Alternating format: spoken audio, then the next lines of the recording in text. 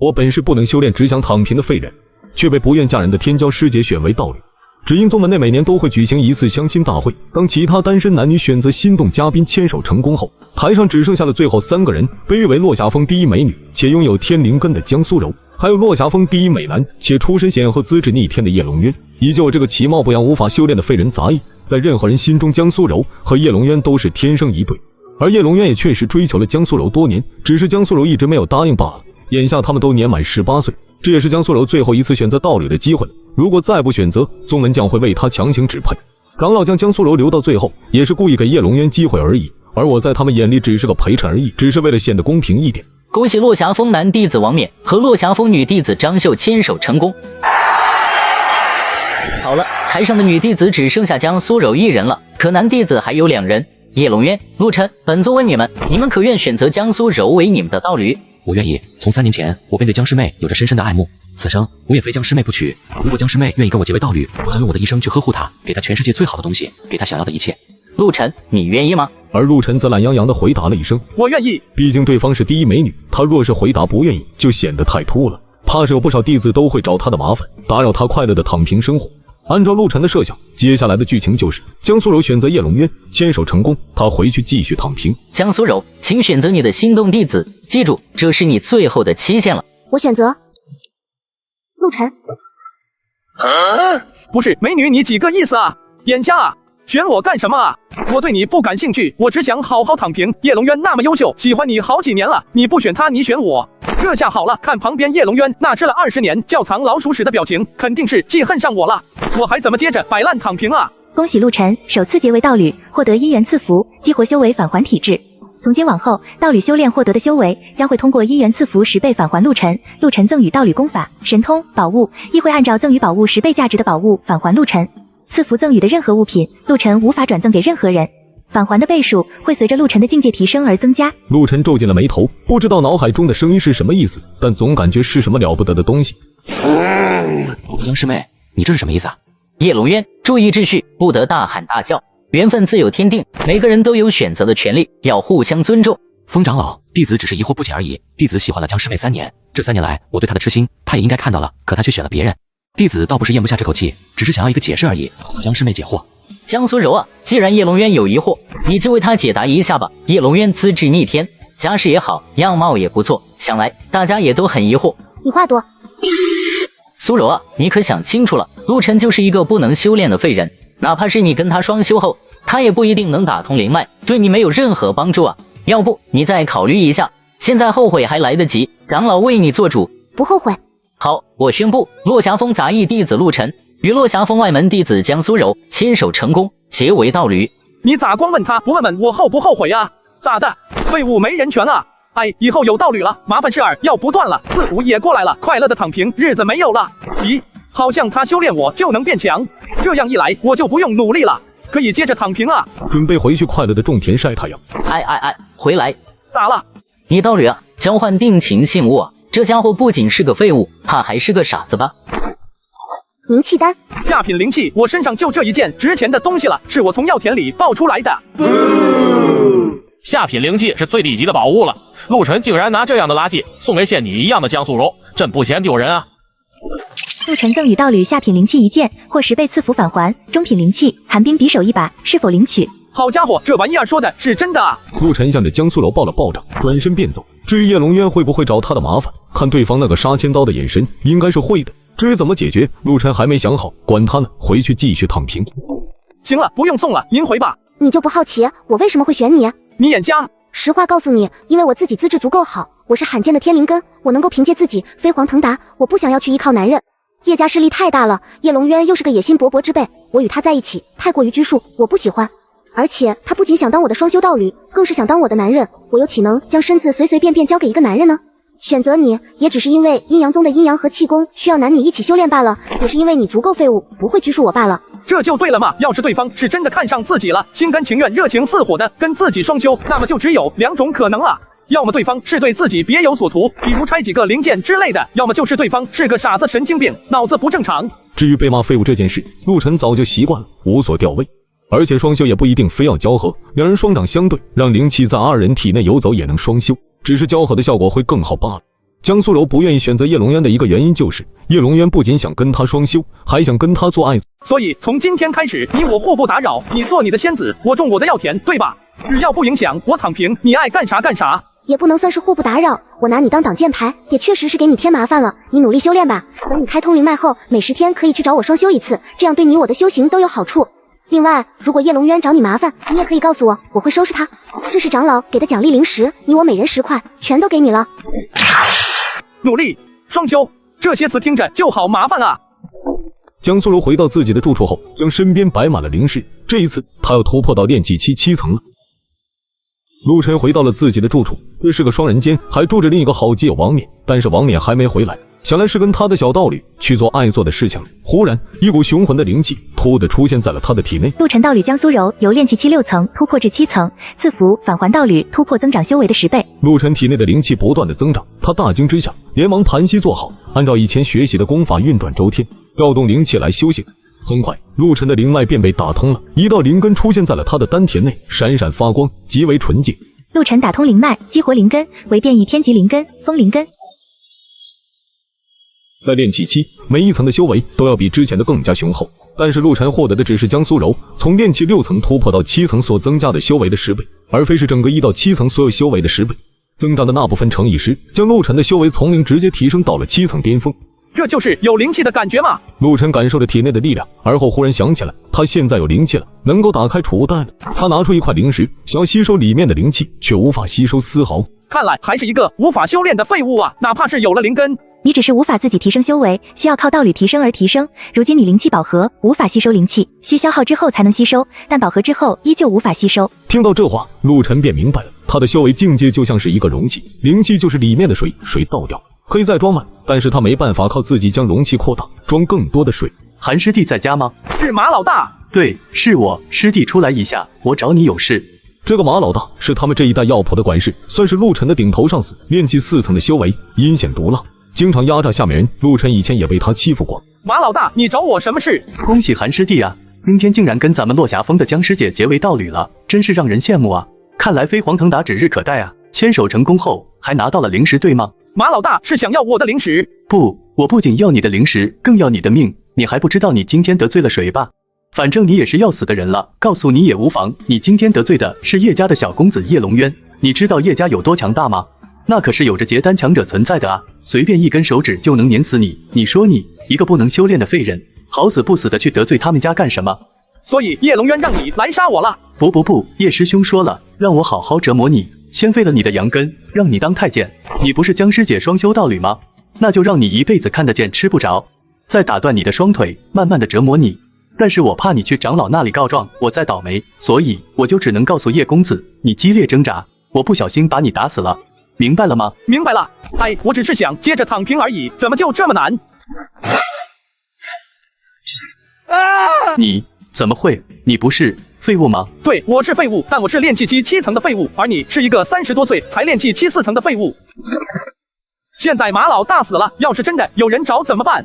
虽说尸体已经埋了，但是听说筑基强者能够神识扫描，方圆几百米，天上地下都能看到。埋在自己药铺里，傻子也能猜出是我杀的，看来还是得处理一下啊！再挖出来，扔得远一点吧。只见地上多了一个坑，坑里还传出隐约的窸窸窣窣声。这么快就被人发现了？陆晨拿着铁锹，蹑手蹑脚地走了过去，低头看向坑里，眼前的一幕让他毛骨悚然。只见一只白色的不知名动物正蹲在马老大身上，低着头忙活呢。这啥动物啊，竟然在吃尸体？陆晨看了一会儿，才发现原来这是一只白色的小狐狸，它不是在吃尸体，而是在吸收尸体里残余的灵气。片刻后，小狐狸将灵气全部吸收完了。一人一狐，四目相对。你是灵兽峰跑出来的灵兽吗？不是呀，我是野生的。那你在这里做什么？我饿了。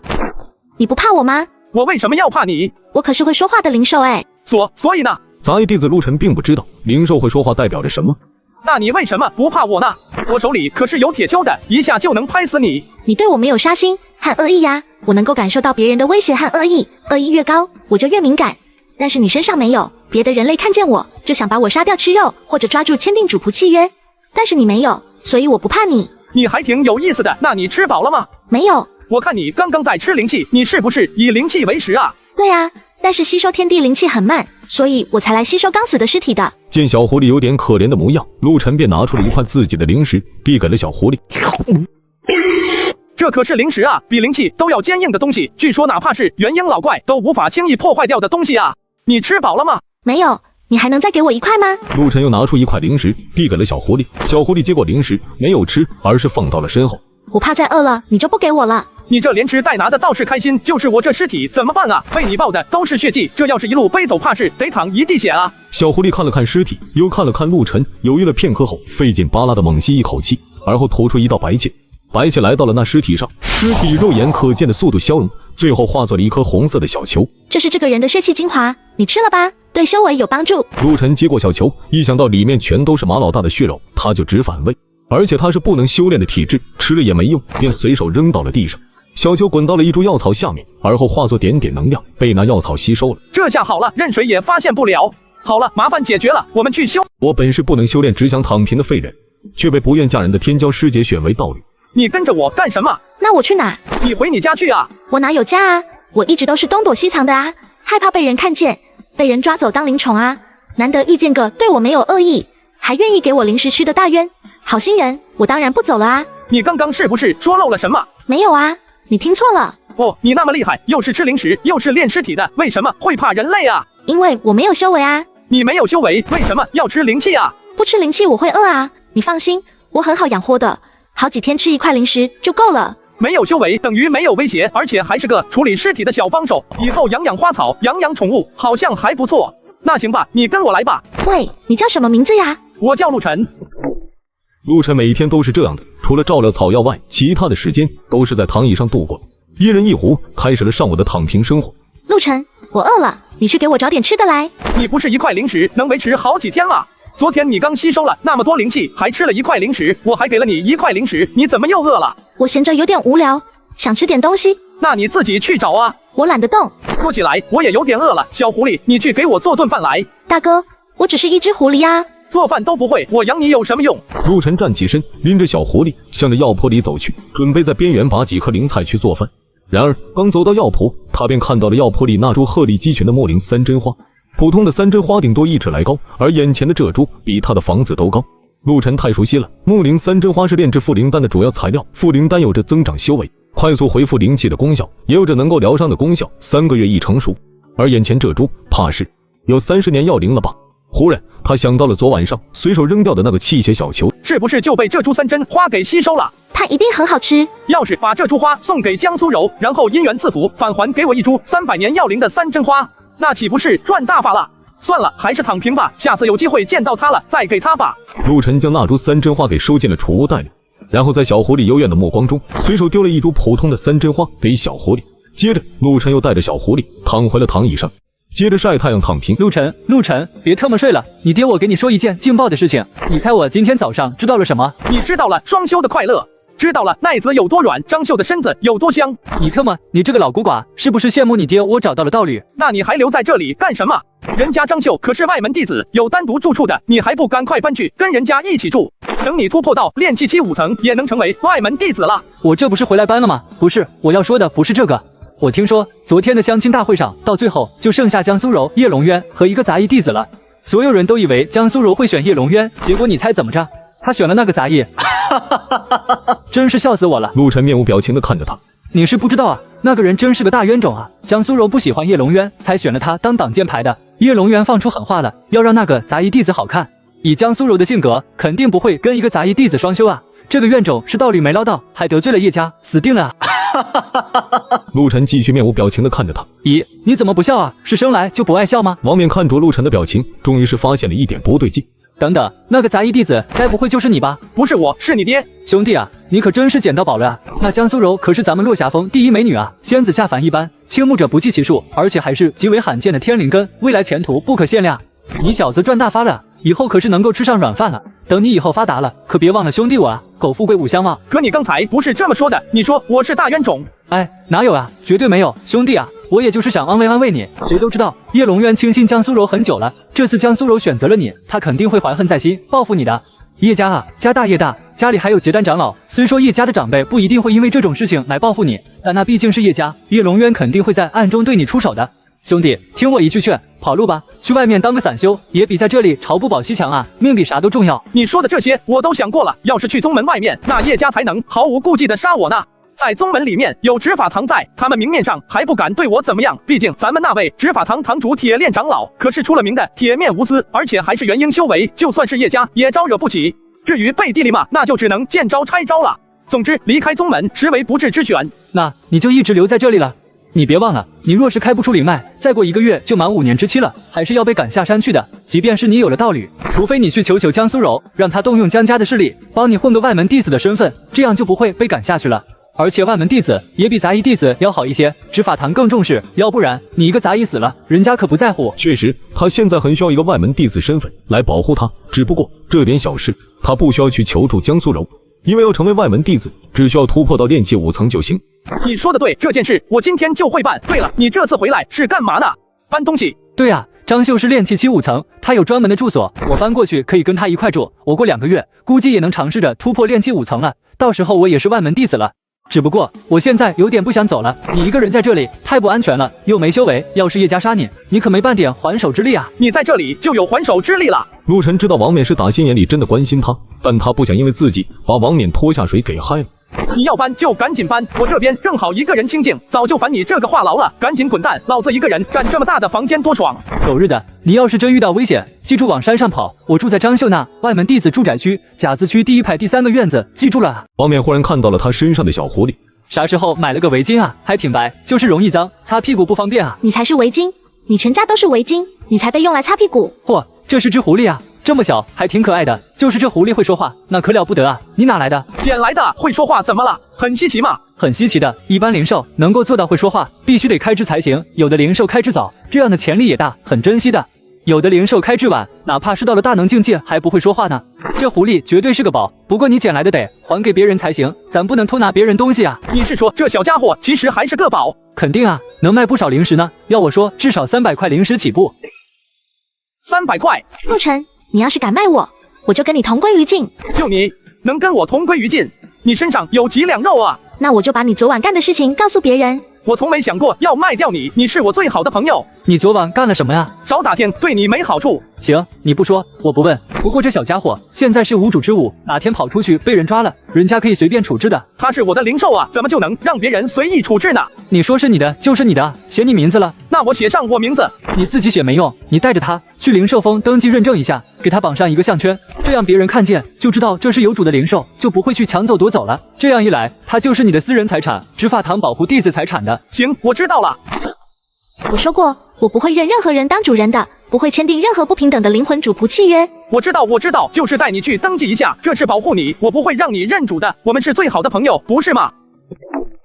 师兄师弟有礼了，请问该去哪里登记考核，成为外门弟子呢？那个低头忙活的弟子头也不抬，指了指放在一边的牌子。每月初1，所有突破炼气期5层的弟子前来进行统一考核登记，晋升外门弟子。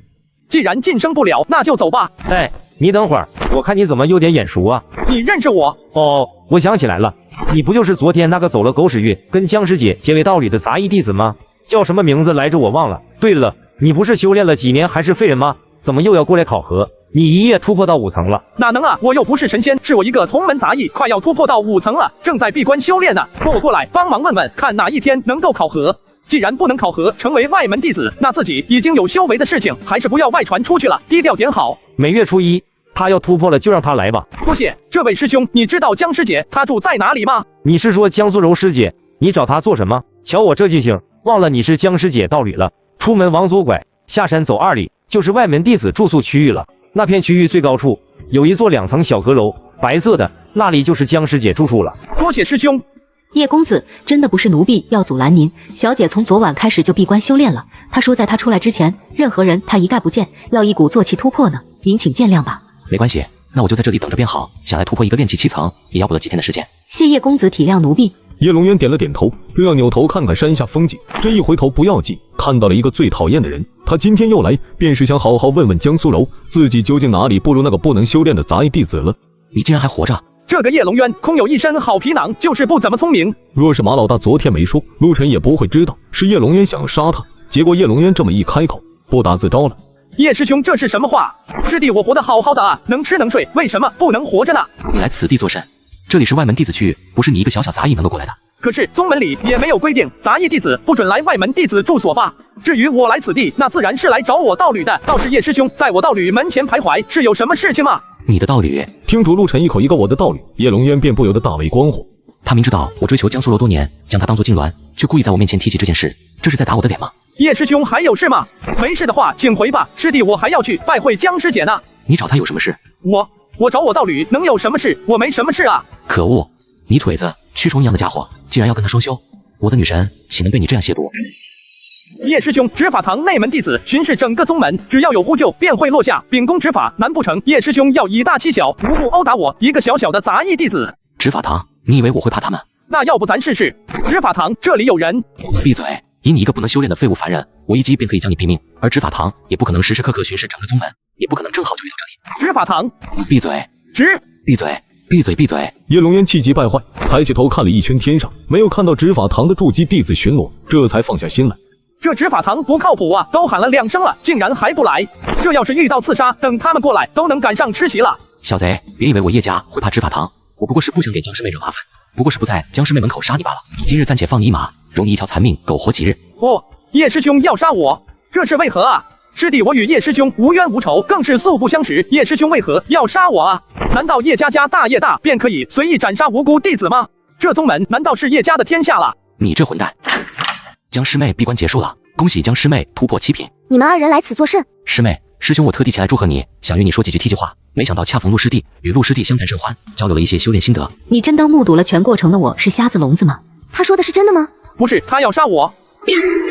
陆师弟说话可要讲证据啊。好了，叶师兄既然也祝贺过了，便请回吧。师妹也没什么梯级话要和你说。没等叶龙渊回应，江苏柔又看向陆晨，你来作甚？师弟祝贺师姐突破，另外有几句话想要说与师姐听。好吧，那你进来吧。谢师姐。自己等了好半天，江师妹都不让进，这泥腿子说了一句话就能进她的规格，真是岂有此理！我本是不能修炼，只想躺平的废人，却被不愿嫁人的天骄师姐选为道侣，还获得了姻缘赐福。道侣每提升1次修为，我就能获得10倍返还。送道侣任何东西也能得到10倍返还。师弟请坐。谢师姐。师姐，师弟昨晚得有人相赠一把匕首，不知道好坏，想请师姐帮忙品鉴一下。陆晨这样做是想要看看他的寒冰匕首到了别人手里后还能不能用了。毕竟那个姻缘赐福说过，赐福给的任何东西都无法转赠给任何人。江苏柔拿过那把匕首后，尝试着输入灵气，片刻后匕首没有丝毫变化，不过是一把凡铁罢了，连灵气都无法容纳，没有半点用处，还不如你昨日那把锈迹斑斑的下品灵气呢。不过礼轻情意重，毕竟是你有人送的，还是留着吧。也就是说，他的东西别人拿在手里也没办法用。这个赐福还真是好东西啊！什么味道？好香好香！在陆晨脖子趴着睡觉的小狐狸闻到3针花的香味后，立刻便瞪大了眼睛，双眼放光的看向那朵3针花。江苏柔看了一眼小狐狸，刚刚他还以为那是陆晨脖子里围着一条围脖呢，没想到是一只灵兽。好可爱的灵兽啊，我可以抱抱它吗？师姐，看看这朵3针花如何？这3针花是炼制附灵丹的主要材料吧？看大小，应该有几十年药灵，能换几百灵石吧。既然如此，那此花便送给师姐吧。送给我？几十年药灵的3针花还是比较稀少的，价值几百灵石，对你也不是个小数目，你送与我作甚？师弟资质浅薄，用这花儿也是浪费。师姐天资聪颖，又会炼丹之术，这3针花送给师姐才算是物尽其用。师弟是个种药草的杂役，没什么能拿得出手的东西，承蒙师姐厚爱，万望师姐收下。江苏柔不是一个喜欢白嫖别人的性格，但想来有些亏欠陆晨，若是拒绝他一片心意，倒显得自己这个道侣不近人情了。毕竟他害得陆晨现在遭到了叶龙渊的嫉恨和杀意。那好吧，我炼丹确实需要这个药草，我便收下了。不过不能白拿你东西，我可以按照市场价的12成来买你的3针花，它价值300灵石，我给你360吧。不用，道侣之间说钱就见外了，而且师弟我也确实用不着灵石的。这家伙该不会真的是把我当成道侣了吧？那好吧，说买卖确实有点不合适。这样吧，我也会赠你一件宝物吧。你现在被叶龙渊惦记上了，这是我的不对，我会尽快通过家族来交涉这件事情。这段时间你要保护好你自己的安全，这是个护身玉佩，里面有我家长辈储存的力量和法阵，用作防护之用，能够抵挡筑基以下3次攻击，只需要输入灵气便可以激活。对了，你现在有灵气了吧？我看你都能打开储物袋了。能了，昨晚吃了师姐给的凝气丹，已经聚集了灵气，可以修炼了。陆晨是在撒谎，他还是一个不能修炼的废物。那就好。不过你若是愿意把那个小灵兽送给我，我倒是可以再给你一件更好的灵宝。江苏柔的目光落到了小狐狸的身上，那眼神带着些许喜欢和宠溺。你还说你这次来不是卖掉我的？我真不是要卖掉你的。那你是要把我送人？我也不会把你送人。你要是敢，我就挠花你的脸，让你看看我的厉害。师姐，不好意思，这只小狐狸我饲养多年，感情深厚，实在是没办法送人，抱歉。没关系的，是我唐突了，我这边冷清，要是有个小灵宠与我说说话也好，没有也罢。江苏柔拿起三针花放到了储物袋里。陆晨赠与道侣35年药灵3针花1株，获得10倍赐福返还；350年药灵3针花1株，是否领取？这个10倍返还是按照送出去的东西10倍品质返还，而不是10倍数量。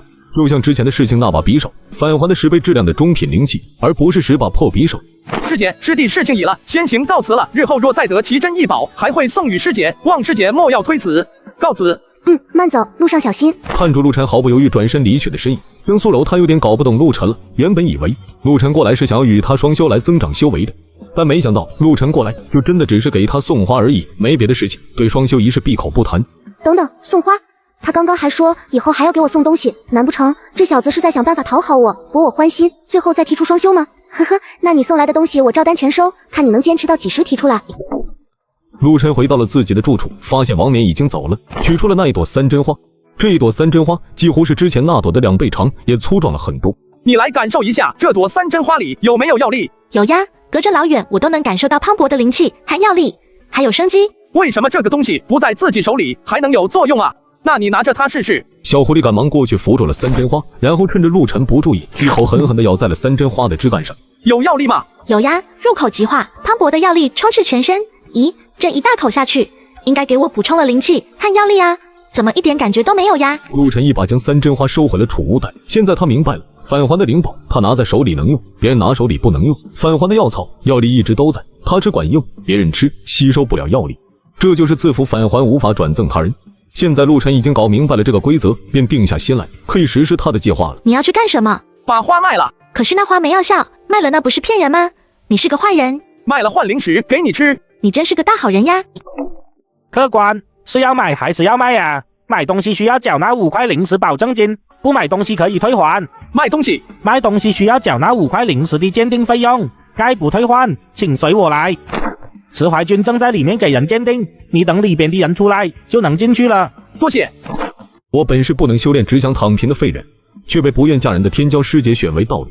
紫英宗门内每年都会举行一次相亲大会，当其他单身男女选择心动嘉宾牵手成功后，台上只剩下了最后3个人，被誉为落霞峰第一美女且拥有天灵根的江苏柔，还有落霞峰第一美男且出身显赫资质逆天的叶龙渊，以及我这个其貌不扬无法修炼的废人杂役。在任何人心中，江苏柔和叶龙渊都是天生一对，而叶龙渊也确实追求了江苏柔多年，只是江苏柔一直没有答应罢了。眼下他们都年满18岁，这也是江苏柔最后一次选择道侣的机会，如果再不选择，宗门将会为他强行指派。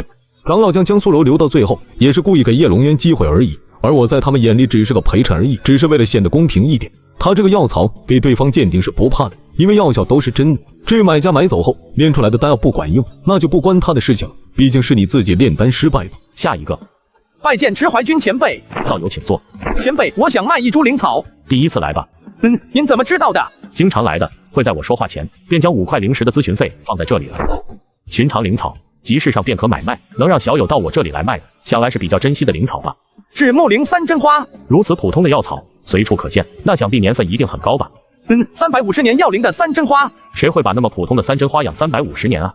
小友莫不是在逗我？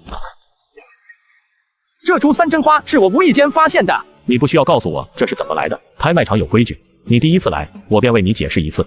第一，宝物不问来路，是宝物就行。第二，卖主不问身份，虽然我神识一扫便可以知道小友是什么模样，但我不会去这么做。第三，任何物品由我鉴定过后交给拍卖场拍卖，此后一切后果由我拍卖场承担，与卖主再无任何瓜葛。晚辈明白了，谢前辈解惑。石怀君拿起这株3针花，目光凝神，仔细鉴定着。药力充沛，采摘后没有超过1天，没有流失，确实是350年以上的药龄了。这一株3针花至少能够炼制300枚复灵丹，或者是数枚能够修复结丹强者伤势的复灵丹。咦，此处怎么会有一道咬痕？当真是暴殄天物，好在很小，影响不大。此物验收通过，确实是罕见之物，可以拍卖。我给小友2个选择：第一，2500灵石，此物卖给我们拍卖场，一次性付清，与你再无瓜葛；第二拍卖2000零食起拍，最后成交价格谁也说不准。以最后成交价格，我们3期分成。小友可以亲自去观看拍卖过程，保证不会弄虚作假。3期分成，这株三真花要卖到3600零食以上，我才能超过2500这个数额。会有人花这么多零食来买这一株三真花吗？怕什么？富贵险中求，咱去拍卖，肯定能多卖零食。想清楚了吗？小友，如果你选择不了，不如听听你那只小零售的。行，那就拍卖。好，来人，将此物送到拍卖会，作为今日压轴。小友现在可以直接从后门进拍卖场观看拍卖，无需缴纳保证金。多谢前辈，前辈，晚辈冒昧问一句，您乃堂堂结丹强者，难道还需要靠这些鉴宝的散碎零食来维持生计吗？这个拍卖场是我的，日后小友若是还有这种宝物，还可送来我们拍卖场，我们随时欢迎。谢前辈。等他们发现被坑了以后，怕是就不会欢迎自己来了。要是赔了，我把你卖了换零食。还有，不许再说话了。在这里，陆晨倒是见到了不少奇珍异宝，可惜他囊中羞涩，买不起任何东西。又拍卖了几轮后，拍卖会接近尾声，终于轮到了陆晨的那一株三真花。诸位，接下来便是我们这次拍卖的压轴之物——一株三真花。众所周知，三真花是炼制负灵丹的重要材料，而负灵丹又是能够快速恢复伤势和灵气的保命之物，重要性不言而喻。而药龄越久的三真花炼制出来的负灵丹效果也最好，而这一株三真花经过池怀君亲自鉴定，有着350年的药龄，可想而知其药力是多么的雄浑磅礴。而且这一株三真花摘下来还不到1天，被池怀君亲自封印了断口，药力不会流失，大家可以放心叫价。主持，你没说错吧？300年药龄的三真花，怎么可能？谁会这么无聊去培养一朵三真花这么多年？哪个老怪闲着没事做了吗？呵呵，也许是野生的也说不定呢。当然了，这个是我们亲自鉴定过的。道友若是不信，我们欢迎监督，任何人质疑都可以上来亲自检测。那我来测试一下。在下丹霞峰上品丹师赵怀云，事先声明，我不是信不过池怀君前辈，而是实在是见利欣喜，没有见过这么多年头的三真花，故而想要一观，长长见识吧。有池怀君和赵丹师做背书，我们自然信得过。丹师还请去看吧。是啊，我们都等着结果呢。赵怀云先看，再闻，后摸，最后输入灵气，来细细感受那一朵三真花里面的药力。确实是350年以上药龄，这太罕见了。主持，这三真花起拍价多少？我赵怀云要了，我要亲自将它炼制成负灵丹，炼出最完美的负灵丹。我要凭借此丹晋升大师级境界。丹师分为下品、中品、上品、大师和宗师级境界。整个阴阳宗内没有一个宗师级丹师，只有3位大师，而赵怀云被誉为年轻一代丹道翘楚，最有希望冲击大师级的年轻天骄。赵丹师稍安勿躁，还请坐下竞价。拍卖场自然是价高者得，理应如此，是在下冒昧了。老夫宣布，三真花起拍价2000零食，每次加价不得低于100。竞价开始。我出2500，我将加出2800。 3000，我也加出3000，谁敢与我争？听到叶家有人喊话，陆晨不由得打起了精神，目光看向了那个叶家之人。我赵怀云出3100，我叶家3200，我将加3300。江老二，你非要与我作对不成吗？什么叫跟你作对？我那侄女江苏柔最近对于炼丹有多感悟，快要从中品晋升上品了。等她晋升后，老夫便拿这株三真花给她做贺礼，不可以吗？我赵怀云出价3800，我将加3900。我叶家4000。我赵怀云4300，诸位前辈，卖我赵怀云个面子，这个机会对我很重要。既然赵丹师开口了，那我江家就卖你这个面子，还望日后赵丹师多多指导。侄女啊，在下一定。再接着加价啊！我叶家4500。哼，你们家那个江苏柔，为了逃避选择道侣，竟然选了一个杂役弟子做自己的道侣，真是让人笑掉大牙了。那小杂役还不得天天坐冷板凳啊！你们江家的脸面算是让他给丢尽了。我们江家的女儿想选谁就选谁，开心就好，我们才不会你们那联姻的一套，自己强才是真的强，牺牲儿女的幸福去争权夺利，那才叫丢人呐！既然是他选择的道侣，那就是个废物，我们江家也尊重他的选择，也能把那个废物培养成精英。陆晨听了很感动，可惜没用，再培养他也没办法修炼。此时赵怀云准备再次加价的时候，赵丹师，这株药草你就让给我们叶家吧，我向你保证，等会儿拍下药草后，直接便将其给你，由你来炼制，炼制出的丹药，你拿最好的那一颗去晋升，剩下的全部给我们叶家来用，这下我们双赢，你看如何啊？好，一言为定，如此便多谢叶家道友。本来还能多赚一些的，愣是被叶家搅和黄了。咦，炼制出来的丹药是给叶家用的？陆晨并不知道，他现在随手挖的一个坑，会在下个月初狠狠地坑了一把叶龙渊。小鹿子，发财了发财了！这些零食你准备分我多少？我要先去买东西，买完了有剩余的给你随便吃。那你可不许全部花完呀，记得给我留一些，要是没有我，你可赚不到这么多零食。我知道了，你别说话了，不要让别人发现。请问道友需要什么类型的法宝？在下可为你引荐。我想要一个防护阵法，请问在什么地方？阵法在2楼，请随我来。我们珍宝阁这边有许多宝物，都是从各地运送而来的，也有不少法宝、灵宝、阵法等，都是咱们宗门弃阵风弟子长老炼制出来的，保证物美价廉，品质最好，道友可以放心购买。下品灵宝御风剑，道友可是看上这把飞剑了？这一把飞剑是来自外面的，乃是下品灵宝，用此剑御风飞行，速度远超普通飞剑。若是风灵根的修士来使用，则更加契合，能够更好的调动风属性灵气，无论是速度还是威力都非常强劲。只可惜风属性灵根实在是太过于稀少了，所以这把剑一直没有人来购买。道友若是想要，这把剑原价2000灵石，我可以做主打个9折，1800灵石卖给你，你看如何？若是把这把剑买下来送给江苏柔，然后自服返还的话，那岂不是中品灵宝的风属性飞剑了？中品灵宝啊，价值上万灵石啊！但陆晨现在只有3000多灵石，还得买阵法呢。还是先去看看阵法吧。好的，道友请随我来。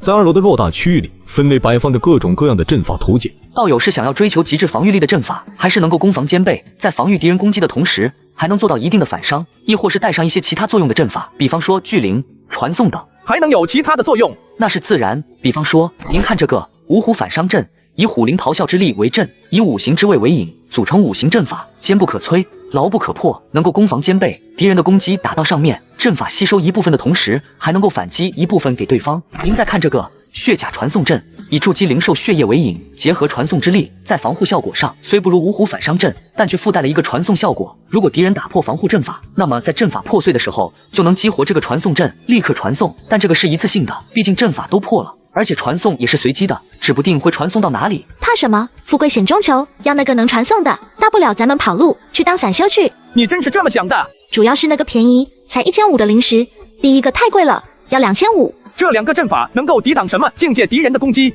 筑基以下看时间，看什么时候消磨坏。筑基以上，前者至少能挡住3次全力攻击，后者也能抵挡2次。布置好后，要是换地方了，能移动吗？当然，阵旗和材料都是可以活动的，拔下来就好了。材料都在阵法里边，敌人拔不了。这个1500。是的。下面那把剑是1800，加起来3300。再便宜，打个折，我2个都买，2500灵石怎么样？因为他只有3100灵石。那导员也是一懵，他这还是第一次遇到这么砍价的情况呢，一下子砍成75折的，这么狠的还是第一次见呢。道友，我说的这个价格已经是打过折的了，风灵剑打完折是1800，因为那个不好卖，这个血甲传送阵是没办法打折的。不过看在您一下子买2件的份上，我最多再便宜100灵石，3200，您看如何？你看，你都说了那个剑不好卖，正好遇到我这个喜欢的想买的，不如就卖给我吧。你不卖，摆在那里，它就变不成灵石，就没有用。卖给我，还能得到灵石，还能出手一件卖不出去的废物。而且这个大阵它是一次性的，被打破就没有了。我用完后肯定还要来找你买，你这次给我打折痛快了，我下次还来找你，让你拿抽成，你说是不？3100不能再降了，2800不能再提了，我没那么多灵石了。3100 2800，我又不是掌柜的，没办法给你便宜这么多啊。那你可以去问一下掌柜的啊。行吧，你等我啊。道友，我们掌柜说了，交个朋友，3000灵石少一个都不行，因为这个价格已经相当于弃阵风卖武器的价格了。道友若是能在弃阵风买，就不会来我们珍宝阁了。我们也就是捡漏做生意而已，不能赔钱做买卖。道友若是不信，可以到弃阵风去查一下这个价格。3000就3000，成交。师兄师弟前来为灵兽办理登记。哪个师兄那边养的灵兽，他怎么不来跟你一起登记交件？不是养的，是捡来的，看他可怜就收养了。收养的那也行，只要登记就符合规定。做过物种血脉检测吗？没有。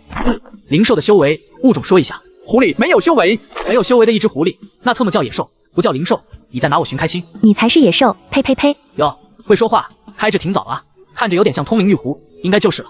给你登记了，本人姓名、身份、修为。陆晨，落霞峰杂役弟子，没有修为。没有修为，嘿，野人配野兽啊。好了，登记完成了，现在这一只通灵玉壶就是你的了。至于你签订的是主仆契约还是生死契约，那我管不着。把这个戴在他的脖子里，烙印你的灵魂印记，就只有你能打开。那个小项圈只是身份牌，没有别的束缚作用。二哥，前2天抢了你道里的那个陆晨杂役弟子，刚刚在我这边给他的灵兽登记了身份，正往山下走。他黑金蒙面，头戴斗笠，抱着一只通灵玉壶，随便找个人弄死吧，别亲自干。为这种垃圾不值得脏了手。你可是咱们家天之骄子，别把屎弄手上。小狐狸，你是通灵玉壶吗？不是啊。那你是什么灵兽啊？我忘记了呀，我想不起来了。我也不知道我是谁，我是什么物种，什么灵兽，甚至不知道是哪里来的。但是我就是能够吃灵石，吃完后很饱，不吃就很饿。但我隐约觉得我不是通灵玉壶，我见过通灵玉壶的，他们的血脉实在是太低级了，我的血脉要比他们高好多好多。哦，看来你的血脉很值钱了。你为什么不用高贵来形容，反而要用值钱这2个字？你想干什么？没什么，我不会卖掉你的。难道你想养着我留着卖血吗？你的血很值钱吗？不值钱不值钱，我就是一只野兽罢了。对了，咱还有多少零食啊？你这个败家子一下子花出去3000，还有100多吧。你这么穷，怎么养我啊？我有说过要养你吗？你会不会饿死，跟我有关系吗？你这个负心汉，白天叫人家好朋友，现在又变成了快躲，有恶意。小狐狸，快去找执法堂的人来救我！小狐狸立刻从陆晨身上跳下，嗖的一下向着远处跑去，转眼间便来到了远处的一块巨石上面，但他却忽然不动，停在巨石上，眨着大眼睛看着陆晨对敌。你怎么可能偷我的房？然而那个刺客却并不想跟陆晨打。不好！又在这紧急关头，远处的小狐狸忽然一跃而起，跳到了那刺客的面前，双眼中出现了星光点点，看向那个刺客。那个刺客看到那些星光后，立刻便感到强烈的头晕目眩，控制不住飞剑，直接摔到了地上。杀到刺客后，陆晨抬起头，看到北边天上飞来了2道长虹，是有人御剑向着自己这边飞来了。他立刻抓起刺客的尸体，收进了储物袋中，又闪身来到了另一个刺客的身边，将其也收了进去。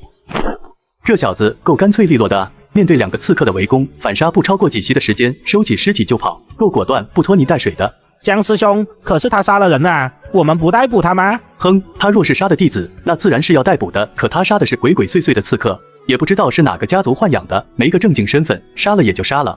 师弟，身为执法堂弟子，心里要有一杆秤，咱们的弟子被人刺杀，咱们更应该去帮他。现在敌人实力不济，被咱们的师弟反杀了，咱们还要逮捕自己师弟不成吗？就是请师傅过来，他老人家也会说一声杀得好。那种派刺客杀同门的狗东西，才更应该死光。哎，我倒是觉得这小子挺有趣的，杀法果断，适合进咱们执法堂。走，跟过去瞧瞧，看看他什么身份，以后多注意一下他。如果清白，就试着吸纳一下。行，师兄，我听你的。陆晨坐在床上，大口喘着粗气，盘膝坐下，取出灵石来补充自己的体力和灵气。门外天空上，以江师兄为首的2个执法堂弟子。这里不是杂役弟子的住所吗？对，好像是一块负责种植的领地区域的杂役弟子住所，每个人都有负责的一块地，就在自己的院子里。这是第1排第8号院子。好了，我们回去查一下就知道了。第8号院子住着2个人，王冕和陆晨。陆晨这个名字好熟悉啊。可不熟悉嘛，那不就是江淮阳你的妹夫吗？什么我妹夫？我哪来的妹夫？就前天白天，你妹妹江素柔跟这个陆晨结为道侣了啊，你不知道？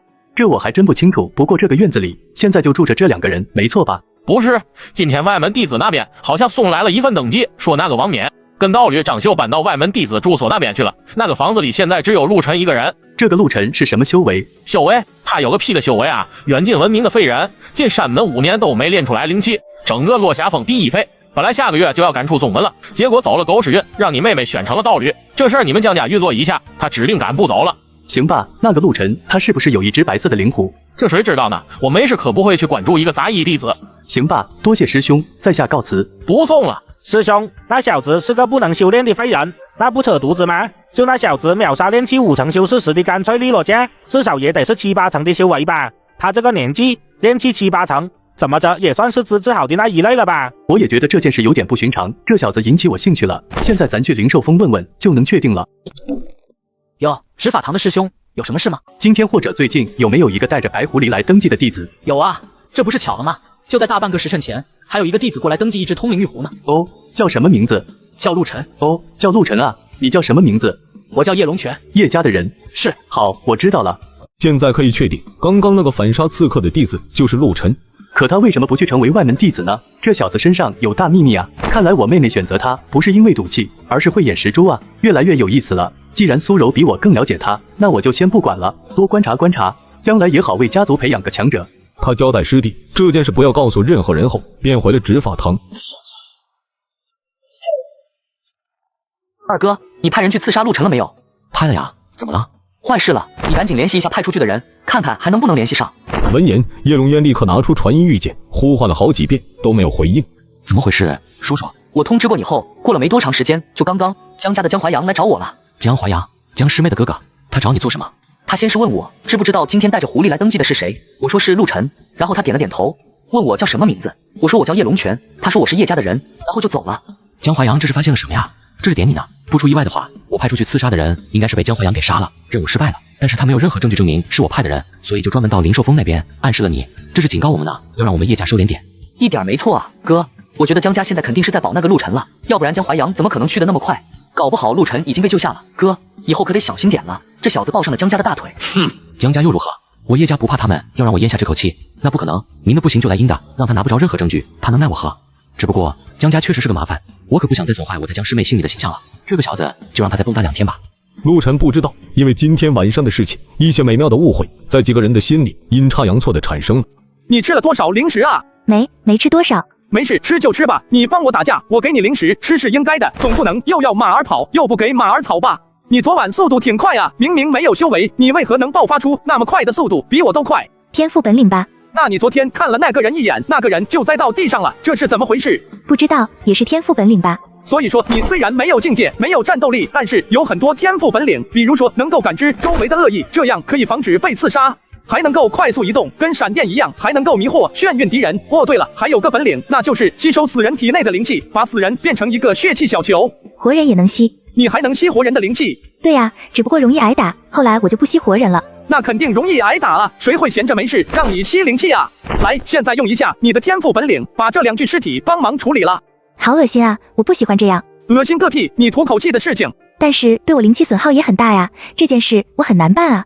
5块零食。成交。小狐狸猛吸一口气，吐到了那2具尸体身上，尸体快速消融，成了2个气血小球。这玩意对修为提升有帮助，可惜陆晨不能自己提升修为。他拿着2个气血小球，埋到了药田里一株最贵的白绫罗花下面，想来要不了多久，他就能收获一株很多年份的白绫罗花。回到屋子里，陆晨打开了那2个储物袋，储物袋里有一些灵气丹和疗伤丹，几把上中品的灵气，还有着30-40块灵石。陆晨给了小狐狸10块灵石。哟，这么大方，无事献殷勤，非奸即盗。说吧，又有什么活需要我来干？这个储物袋是你的了，你滴血认主后就能使用了。给的越来越多了，到底要干什么？快说，本姑娘可是有原则的。姑娘，你是个母的。放开我，你这个坏男人，那里是能随便乱看的吗？你一个灵兽还在乎这个？行了，说正事，你还记得去江苏柔那边的路吗？记得呀，怎么了？那你帮我把这个送过去。风灵剑，这不是你昨天才花了1800灵石买的吗？这么贵的东西，你要送给那个女人？哦，我知道了，你是一只舔狗。什么舔狗？说的那么难听，这叫爱老婆疼老婆，做一个好男人，懂吧？那你为什么不自己去？自己去不是更显得有诚意，更能讨她欢心吗？因为她更喜欢你一点，你这么可爱，说话又好听，肯定能把这件事情办成的。我要去的话，她会不好意思收的。那好吧，我知道了，我会多替你美言几句的。他要问这把剑是哪来的，你就说我卖了一些这些年积攒的药草，换了灵石，去珍宝阁买了这把剑。这把剑放在那里很久了，应该很多人都见过，这个瞒不住的。他开心的时候，你就顺便提一句，就说我看他御剑飞行，感觉好厉害啊！要是我也能够御剑飞行就好了。这是为什么呀？你别管，说就行了。小狐狸听完以后，把风灵剑收进了储物袋里，蹦蹦跳跳的离开了山下。陆晨拿出他昨天买的阵法，将其按照说明布置到了院子里的周围。这个阵法是个可以隐藏的阵法，只有外人踏进来或者攻击的时候才会激活。布置好阵法后，他满意的躺在椅子上，一边晒太阳，一边呼呼大睡起来。小狐狸也顺利的来到了江苏柔的住处，一跃来到了院墙上，看了看后，发现江苏柔正在2楼的一个窗边盘膝打坐了。苏柔姐姐，小家伙，你怎么来了？快进来。好呀好呀，你来找我有什么事情吗？姐姐你笑起来真好看，你应该多笑一笑，别人看见你笑一定很开心。姐姐又不是卖笑的，倒是你这小家伙真讨人喜欢。我今天来找姐姐是有2件事，你说吧，有什么事情？第一件事就是人家想姐姐了，想要过来看看姐姐呢，想要跟姐姐贴贴抱一抱呢。呵呵，小嘴真甜。看着江苏柔那开心的样子，小狐狸心里得意极了。真应该让陆晨那个大傻帽过来看看，学学自己是怎么哄女孩子开心的，整天傻不拉几当舔狗，送个礼物都不敢亲自来送。第2件事就是有礼物要送给姐姐。一把剑？你送我一把剑做什么？拿起这把剑放在手里，输入灵气感受这把剑的质量。这是一把灵宝啊，应该是下品灵宝的样子，还挺值钱的，哪来的呀？灵宝确实很值钱，有些比较穷的筑基修士都还没有灵宝呢，只能用灵气。这是陆晨昨天晚上买的，让我帮他送给你。陆晨买的？这一把下品灵宝至少价值2000灵石，他区区一个杂役弟子，哪里买得起这样的灵宝？不是2000，是1800，山下珍宝阁里买的，真的，我跟他一起去买的。姐姐不要不相信人，我没有不信任你，我只是好奇，陆晨这几年一直做杂役，也没有修为，他哪来的这么多灵石买一把灵宝？陆晨说，这是他5年来自己得来的奖赏种子，在山下偷偷种植一些药草换来的灵石。他以前没办法修炼，也就没拿那些积攒的药草去换灵石。昨天晚上，他拿着那些药草去换了灵石，然后又砍了半天价格，1800灵石拿下了这把剑。1800对我而言也不是个小数目，他能攒这么多也属实不易。但若是这样，这把剑我便不能收了。这是他辛辛苦苦攒了5年才攒下来的，都是他的血汗钱，而我对他没有任何恩惠，他也不欠我丝毫，无功不受禄，你还是拿回去吧。不行不行的，这可是他千挑万选了好久的礼物才要送给你的。他说他只是一个杂役弟子，幸得江师姐垂青，结为道侣，还没有送给江师姐礼物，这算是一个见面礼了，还请师姐笑纳。可是我才和他认识3天，他第1天送了我1件下品灵器，第2天送了我1株35年药灵的3针花，第3天又送我下品灵宝，这叫没送过我什么东西。可是你也回赠他好多东西啊。可是我还是好奇，区一个杂役弟子，还没什么修为，怎么就能送出这么多好东西呢？第1次见他的时候，他还说自己一穷二白呢。你也知道他只是一个没什么修为的杂役弟子啊。你想想看，姐姐，他一个没有修为的杂役弟子，却拥有这么好的下品灵宝，要是让别人知道了，别人不得来抢呀？匹夫无罪，怀璧其罪呀。更何况他现在还得罪了叶家，叶家人要是知道了他有这么好的宝贝，肯定更卖力的想要杀他抢他呀。以他的实力，也没办法发挥出这件灵宝的作用啊。现在这个灵宝对于他而言，非但不是好东西，反而还是累赘和灾祸。姐姐，大不了你会先帮他收着呗，是不是？听到小狐狸这么说，江苏柔也有些犹豫了，看着面前这把剑，想着这把剑是不是真的会害了陆晨。小狐狸见他心动，趁热打铁，这是他给我安排的任务，要是姐姐不收下的话，那我就完不成任务了。回去后他肯定会惩罚人家，会打人家的小屁屁，会克扣人家的伙食，太残暴了呀。什么？他还敢打你？咦，是不是说得过火了呀？我可是来帮他追求女神的，可不能影响他的印象啊。也不是啦，他就是这样吓唬我的，他才不舍得打我呢，他最疼我了。他给我好吃的，给我好玩的，还跟我一起晒太阳，我们是最好的朋友。哼，在我看来，他对你一点也不好。等下我就去找他，让他把你送给我，或者卖给我也行。在我这里，你有数不清的天材地宝可以吃，我给你弄个最好的窝，给你找灵兽好朋友，怎么样？姐姐，你有家人吗？有父母吗？有啊。有兄弟姐妹吗？我有一个哥哥一个姐姐，怎么了？你有好朋友吗？有啊，我有2、3个闺中密友。你有很多追求者吧？还有很多修炼资源可以拿，还是外门里的天骄，是吧？是啊，你到底想说什么？可他什么都没有，他只有我了。这句话一出，江苏柔怔在了原地，一股浓浓的愧疚感席卷了整个心头。是啊，他只是一个杂役弟子，无父无母，没有朋友，没有资源，有个道侣也是有名无实，他什么都没有，就只有一只小宠物为伴罢了。可我竟然连他仅有的东西都想要给他抢走。哎，那好吧，他也怪可怜的，什么都没有。你也挺好的，他什么都没有，你还愿意跟着他，真羡慕你们。其实他也知道江苏柔这边环境会更好，也很疼爱他。相比之下，陆晨那边又穷又破，还老是让他干活。但陆晨和江苏柔不一样，江苏柔只是把他当宠物，而陆晨是把他当朋友，是平等的关系。那既然这个放在他那里，对他而言不是好事，我就先替他保管吧，将来等他有实力了，能够驾驭了，再还给他。只是他又送了我这么贵重的礼物，我该回赠他什么好呢？唉，再送下去，我就穷到没礼物回赠了。不用回赠的，都是道侣，一家人说什么两家话呀？不过陆晨经常在我面前说，第1次见你的时候，你御剑飞行的时候好帅好飒呀，他要是也能御剑飞行就好了。姐姐，不如你送给他一个御剑术吧，让他也可以飞，带着我一起飞着玩，好不好？御剑术又不是什么高深的法术，每一个外门弟子都可以凭借功劳去尊金阁换取的，几乎人人都会。回赠这个倒是有些拿不出手了。不如这样吧，我这有个家传的神通，算是御剑术的进阶版，比御剑术速度快，威力大，可以用来飞行，也可以用来对敌，乃是玄级中品神通。此神通名叫飒风飞羽，你帮我转交给他吧。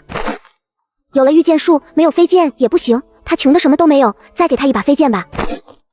哇哦，姐姐你真好，你真是全天下最贴心的好姐姐。陆晨能有你这样的道侣，简直就是8辈子修来的福分啊，太让狐狸羡慕了。真乖，你告诉他，这个神通可以向前挥击数道锋刃来对敌，威力很强，让他勤加练习，将来到了炼气5层，便可以施展出威力来了。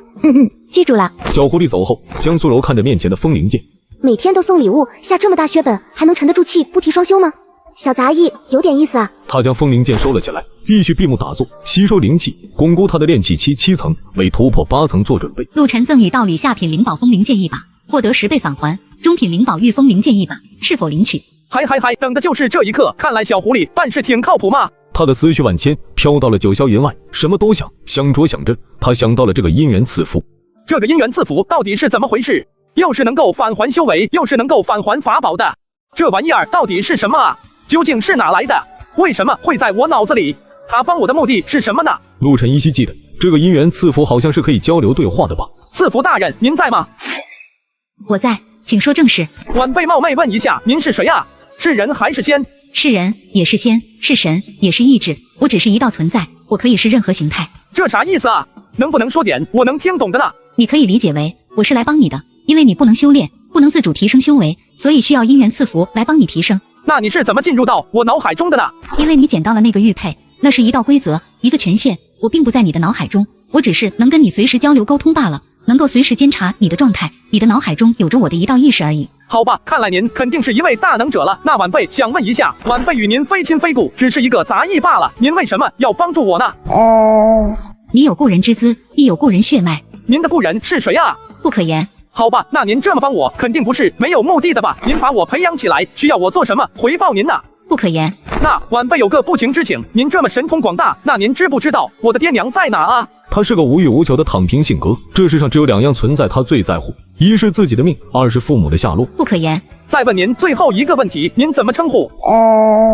叫我心祖就好了，温馨的心，祖宗的祖，记住这个名字，只能你一个人知道。如果将来你在别的地方看到了我的名字，也不要告诉任何人。好了，修行上有什么不懂的事情，尽管问我就可以了。没什么事的话，不要打扰我，我很忙，需要赐福的时候我会播报。陆晨睁开眼看去，只见好友王冕正站在那，摸着鼻子，好奇地看着面前这一座大阵，怀里还抱着小狐狸。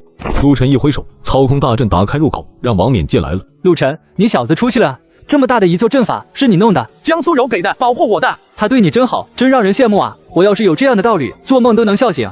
我来找你，半路见到了小狐狸，一起给你抱来了。咋了？找我有啥事？你这是干嘛？给你送件新衣服啊！你看你身上这件袍子都穿了多少年了，洗得发白了都，还是当杂役的时候发的衣服呢，丢不丢人？哟，这吃上软饭的人就是不一样啊，说话就是硬气。这好几两银子的袍子，说给就给了。拉倒吧，还没1块零食值钱呢，1块零食你能买半个商铺的东西。不过要说起来，张秀对我确实不错，给我零食，给我丹药，帮我修炼，还给我房子住。说起来，真是让我感动啊！小狐狸确实来劲了，一拍储物袋，拿出一个玉剑和一把飞剑，放到了桌子上。我们也有的，这都是苏柔姐姐送给陆晨的，我们不比你差。哼，这是灵气飞剑，这里是啥？神通？嚯，这又是送宝物送神通，又是送阵法的，真是人比人气死人啊！你家这小酥肉对你可真好，没话说。小酥肉。怎么，你不觉得苏柔和苏肉很像吗？是，真的像。行了，我过来就是给你送件衣服。下个月初1就是祭祖大典了，虽说对宗门来说是1年1次，但对咱们来说是一辈子1次。咱也得穿得好看点，你穿身上这衣服不给你丢人，还给你家小酥肉丢人呢。祭祖大典，祭祖大典是祭拜仙道祖师的大典，每年的5月初1，仙道祖师诞辰的那一天，宗门就会组织18岁的弟子去祭祖，举办成人礼。每个人一生只有1次参加祭祖的机会，只是每一年的祭祖大典都是一场龙争虎斗，腥风血雨啊！怎么，这祭祖大典你要去啊？兄弟，你发烧了？那特么可是祭祖大典啊，一辈子只能参加1次的大机缘啊，能不能获得好东西全靠那1次了，谁会不参加啊？而且那可是祖宗、仙道祖师、至圣先师啊，所有修士的老祖宗，仙道第一人，你不去参加祭祖大典，那就是对祖宗不敬，要让长老知道了，把你剥皮抽筋都是轻的。行吧，到时候咱俩一起去就行了。下个月初1啊，真是不巧，还打算到那一天去考核成为外门弟子呢。可不光是咱俩一起去，还有张秀，还有你的小酥肉，还有叶龙渊呢。这些人今年可都是18岁，都要去参加的。那可是一场龙争虎斗啊！要我说，叶龙渊肯定会趁着那个机会，光明正大的对付你。到时候你跟紧点我保护你，咱们悄悄的混过去就行了。祭祖大典很危险吗？陆晨只知道那里可以厮杀，但不知道有多惨烈。肯定危险啊！咱们宗门里几10万人，每年光18岁的也有1-2千人了。这1-2千人全部进入到祭祖秘境里边，然后抢夺仙源，互相厮杀争夺。抢到的仙源越多，能够兑换到好东西的概率就越大。还有一层目的就是互相争斗，让仙道祖师爷看看，了解这些年轻弟子的资质和才能，那肯定是表现的越好，祖师爷越青睐啊！你说大家能不拼命去厮杀抢夺？要不是不允许杀人，每年至少得死1大半人才行。那照你这么说，那里边确实很危险啊！而且叶龙渊可以借着那个机会光明正大的揍我，还不用怕执法堂。对呀，那我还跟着你干嘛？你能保护我，我还不如去跟着江苏柔呢，他实力比你强多了。听出陆晨那冷漠无情的话，王冕表示心里很受伤。行了，该说的我都知道了，你以后不要再往我这边来了，离我远点。特么的，你爹我还能不管你？走了，回去抱媳妇了。王冕和陆晨相识5年，又怎么可能不了解他的意思呢？陆晨让王冕离他远点，不要来往，是怕连累了他。陆晨拿起了面前桌子上的飞剑和玉剑，飞剑直接收到了储物袋里，而后他拿起那个玉剑，阅读里面的内容。毕竟再有大半个月就是祭祖大典的日子了，到时候不去又不行，去了就得面对叶龙渊的敌意。还是赶紧学会这个御剑术的，到时候凭借自己的风灵根打不过难道还跑不过吗？咦，煞风飞羽，这是什么神通？我不是要御剑术吗？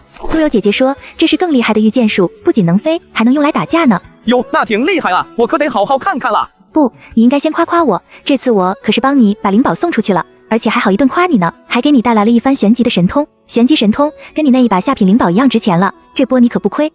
你最棒了，我早就知道你最靠谱，让你去办事事半功倍，你是第一大功臣。陆晨夸赞了一番小狐狸后，便研究起了那个神通。陆晨用了1下午的时间学习会了这个神通，而后在院子里悬空飞了起来。平淡的日子过了几天后，陆晨似乎都忘了叶龙渊的威胁了。直到有一天，陆晨正在屋子里睡大觉。公子，不好，他的房子里有防护大阵，我们刚刚一头撞了上去，好疼啊！那边也不知道回了什么。不行，刚刚我试了，这个阵法很牢固，还有着反击的能力，一盏茶的时间，根本不可能打地破，我们俩实力不够。收到，我们这就撤退。二位这么着急走吗？这是要干嘛去啊？这2个人一看到陆晨出来了，反而不着急走了。公子，这小子要出来了，我们可以杀他。自己要是出手杀他们的话，那叶龙渊就是个傻子，也能猜到是自己杀的。这样一来，以后他就不会派这种菜鸟过来杀自己了，会派高手过来。就在他犹豫的时候，忽然看到天上划过了2道长虹，长虹散发着光芒，让他看清了那上面执法堂的标志。来得早不如来得巧啊！救命啊！杀人了！这边有人要杀人啊！那2道长虹听到声音后，立刻便向着这边杀了过来，而那2个黑衣人则脸色大变，立刻分散向着2侧逃走。公子，执法堂的人来了，我们跑不掉了。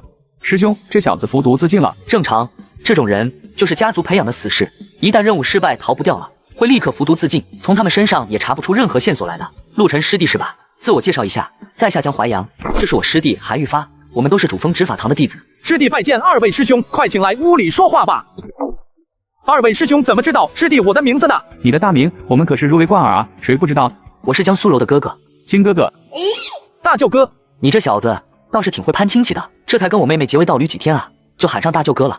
这2个来刺杀你的刺客，你知道是什么身份吗？那肯定是叶龙渊派来的呗，我就得罪过他一个人，除了他还能有谁？我还听见那个黑衣人说着什么公子之类的，应该就是叶龙渊本人了。你说这些有证据可以证明吗？要是有证据，我直接就去执法堂了。好吧，以前有没有过类似的情况，就是刺杀一类的？那倒没有，这是第一次，吓坏我了。是吗？可前几天我们俩还亲眼看见你2招杀死了2个炼气75层的修士，干脆利落，杀伐果断啊。陆师弟，给你普及一个知识，修士到了筑基后，开辟识海，神识外放，便能够探查别人的修为，只要是境界比自己低的或者高的不多，都能探查出来。你今年18岁，炼气期7层巅峰，比我妹妹还要高一些，比叶龙渊稍低一些，看样子你的资质还是很不错的，毕竟他们俩可都是天灵根啊。看来还是瞒不过江师兄啊。也没必要瞒，任何一个筑基修为的有心者，随便一探测都能知道你的修为。以你的修为，想必早就已经突破炼气75层了吧？你上山5年，一直都是杂役，为何不愿去成为外门弟子呢？树大招风，师弟只想过安稳平静的生活。可惜啊，你想隐藏，不想得罪仇家，可惜天不遂人愿，你还是被我妹妹发现了闪光点，发现了你的资质和优秀，让她甘愿舍去叶龙渊而选择你。不得不说，我妹妹眼光真不错，那么多人都没发现你的优秀，偏偏被她发掘出来了。只可惜你也因此得罪了叶家，惹来了杀身之祸。大舅哥啊，你是不是有什么误会啊？陆晨可以100%肯定，江苏柔选择他只是因为讨厌叶龙渊，又没有其他选择罢了。苏柔知道你前几天被刺杀了吗？没有，我没告诉他。不错，是个爷们，一人做事一人当，不让女人跟着担心，你小子不错。师兄过奖了，这误会是不是越来越大了？行吧，既然你和我妹妹已经结为道侣了，那你跟她也算是一家人了。你们有你们自己的打算，我不管，也不过问，你们自己看着办就行。谢师兄理解。这座大阵是哪来的？山下珍宝阁买的，毕竟得罪人了，总要做点防护的。今晚不就有人来刺杀我了吗？这一座大阵得不少灵石吧？你一个杂役弟子有那么多钱？这些年悄悄积攒了一些，都砸到这上面了。毕竟小命要紧嘛。既然如此，为何不去江家？江家的防护可要比你这边好多了。哦，懂了，不想吃软饭嘛，不想被人戳脊梁骨是吧？也对，毕竟是个有担当的爷们儿嘛。我理解你的心情，不过现在这件事只有我知道，日后若是我爹或者其他江家长辈知道了你的资质，肯定会给你资源让你修炼的。毕竟你是我妹妹的道侣，也算是半个自家人。不过你有自己的考量，我就不多嘴了。还是那句话，你们俩的事情，你们俩自己看着办。感谢师兄理解。这把仙兽剑，我记得是小妹15岁生日的时候我送给她的。哦，前几日江师姐送给我了，师兄若是想要回去，尽可拿走。瞧你说的，我江淮阳就这么没脸没皮吗？他送你的，自然就是你的。他能送你东西，自然是心里有你。我又岂能再去逆着他的意愿？我这个小妹啊，跟大妹不一样，性子清冷，不善言语，什么事都藏在心里，却又争强好胜，不甘人后。说白了，就是性子要强，不好沟通。我这个做哥哥的，还是希望你能多担待他一些。一定一定，我和江师姐一样，都是个喜欢安静的性格，平日里互不打扰，各自修炼也甚好。说起来，你被叶龙渊记恨刺杀这件事，全是因为小妹一人而起，这是我们家把你害了，自然也该我们家来承担起责任。你的传音玉简给我，我给你留下印记，日后若是再遇到危险，立刻给我传音，我会过来救你。愚公，我是执法堂弟子，有着保护弟子的责任。于私，你的遭遇全是因为我们家，我也应该保护你。多谢师兄，师弟感激不尽。师兄啊，师弟只是一个杂役弟子，这些年攒下来的钱全都拿去买阵法了，身上没有传音玉简啊。你连传音玉简都没有，哎，这些年真是苦了你了。明明有这么好的资质，却一直做杂役，穷困潦倒的。这个玉简给你吧，我身上正好有个多的，你输入灵气将其激活就好，里面有我的神识印记，可以直接跟我通话。多谢师兄，师弟就却之不恭了，来日还你钱。说什么钱不钱的，都自己人，差这点小钱。行了，我也该回去复命了。刺客这件事，我早晚找到证据，狠狠地惩治叶龙渊和叶家。走吧。二人带着刺客尸体回去执法堂总部了。一晚上的风波就这样过去了。今晚对于陆晨来说，只是一场小插曲，唯一的收获可能就是大舅哥看他很顺眼，认为他资质好有稳重，对他非常喜爱。孩儿拜见爹娘，什么事情？大半夜的过来打扰我修炼。孩儿向爹请罪。请罪？你这孩子向来稳当，不惹祸，这是做了什么？要来请罪？事情是这样的，爹，孩儿不是对江师妹倾心已久，追求多年吗？前几日相亲大会上，孩儿买通长老运作了一番。叶龙渊把他做的事情一五一十的全都说了一遍，事无巨细，每一点细节都说了。所以说，你不光害死了家里的4名死士，还引起了执法堂的注意，还同时得罪了江家。孩儿自知罪孽深重，愿去祖宗祠堂受罚，父亲责罚。责罚？犯了这么大的事情，一句责罚就算了，打死你都不会。你这老不死的，怎么说我儿子呢？他不就是犯了点小错而已。我是在气他犯错吗？我是在气他连这么点小事都办不好。就他这能力，将来怎么继承家业？怎么让我去跟我大哥争抢未来家主的位置？这件事里，你唯一做的可取之处就是没有亲自去动手杀那个陆晨，没有让执法堂拿到证据，否则谁也保不住你。好了，我儿勿要忧虑，不就是区江家吗？咱们叶家还不怕他们。只是你这个做事的方式，为父需要好好说道说道。孩儿洗耳恭听。首先要对付一个人，要毁掉一个人，不一定非要把他杀掉才能解心头之恨，有太多种方法能让他求生不得，求死不能。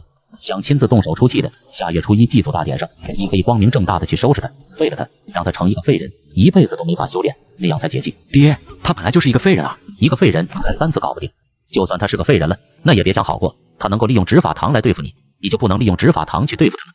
他是做什么工作的？你自己就不能想想该怎么去利用？执法堂里也不是没有咱们的人，他拒不招供，难道不能用刑吗？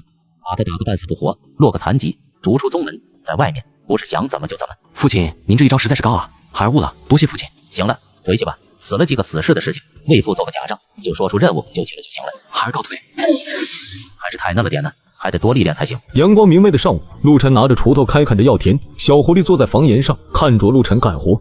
不好，有恶意。这昨晚才来刺杀过，今天早上就又来了。陆师弟在吗？谁呀？我是新来的杂役管事，现在负责你们这一块区域。今天是4月15，该到了上交药草的日子了，我过来收缴药草。知道了。虽然明知道对方是抱着恶意来的，陆晨也不能不开门，毕竟人家是公事公办，他也只能多留个心眼了。这位师兄，我没见过你啊。哦，我是丹霞峰那边的杂役管事，你们这边之前那个姓马的管事失踪了，长老就把我调过来做管事，以后我们就是同事了，还请陆师弟多多关照。好吧，师兄贵姓？我叫张翔。好，张师兄请进。陆师弟这药草长势很好啊，个个精神抖擞的，一点枯萎都没有，看来陆师弟平日里很用心照料啊。张师兄过奖了，不过这些药草都还没有成熟，恐怕张师兄要再过1个月才能来取了。没事，药龄不够也没关系，多少取一些，让我好回去交差就行。毕竟我这第一天上工，要是空手而回，长老也该骂我了。我来吧。张翔接过那几株四叶兰，然后拿出一个本子，便记录了起来。4月15，收走陆晨种植药草四叶兰5株。陆师弟，你看我写的对吧？要是对的话，还请陆师弟签个名字。师兄，你刚来我们落霞峰，可能还不太清楚这边的规矩，师弟便斗胆给您说一声。我们这边收走药草的人都要亲自检查药效的，确认无误后签字画押才能收走。啊，这么麻烦吗？是啊，毕竟这一道程序所有人都要负责的，都是为了咱们弟子的安全嘛。这药草给了你，你肯定要亲自检查一下啊，不合格的要给我退回来，换合格的才行。原来如此，我懂了。我们丹霞峰那边还真没这个规矩呢。检查了一番那5株四叶兰后，又在纸上写道：4月15，收走陆晨种植药草四叶兰5株，确认药效无误。这样总行了吧？还没按手印呢。怎么按手印啊？咬破手指按一下就好。行，那没什么事的话，我就先走了。还有其他人那边没收呢。师兄慢走啊，下次记得带印泥。现在我可以肯定，那个人就是冲着我来的，根本就没有去别的人家里收药草。你怎么知道呀？因为我们这边根本就没有收药草，也得写字据按手印的规矩。他若是去过其他家，就该说其他人那边怎么不用按手印。那样的话，这个人岂不是假的？他是来骗你药草的。哼，这5株药草拿去卖钱也能卖好几块零食了，真可惜，你怎么这么笨呀？首先，他确实是杂役管事；其次，要真是骗几株药草拿去卖钱，那我也省心了。怕就怕这个人是拿着我的药草去搞事情。能搞什么事情呀？比方说，拿着我的药草炼成丹药，然后说我的药草质量不行，或者是有毒，造成了严重后果，来栽赃陷害我。所以我才要让他写字据确认药效。这个张翔，他如果不是新来的杂役管事，那他就没资格收缴我的药草，我签字的字据就不成立。我大可以说药草不是我的。如果他是叶家安排过来的新管事，那我就可以拿着字据说话，就说是他把我的药草调包了，毕竟他亲自确认过我的药草有效的。哇哦，你好厉害哟！没想到你这只舔狗竟然还这么聪明呢。我特么不是舔狗，不过光有字据还不保险，我毕竟不懂炼丹，需要一个懂炼丹的来帮我证明。这样，如果有人要带我走，你就去找江苏柔，就说我被人陷害了，叶家要对付我，希望他能够帮忙证明我的清白，明白了吗？小狐狸收到。陆晨，醒醒，跟我们走一趟。原来是执法堂的师兄啊，不知师弟所犯何事，要被带走啊？你缴纳的药草炼制成灵气丹后，被弟子服下，走火入魔，元气大伤了，现在体内伤势很重，需要你跟我们去执法堂走一趟，当庭对质。好吧，我明白了，但是先说好，除了执法堂以外的任何地方我都不去。在路上，陆晨悄悄拿出传音玉剑，向江淮阳传音，说自己被叶家诬陷了，请他来执法堂帮忙审判。弟子陆晨拜见长老。大胆陆晨，还不从实招来？敢问长老，我干什么了？我就招啊！今天丹霞峰炼丹师叶龙照前来本长老这边告状，说他炼制的丹药被落霞峰弟子叶云堂吃下后，叶云堂立刻便灵气紊乱，丹田受损，浑身经脉受伤，似有走火入魔之兆，元气大伤。经过炼丹师叶龙照检查，是丹药里的一味药出了问题，正是四叶兰。他带着叶云堂来到本长老这里后，本长老亲自检查了叶云堂的伤势，发现确实如他所说那样。而后本长老亲自前往丹霞峰，调查了药草往来记录，上面记录着是落霞峰杂役管事张翔送来的药草，而张翔则有字据证明是你陆晨种植的药草，交给了他，他又带到了丹霞峰，入了库房。对也不对？今天上午我确实是交给了张翔5株四叶兰。你承认了就好。来人啊，将陆晨打入大牢，罪名是给药草下毒，谋害同门，择日审判。我们执法堂什么时候能够不分青红皂白直接抓人了？江淮阳，这是我落霞峰执法堂，你来做什么？弟子拜见叶长老。弟子记得我执法堂堂主铁链长老亲自定下规矩，说执法堂的任何审判都公正透明，任何人都可以前来观看，有质疑也可以尽情提出，为的就是保护审判的公正性，对吧？是又怎样？那弟子前来观看没有错吧？哼，随便你看，但不要扰乱审判的秩序。扰乱审判秩序的是你叶长老吧？第一，根据执法堂条例，要收押犯错弟子，需要弟子认罪，签字画押，方可收押。这才刚刚开始审判，证据不足，陆晨也没有开始辩解，更没有签字画押，却公然要将他收押，犯法的是你。第二，执法堂规定，审判长老遇到亲族案件，需要避嫌，不可亲自审判。审判长老应与原告、被告双方都无血亲及师徒关系才行，这是你犯的第二法。第三，每一个执法堂弟子都有权利抓捕任何犯法之人。叶长老，刚刚你做的一切，弟子全部都录下来了。你执法犯法，罪加一等。来人，抓捕叶长老，将其送到铁链长老处，由铁链长老亲自审判他的罪过。是。本长老乃结丹强者，审判长老，谁敢抓我？抗拒抓捕，罪加一等。怎么，要我去申请结丹长老前来抓捕叶长老吗？哼，以老夫之错，最多就是罚款了事，你们给我等着。还有你，江淮阳，你和陆晨也是亲族关系，你也没有资格来参与审判。叶长老无需挂念，弟子只是旁听罢了。叶龙渊脸都黑了下来，没想到惩治陆晨不成，还搭进去一个长老。叶龙渊，你在这里做什么？如果我没记错的话，江师妹这是第一次主动跟我说话吧？切，其实这件事跟我没关系的，我就是来旁听一下的。要是江师妹你来这里有何贵干？这件事好像跟你没什么关系吧？陆晨是我妹妹的道侣，她有事情，我妹妹自然是要来帮忙的。毕竟我妹妹刚刚千挑万选找到了如意郎君，可不能被小人栽赃陷害了。江师兄身为执法堂弟子，说话可是要讲证据啊！谁是小人啊？谁是小人，谁自己心里清楚。怎么，我骂的是小人，又不是你叶师弟？难不成是叶师弟做局在陷害我妹夫吗？哎呀，有的小人啊，光明正大的竞争道侣，竞争不过就使出各种阴暗卑劣的手段，三番两次的去刺杀人家。现在看刺杀不成，又改用阴谋诡计了，真是狗肉上不了正席啊，真丢人。哥，你说什么？他派人去刺杀陆晨了，还三番两次？呵呵，师姐莫急，都是些小事罢了，总共也就2次，都是江师兄帮我挡下来了。江师兄对我有大恩啊！啊，对，都是我帮忙的，毕竟自家妹夫嘛。这俩人啥时候关系这么好了？哼，没有证据的事情可不要乱说，否则我可以告你们诬告呢。之前的事情不提，咱这次就事论事。我族兄用了陆师弟种植的药草炼丹，然后让我另一位族兄吃下，也不知是受伤还是中毒了。这个责任恐怕得陆师弟来负责吧。叶师兄此言差矣，我给的药草是没有半点问题的，药效良好，是经过这位张翔师兄亲自查验的，而且还写了字据，表明没有问题后才收走的。谁知道是不是你们的炼丹师学艺不精，炼制出来的丹药自己都不敢吃，就拿亲戚试药呢？结果出了事，这又能怪得了谁呢？老夫姓王，作为此次事件的主审官，刚刚你们的对话我都听到了，现在把你们的证据都拿上来吧，让本长老过目。长老请看，这张是张翔收缴陆晨药草的单据，上面有陆晨的亲笔签名。这张是丹霞峰药草房的入库证明，上面写了药草来自于陆晨。这张是弟子在药草房领取药草的单据，上面有弟子和那边负责弟子的签名。证据确凿，这药草就是陆晨种植的。而那5株四叶兰共炼制了5枚凝气丹，被叶云堂留下1枚，剩下4枚全都在这里了。好一个证据确凿啊！为了陷害我，你们也是煞费苦心啊！那个陆晨，你的证据呢？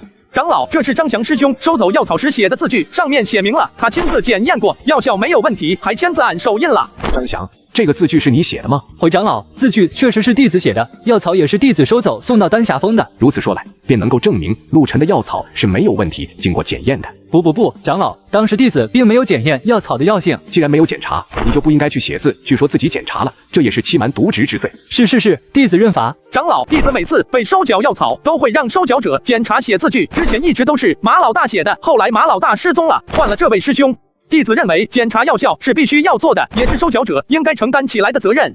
毕竟弟子把药草给了他，他若是拿去将好药调换成赖药，以次充好，又或者说他拿走后向药草里下毒来栽赃陷害，弟子怎么办？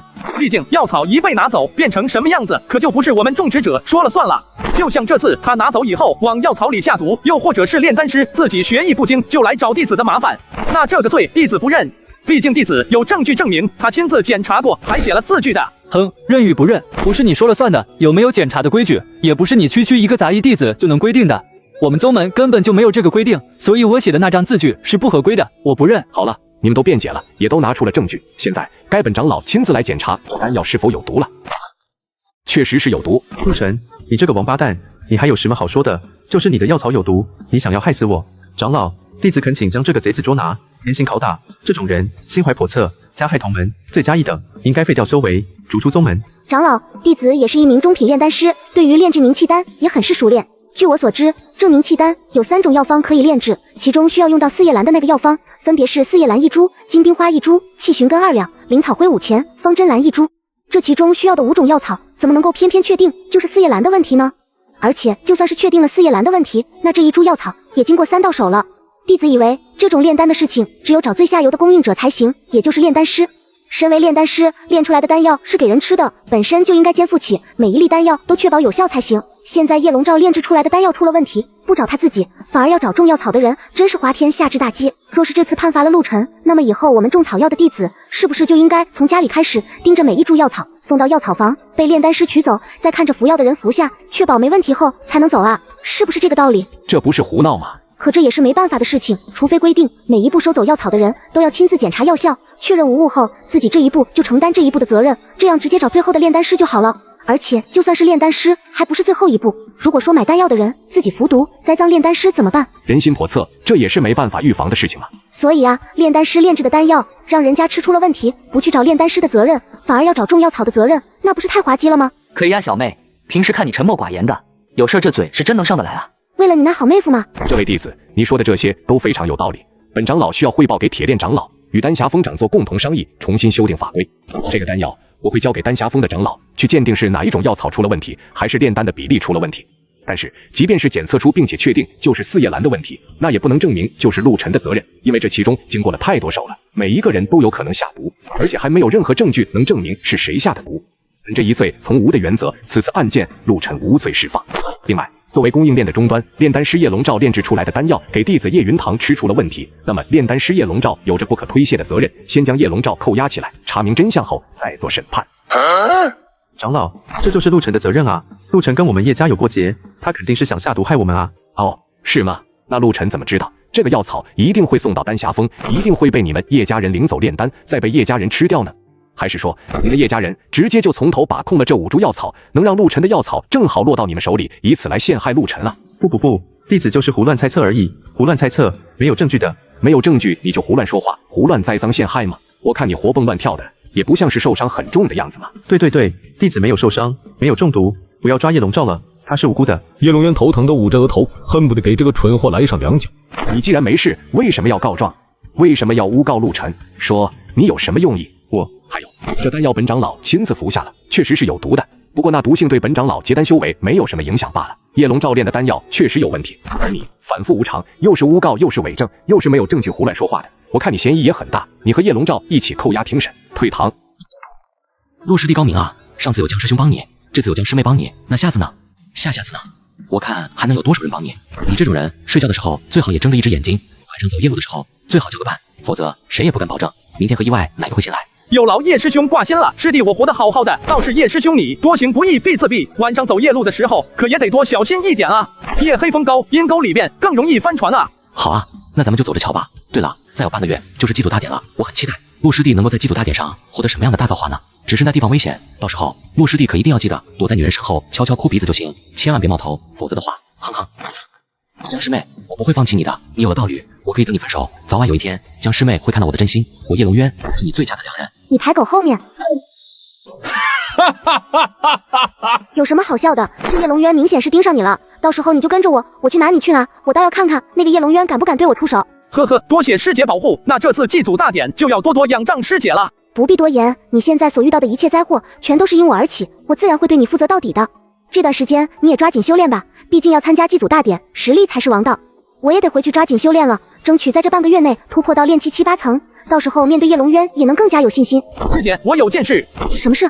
这是一株30多年药龄的白绫罗花，师弟我不懂炼丹，师姐懂这些，不如送给师姐，能为师姐增加修为也好。你又送我药草，我不能要，你给我的东西已经够多了，再要我就没东西可回你了。师弟不懂炼丹，这好药草留在我手里也是直接吃下去，如牛角牡丹一样暴殄天物。师姐将它炼成丹药服下吧。妹夫给你的你就收着，一家人说什么两家话。它是中药草的，你是炼丹的，以后你缺什么药草，直接上他那里拿就行了，多简单的事情啊！真是的，看着你们俩推让我都觉得见外丢人。实力强了，不也能更好的保护他吗？那好吧，那我就收下了。这白绫罗花为主要炼制出的嗜血丹，虽说对修为提升无用，但是却可以在短时间内大幅度提升战斗力，也是对敌时的不二选择。陆晨赠送道侣38年白绫罗花1株，赐福10倍返还380年白绫罗花1株，是否领取？按不领取。小子，想好了吗？要不要暴露一下实力，去我们江家修行？在江家可没人敢去刺杀你。还是算了吧，我一个人自由自在惯了。小狐狸，你说这一株380年药龄的白绫罗花，却卖掉换灵石好呢，还是去找炼丹师炼制成丹药，留着祭祖大典用好？你先告诉我，你又从哪弄来一株300多年药龄的药草？现在我不太需要灵石，也没啥用。要是能够把它炼成丹药，那我半个月后的祭祖大典之行就会有点保障了，至少面对叶龙渊的时候能有点自保之力。道理我都懂，关键问题是你特么哪来的这么一株药草？上次你突然间拿出一株300多年的三针花，我就很奇怪了。要是找炼丹师的话，去丹霞峰，人家不一定帮我，而且我还付不起炼丹的费用和其他辅料药草的费用。这可是300多年药龄的药草啊，在这小地方很罕见的。你今年才18岁，难道是从上辈子就开始种，这辈子还有上辈子的记忆？不过我听说山下有的炼丹房那边自己提供材料，找炼丹师炼丹可以不拿钱，但是炼制出来的丹药要给炼丹师分成。可问题是，这是哪来的这么多年药龄的药草啊？你能不能正面回答我的问题？可是我连药方都不知道啊，要不问问江师姐，她肯定懂这个，要不直接把这个也送去找她炼。那也不行，解释不清楚这个药草的来源啊。你还知道你解释不清楚来源呢？你先给我解释清楚这个药草是哪来的吧。你一个杂役弟子，一个穷鬼，哪来的这么好的药草？可如果不找江苏柔，那就搞不清楚药方需要什么药草，我这边也不知道该采什么药草过去。你到底有没有在听我说话？你就别多问了，我身上有秘密的。我当然知道你身上有秘密，要不然干嘛这么多年一直都在隐藏修为呢？上次你送给江姐姐一朵30多年的三针花，晚上就又变出来一朵300多年的三针花，拿去卖钱买了阵法和剑。今天送给她一朵30多年的白绫罗花，转眼间又多出一朵300多年的白绫罗花。我明白了，我都懂了。好吧，就知道瞒不过你，你还是挺聪明的。我说实话，实话就是你有好东西不给江姐姐，给的都是不好的，好东西都自己留着，你根本不爱她，对不对？你特么老神神在分析半天，就是分析了个这啊！以后可能还需要小狐狸帮忙给江苏柔送东西，而且自己和他住一块，换了好东西也瞒不过他，还是说实话了吧？小狐狸，你上次不是发现上次我的那朵300多年的三针花其实根本就没有药效吗？这朵也没有药效。小狐狸立刻上去咬了一口，咽下去后发现果然没有药效。这是怎么回事啊？因为它不是没有药效，而是只对我有效。事情是这样的，我脑子里有个奇怪的东西，我送给道侣什么礼物，他就会给我10倍的东西，明白了吧？还有这种好东西？你送一株30多年药龄的药草，那个东西还给你一株300多年的。那你把这个再送给他，是不是就能得到一株3000多年的？再把3000多年的送给他，换一朵3万多年的。咦，发财了发财了呀！显然人家也早就想到了这一点，所以还有一个规则，那就是他返还给我的东西无法赠与任何人，包括道侣在内。返还的东西只有我能用，其他人谁都用不了。所以这药草不是没有药效，而是只有我用才有药效，懂了吗？明白了，看来没办法无限刷了。是的。那他为什么帮你？我也不知道，可能是因为我是个废人吧。那个字符的目的是帮我变强，而不是让我一直用它赚钱。毕竟那样的存在肯定是不缺钱的。我得分清楚对方的用意，才能知道怎么才能不得罪他，一直用下去。好吧，我知道了，我也明白你为什么不拿这株药草去卖零食，而是要去换丹药了。就那个拍卖场，你再去一次，人家就该觉得不对劲了。毕竟哪有人能够接二连三的拿出来几百年药龄的药草，还都不管用呢？是啊，其实最保险的方法还是自己来炼制丹药。我可以买丹方送给江苏柔，然后换取更好的丹方来炼制。不过我没有基础，炼丹也不是一时半会儿能学会的，而祭祖大典迫在眉睫，还是先想办法把这个花炼制成丹药吧。不，我觉得你就是懒，想躺平，不想学习炼丹。不，我不懒。不，你很懒。我是躺平，不是摆烂。躺平是悠闲的享受生活，种草药也是享受，炼丹也是享受，能从中获取乐趣就行。而懒是摆烂，什么都不想做，明白吗？算你有理。现在我需要的就是嗜血丹的药方，这个江苏柔那边有，我问问他。陆晨拿出了传音预警，但才想起来里面没有江苏柔的印记，没办法跟他联络。于是他看向了小狐狸。你还说你不懒？他喜欢你，你跟他好沟通去吧。5块零食，1块，这次要跑2次腿，2次2块。成交。诺，任务完成，传音印记烙印进去了，还有嗜血丹的丹方。苏柔姐姐说，嗜血丹需要白绫罗花1株，函数草3钱，柔甲壳1两，比洛蕊1钱。白绫罗花30多年药龄的话，其他的药草药龄不能低于1年，按照这个比例才行，能够炼制出5枚嗜血丹。如果是300多年药龄的话，其他的药草不能低于10年，能够炼制出10枚以上的高阶嗜血丹。行，1年以上的这些药草我这边都有。可是你的药草是300多年药龄的呀，你需要10年以上药龄的其他药草才行呀。很快就有了，把这些给他送过去。我知道了，你是想要10倍返还对吧？那样就有10年药龄了。聪明，我这就去。陆晨赠送道侣1年药龄函数草3钱，柔甲壳1两，比洛蕊1钱，获得10倍返还，以上药草数量10年药龄。到了晚上的时候，陆晨一番伪装后，将小狐狸装进了包袱里，带着他一起下山了。陆晨经过多方打听，终于是打听到了一位合适的炼丹师。那人名叫白诺，乃是中品炼丹师，曾是丹霞峰里的炼丹师。因为在宗门里给其他弟子炼丹的时候，总是吃回扣，被人举报，逐出宗门了。白丹师在家吗？炼丹，自备药草28分成，我2你8。行，进来吧。什么丹药？嗜血丹。药草拿出来。嚯，这么大的白绫罗花，也有个300多年药龄吧？380年，以你的水平，能不能炼？道友，你可以质疑我的人品，但你不能质疑我的炼丹术，我早就已经是上品炼丹师了。你的这些药草太好了，炼制出来的都是高阶嗜血丹，药效也更好，能够提升1到2个小境界的实力。按照规矩，我炼制丹药28分成，你取走8颗，剩下的是我的。多谢。不用谢，下次有需要还来找我就行了。我最擅长炼制的是筑基丹，你要是不知道丹方，可以来找我，我告诉你后，你去准备材料，我来炼制。不过筑基丹的分成是55分，其他是28分，也就是说你需要准备2份材料才行。行，我知道了，有需要我会来的。喂，姓叶的，上次你让我找的高阶嗜血丹，现在已经炼制出来了，你有空过来取一下。经过半个月的刻苦修炼，他成功的从炼气期7层突破到了炼气期8层，还不错，总算是赶着这一天突破了。也不知道那个陆晨有没有努力修炼，有没有突破到炼气期2层。听说他下个月就满5年之期了，虽说已经开出了灵脉，但18岁还没有成为外门弟子，以后再想成就难了。实在不行，跟家族要点资源，给他拔苗助长一下吧。陆晨道侣江苏柔由炼气期7层突破至8层，赐福返还道侣突破增长修为的10倍。陆晨脑海中的话音刚落，一股雄浑至极的灵气便出现在了陆晨的体内。陆晨运行着灵气，很快境界便从炼气期7层突破到了8层，但这还没完，他的修为还在快速增长着。炼气期总共有9层，下一步便是凝气筑基，把丹田内的气体灵气凝聚成固体的基台。你突破了，突破到几层了呢？小小炼气期9层巅峰，不值一提。话说起来，炼气之后就是筑基了，你没有筑基丹，又不能自己修炼，那你还能筑基吗？肯定能啊！我这都不用修炼，只要道侣突破，我就能突破水到渠成的事情。只要江苏柔再突破到炼气期9层，我就能直接筑基了。陆晨殊不知，将来现实会给他一记响亮的耳光。这一天算是阴阳宗里最热闹的一天，也是整个阴阳宗里最大的节日。因为这一天是仙道祖师爷的诞辰，在这一天里，阴阳宗供奉的那一座仙道祖师神像将会开启祭祖秘境，让年满18岁的弟子们进入其中，争夺仙缘，获取造化。陆晨，你对咱仙道祖师了解多少？我了解个屁呀！我大门不出，二门不迈的，哪跟你似的，天天在外面跑。你看，我就了解很多。这位大能者可是大有来头啊！根据古籍史料记载，你看过个屁的古籍史料？你那是道听途说。根据别人看的古籍史料记载，在1万万年前，这片世界根本就没有修仙者存在，人族都是练武功的。不过练武练到最高处，也能飞天遁地，焚山逐海。那位仙道祖师，据说也姓陆，人们都叫他陆仙尊，一位万古仙道第一尊。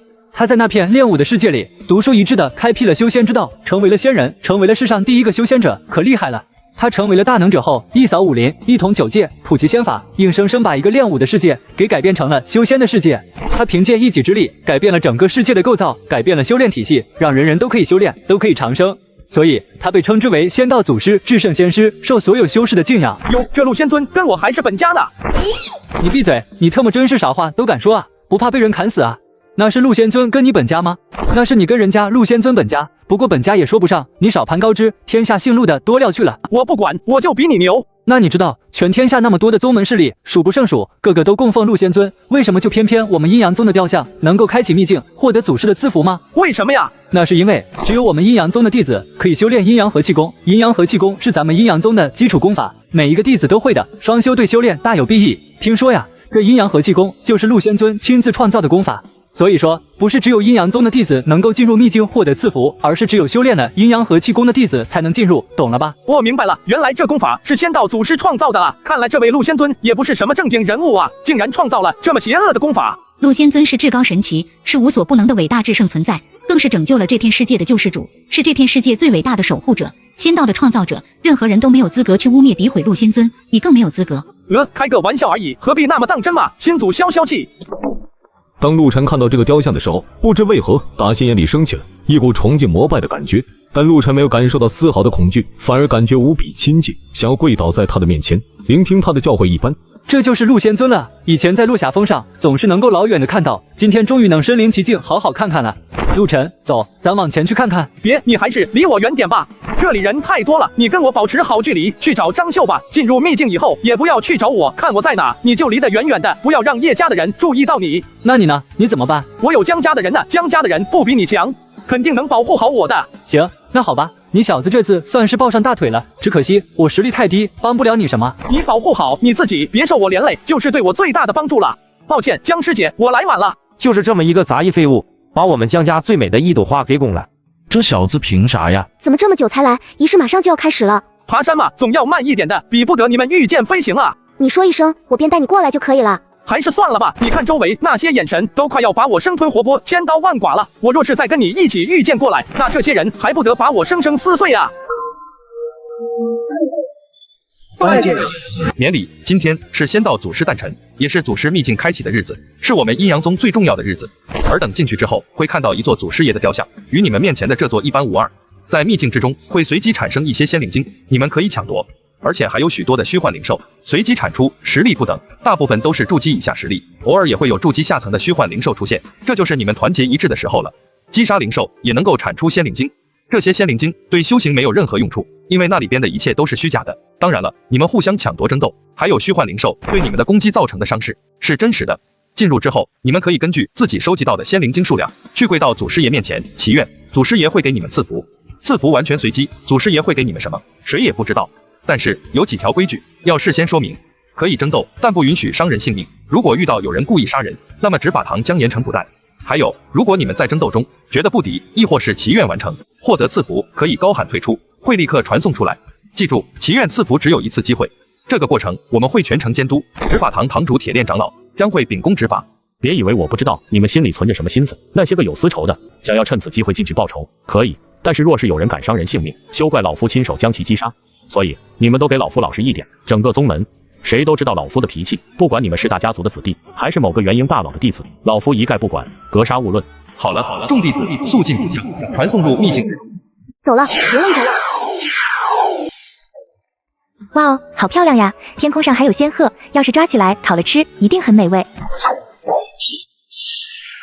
这一块你先拿着，免得你到最后都没有一块仙灵晶献祭给老祖宗，连赐福都得不到。快，给我吃一口，让我尝尝。尝什么尝？这玩意儿是假的，虚幻的，你吃了也没什么用。哼，你是个坏人。走吧，我们接着搜寻仙灵晶去。正缓慢寻找的时候，小狐狸忽然嗖的一下子跳了出去。小狐狸，你去哪？你看，这块仙灵玉被我找到了。他把仙灵晶吃了。这是什么灵兽？竟然如此生猛！不是，这玩意儿还能吃？不好了，坏人来了，来了好多好多坏人。陆晨等人抬头看去，只见一群人御剑飞行而来，足足有着50多人，而为首者正是叶龙渊。躲在我身后，这就是吃软饭的感觉吗？僵尸妹，好久不见了，别来无恙啊！有屁放，没屁滚。对，那个躲在女人背后的软蛋懦夫，自己滚出来跟我单挑，赢了的可以做僵尸妹道侣，你敢不敢？这个时候尽量别打，这个时候我们不占优势，等到了最后再打。他们横行霸道惯了，肯定会跟别的团队打，等他们少人了，我们再跟他们打。我为什么要跟你单挑？僵尸姐本来就是我的道侣，我和你打，赢了我什么也得不到，输了还要把道侣赔给你，天底下哪有这么好的事情？你是修炼修傻了吧？哼，就知道你是个废物，不敢出来与我堂堂正正的一战。叶龙渊，睁大你的狗眼看清楚了，现在外面可是有着几十万人在看着呢。你也知道我是个废物，我是个不能修炼的废人。而你叶龙渊天灵根资质，叶家的天之骄子，你跟我打真是好笑。你就算是打赢了我，别人就能高看你一眼吗？别人反而会觉得你恃强凌弱，欺负一个不能修炼的废人，欺负一个杂役弟子。不光如此，你还要横刀夺爱，当第三者，插足别人家的爱情，抢夺别人的道侣。我和僵尸姐可是宗门登记认定的道侣，可你偏偏要当第三者来横插一脚，真是好笑啊！叶家就教出来这样的弟子吗？仗着修为境界高，肆意欺压同门师弟，还要当小三来追求已经有道侣的女弟子，你丢的可不是你的脸面，整个叶家的脸都让你丢尽了。二哥，莫要上当，我们的目的是激怒这小子，让他跟你单挑，而不是去跟江家人火拼。这个时候才刚开始，火拼没有任何意义。江家的实力还是在的，咱们就算是团灭了他们，自己这一方也要掉点少人。我们还怎么去跟其他家族的人争抢仙灵晶？先搜集仙灵晶，最后堵到先祖雕像那边，再揍这小子。陆晨，我的目标一直都是你一个人，而不是江家。我与江家无冤无仇，只是想要跟你对决一下而已。江苏柔愿意保护你，不代表整个江家都愿意保护你。而你若还是个爷们，就不要连累江家，过来跟我对决一下就好，免得因为你把江家这一次进来的弟子全都害了。首先，陆晨是我的道侣，那他就是半个江家人。我们江家向来团结，今天不帮他，那明天其他江家人有难，我们还帮不帮？你少在这里挑拨离间，我们江家的团结不是你能够破坏的。其次，就算是我们江家打输了，那也是你们叶家打的，你少转移矛盾。我们不仇视你们这些施暴者，难道要去仇恨跟我们一样的受害者吗？最后，就算是没有陆晨，难道之后争夺仙灵晶的时候，你们就不会对我们出手了吗？好一个阴险狡诈的恶徒，真以为我们江家会上你这种卑鄙小人的当吗？江苏柔的话让江家的人瞬间惊醒，他们就算是再看陆晨不顺眼，那也是他们这边的人。现在敌人要欺负他们的人，他们若是把陆晨拱手让出去，那江家以后还怎么在宗门立足？岂不沦为笑柄？宗门广场上，大多数人都在看着江家和叶家的那一部分。这两个家族都是宗门里有头有脸响当当的家族，如今第一个对立上了。柔儿这丫头，平日里不爱说话，但思路清晰，才思敏捷，关键时刻那嘴是真能上得来，也知道要保护自己人，团结一致的道理，没有上那个小人的当，这一点着实不错。是啊，柔儿这丫头这次处理的挺好，没有让咱们江家丢脸。以前我还挺看好叶家那小子的，现在看来那小子心肠也太过歹毒了，这种挑拨离间的方法都使得出来，真是个小人。幸好我女儿没选择他，否则这辈子都完了。那选择这个杂役弟子就选择对了。一个不能修炼的废人，就知道躲在道侣身后逞口舌之力，能有什么出息？我女儿开心就好。你选道侣的时候，我可也没有插手过半点，任凭你去挑选自己的如意郎君的。那是自然，我爹是天下最好的爹，但我选的道侣，人家也是地灵根的上品炼丹师啊，可比这个杂役好多了。等这次祭祖大典结束后，把那小子接到家里来，让我亲自给他看看，弄些天才地宝、灵丹妙药，给他改善一下体质。我女儿的道侣总不能一直是个废人，她多修炼提升，跟柔儿双修对柔儿也有帮助。爹，这你就不用操心了，这小子啊，绝对会让你大吃一惊的。嚯，这小子难道还有什么隐藏的闪光点，是我没有发现的？没事，您接着看就行，急什么？陆晨，我最后再说一次，我的目标是你，你自己出来，大家谁都好看。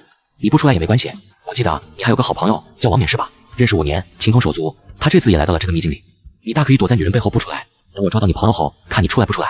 哦，对了，顺便提醒你一下，我练779层了，抓一个4层的杂役，手到擒来。陆晨的脸色陡然变得阴沉了下来，他一直让王冕离他远点，但怕什么来什么，叶龙渊还是要对王冕下手，用王冕来要挟他。现在唯一的办法就是离开江家的人独自去找王冕，在叶龙渊之前找到王冕，带他去赐福，然后离开退出，只有这样才能保全王冕。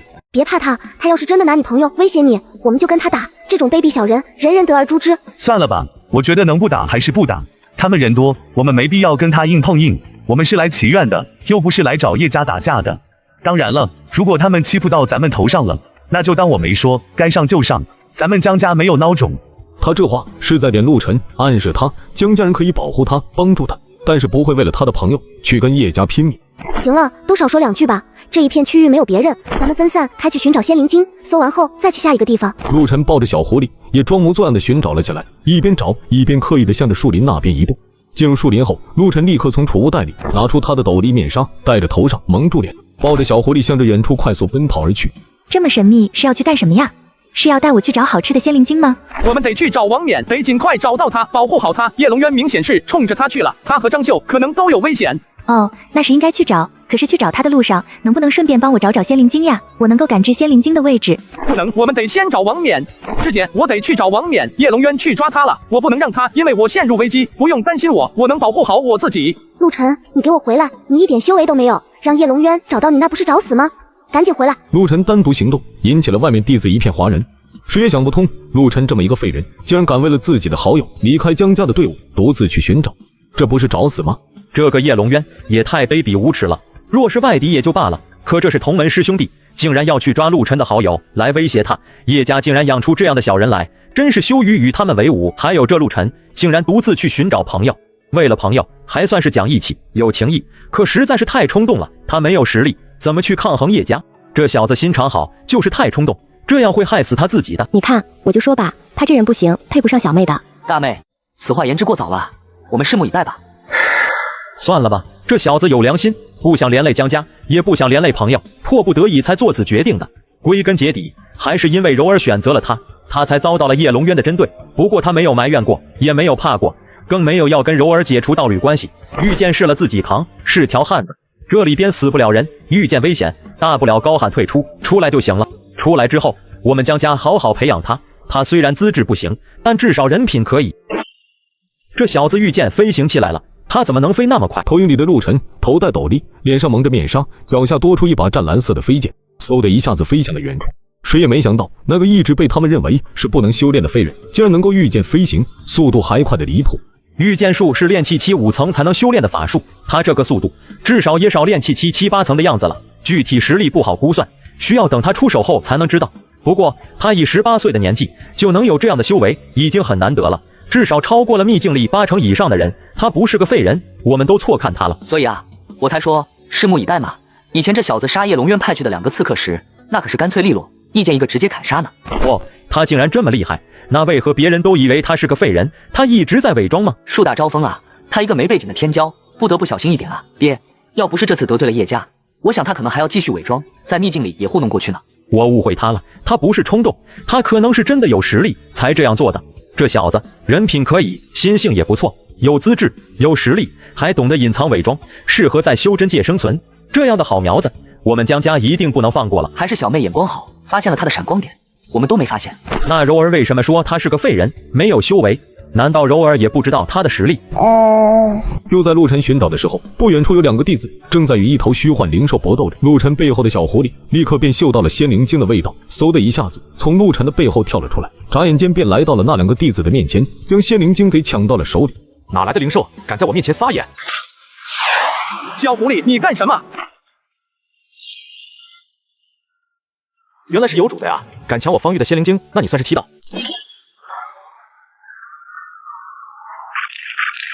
踢到了什么？踢到了棉花吗？我的灵兽还轮不着你们来教训。你这家伙到底要干什么？我都说了，我们要去救王冕，你干嘛还要去找麻烦，去招惹别人抢仙灵晶？你还嫌我们的敌人不够多吗？对不起吗？我第一次遇到能够让我增强的东西，实在是忍不住嘛。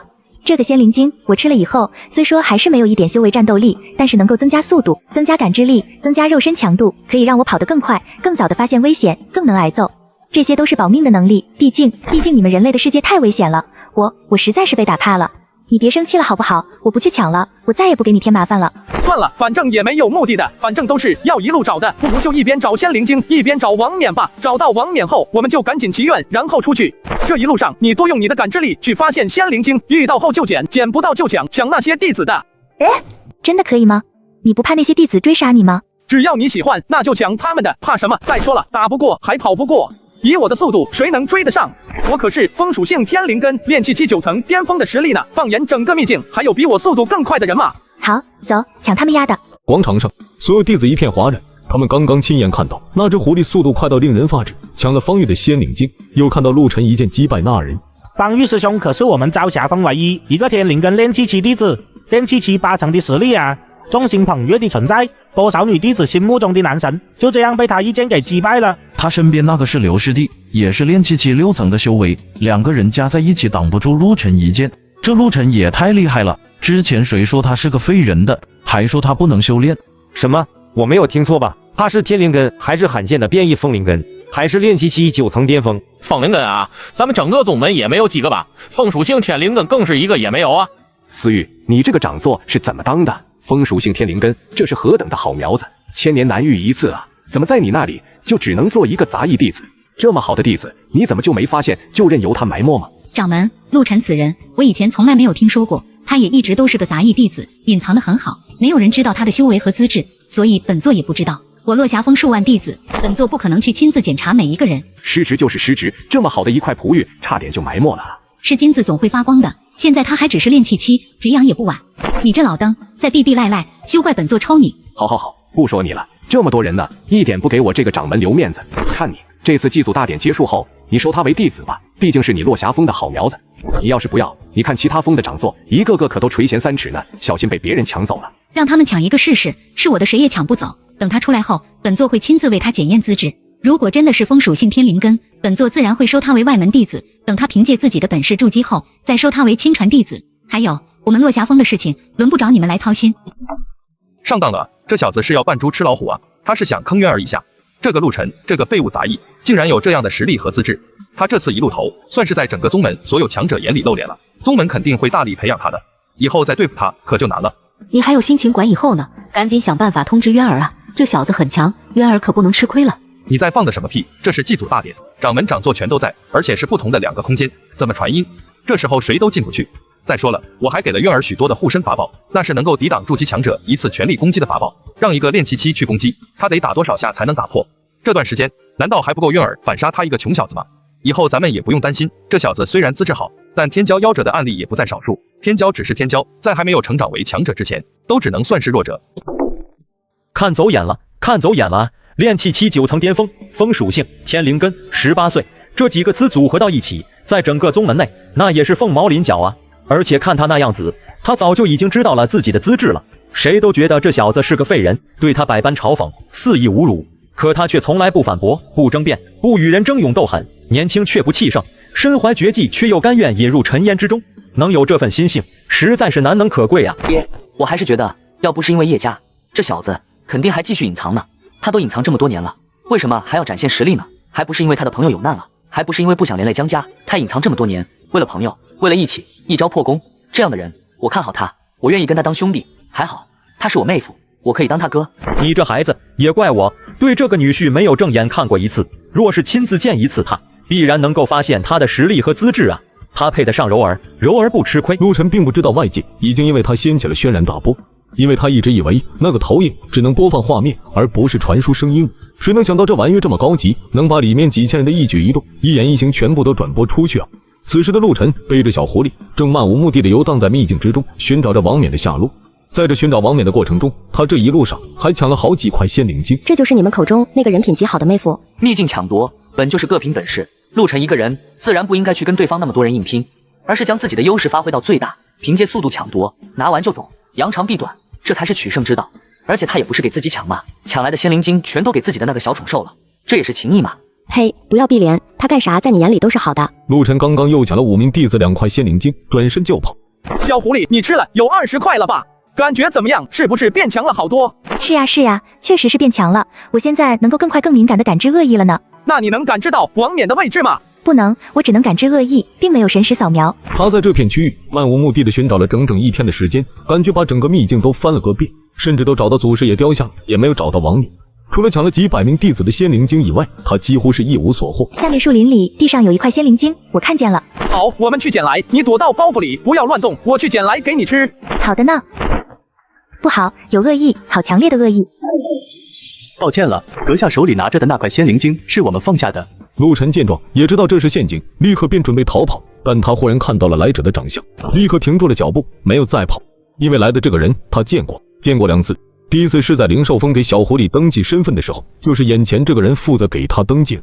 第二次就是前天遇到叶龙渊的时候，这个人就跟在叶龙渊的身后。很明显，对方是叶家的人。这位师兄，自我介绍一下，在下叶龙泉，灵寿峰造册房登记处的弟子。这1天的时间，我一直听说有一个灵寿峰的弟子带着斗笠蒙着面，带着一只白色的灵兽，来无影去无踪，抢劫了至少上百名弟子的仙灵晶。这不，在下用了区1块仙灵晶，就把师兄给调出来了。想必师兄身上的仙灵晶一定很多吧？独乐乐不如众乐乐，你我同为灵寿峰弟子，想必师兄一定会互帮互助的。不如你的仙灵晶分师弟一半，你我一起前往先祖雕像处祈愿如何？陆晨听到这话，也知道对方并没有认出来他。听起来师弟是要抢劫我啊！不敢当，给师兄指一条明路罢了。呵呵，那我要是不给呢？那师兄就是敬酒不吃吃罚酒了。师弟既然与师兄说不通道理，那师弟还略通一些拳脚，还有5头炼气期7层的灵兽为伴。只是那样的话，师兄的仙灵晶可全部都是我的了。呵呵，好，我抢劫了那么多人，现在到头来反倒是要被抢劫了，真是苍天好轮回啊！哦，如此说来，师兄是想通了，这就对了吗？都是同门师兄弟，以和为贵吗？我和你个屁！你什么修为？我们灵寿峰的18岁弟子什么时候有了个体战力这么强的人？他一边说，一边操控着四周那5头像是白狼一样的灵兽，向着陆晨袭去，自己却立刻御剑飞行了起来。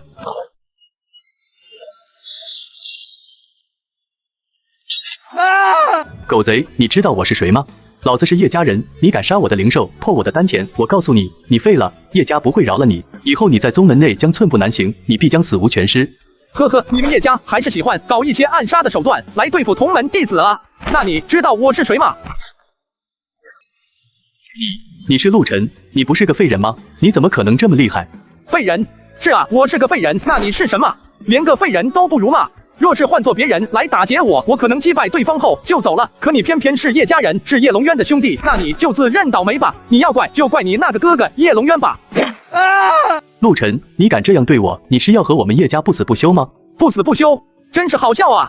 从你们叶家3次派人刺杀我，1次来诬陷我，3番5次想要置我于死地的时候，我们不是已经不死不休了吗？我说的对吧？你觉得你很无辜吗？我不知道你在说什么，你少在这里栽赃陷害。陆晨不知道外面的人能够听到里面的人说话，但是叶龙泉知道，所以叶龙泉不能承认，承认就是认罪，他和叶龙渊都跑不了。你不承认也没关系，反正你们叶家全都是蛇鼠一窝，喜欢做那些蝇营狗苟的事情嘛。你还有脸说你们叶家跟我不死不休？我退。然而他还没喊完，陆晨便一拳打碎了他的下颚，他的牙齿直接咬断了自己的舌头。现在想退出，你不觉得晚了吗？叶龙渊想杀我，我自然也会想办法反杀他。你作为他的帮凶，也跟我是死仇。你应该庆幸这里不允许杀人，否则你现在已经是一具尸体了。陆晨的一番话引起了外面所有弟子的沉思。如果说刚开始他们还震惊于陆晨的心狠手辣，认为他这样对同门太过火了，那么现在听完了陆晨的话后，他们开始同情陆晨了。无耻叶家，滚出宗门！这是我们的宗门，不是叶家的宗门。叶家破坏弟子，暗杀弟子，满门抄斩，有太多弟子被迫害了。陆晨是第一个说出来的，他是我们的英雄，保护陆晨。肃静，祭祖大典之上不得大声喧哗，是非公道自有宗门裁定。尔等尽可放心，接着观看大典进行。铁长老，这个陆晨如此对待我儿，他这样已经不是公平比斗了，而是虐杀。刚刚我儿已经喊了退出，应该把他传送出来，再把陆晨小贼抓出来就地正法才对啊！执法堂难道不管吗？我儿都快被他害死了。闻言，上空的掌座长老们纷纷用看傻子一样的眼神看着他。你们叶家这时候都引起公愤了，你还在这里叫嚣呢，真是一点眼色都没有啊！叶龙泉是自作自受，他若是不害陆晨，陆晨会这样对待他吗？陆晨是一笔知道还施彼身罢了，你们都要杀害陆晨性命了，还不许陆晨还手吗？骂，狠狠的骂，骂死叶家那群王八蛋，把他们赶出宗门去。注意你的形象，你还有脸笑呢？陆晨因为柔儿的连累，3番5次遭到刺杀迫害，这还都是1个月内发生的事情，那是咱们江家没有保护好他，咱们应该反思一下自己的责任。这笔账记下来，这个梁子，我们江家和他们叶家结下来了。对，我们江家可不怕他们敢这么欺负我们的人。都安静，不要再喧哗了。祭祖大典之后，本座会亲自派人彻查陆晨的案件，还给陆晨一个公道。首先，叶龙泉并没有说出退出这2个字，如果说出来，秘境自然会将他传送出来，这一点老夫也无法操控。其次，陆晨并没有杀叶龙泉，所以并不违规。如果陆晨杀了人，那老夫会亲手将他击杀，绝不留情。反之，你们叶家也是一样，陆晨没有违规，你立刻退下。再扰乱大典秩序，先把你拿下，抓进大牢里。叶龙泉还挺富有的，储物袋里有许多的丹药、灵宝、灵器、灵兽4吊，还有这2000多灵石和20多块仙灵晶。陆晨将仙灵晶全部倒了出来，给小狐狸吃。吃吧，把这些都吃掉，我给王冕拿1块就行，也许他连1块都没有找到呢。好的呢，你拿去拿去。陆晨，你在哪？叶龙渊把你朋友抓住了，现在把我们堵在先祖雕像这边了，你千万别过来，不要往雕像这边来。我们这边先跟他们打，先想办法把你朋友救出来，实在不行，你先自己退出，记住，千万别过来。陆晨的脸色陡然间阴沉到了极点。陆晨收起了玉剑，戴好了斗笠，蒙上了面纱，提起叶龙泉，便御剑飞了起来。陆晨看到江家的人正在被叶家的人围攻，艰难地抵挡着叶家的攻击。他还看到王冕正在被2个人用剑架在脖子上，躺在地上奄奄一息。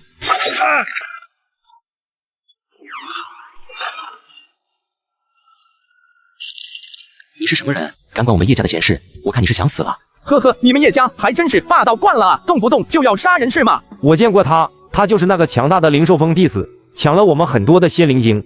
对，就是他，竟然还敢来这里！那些弟子们群情激愤，想要一起揍陆晨。不怕死的都过来，我看谁想落得跟这个人一样的下场。看到叶龙泉痛苦地张着嘴巴，嘴里边已经没有舌头了，身上遍体鳞伤，丹田处还在往外冒血。为了区1、2块仙灵晶，不值当去这样拼命。小子，你是谁？你知道你手里抓着的是谁吗？那是我们叶家的人，敢得罪叶家，你在宗门内将寸步难行，你必将死无葬身之地。这些话我手里这个人也说了一遍，可惜他变成了这样。你究竟是谁？呵呵，你不是一直在找我吗？你不是一直想要和我单挑吗？怎么现在我站在你面前，你认不出来我了？陆晨，陆晨，这是什么情况？陆晨，真的是你？你这是怎么回事？你怎么会这么强？